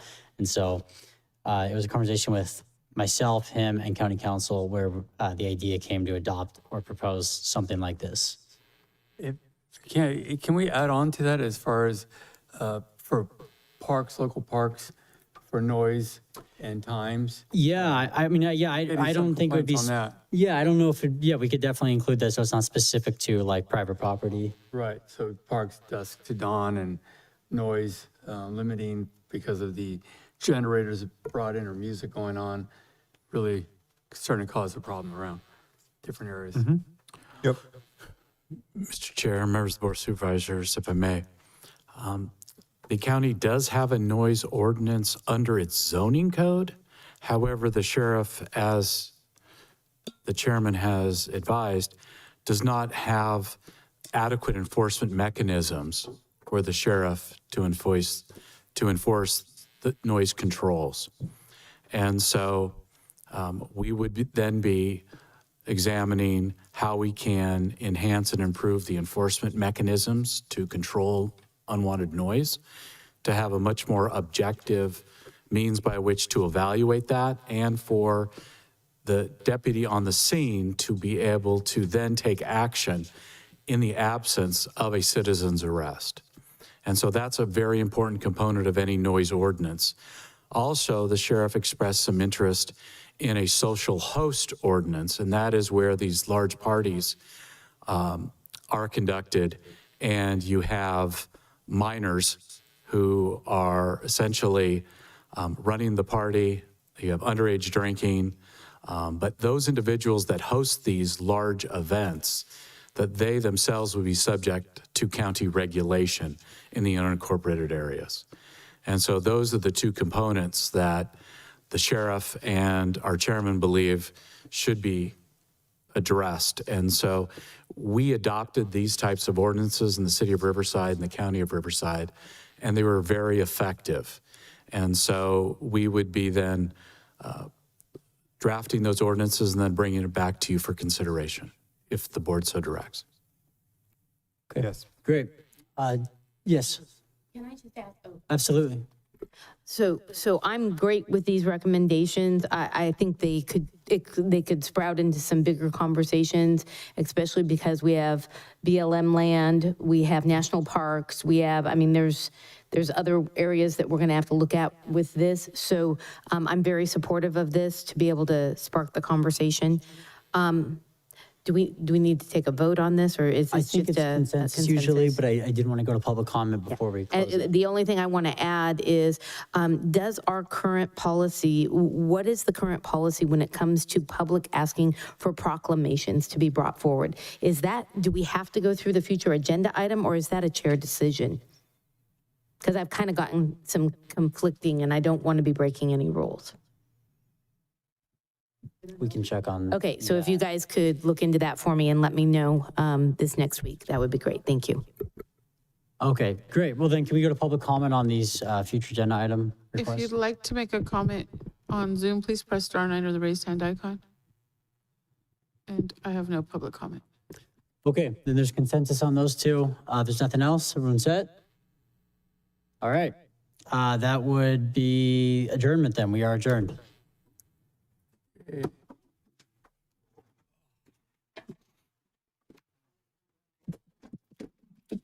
My back is killing me.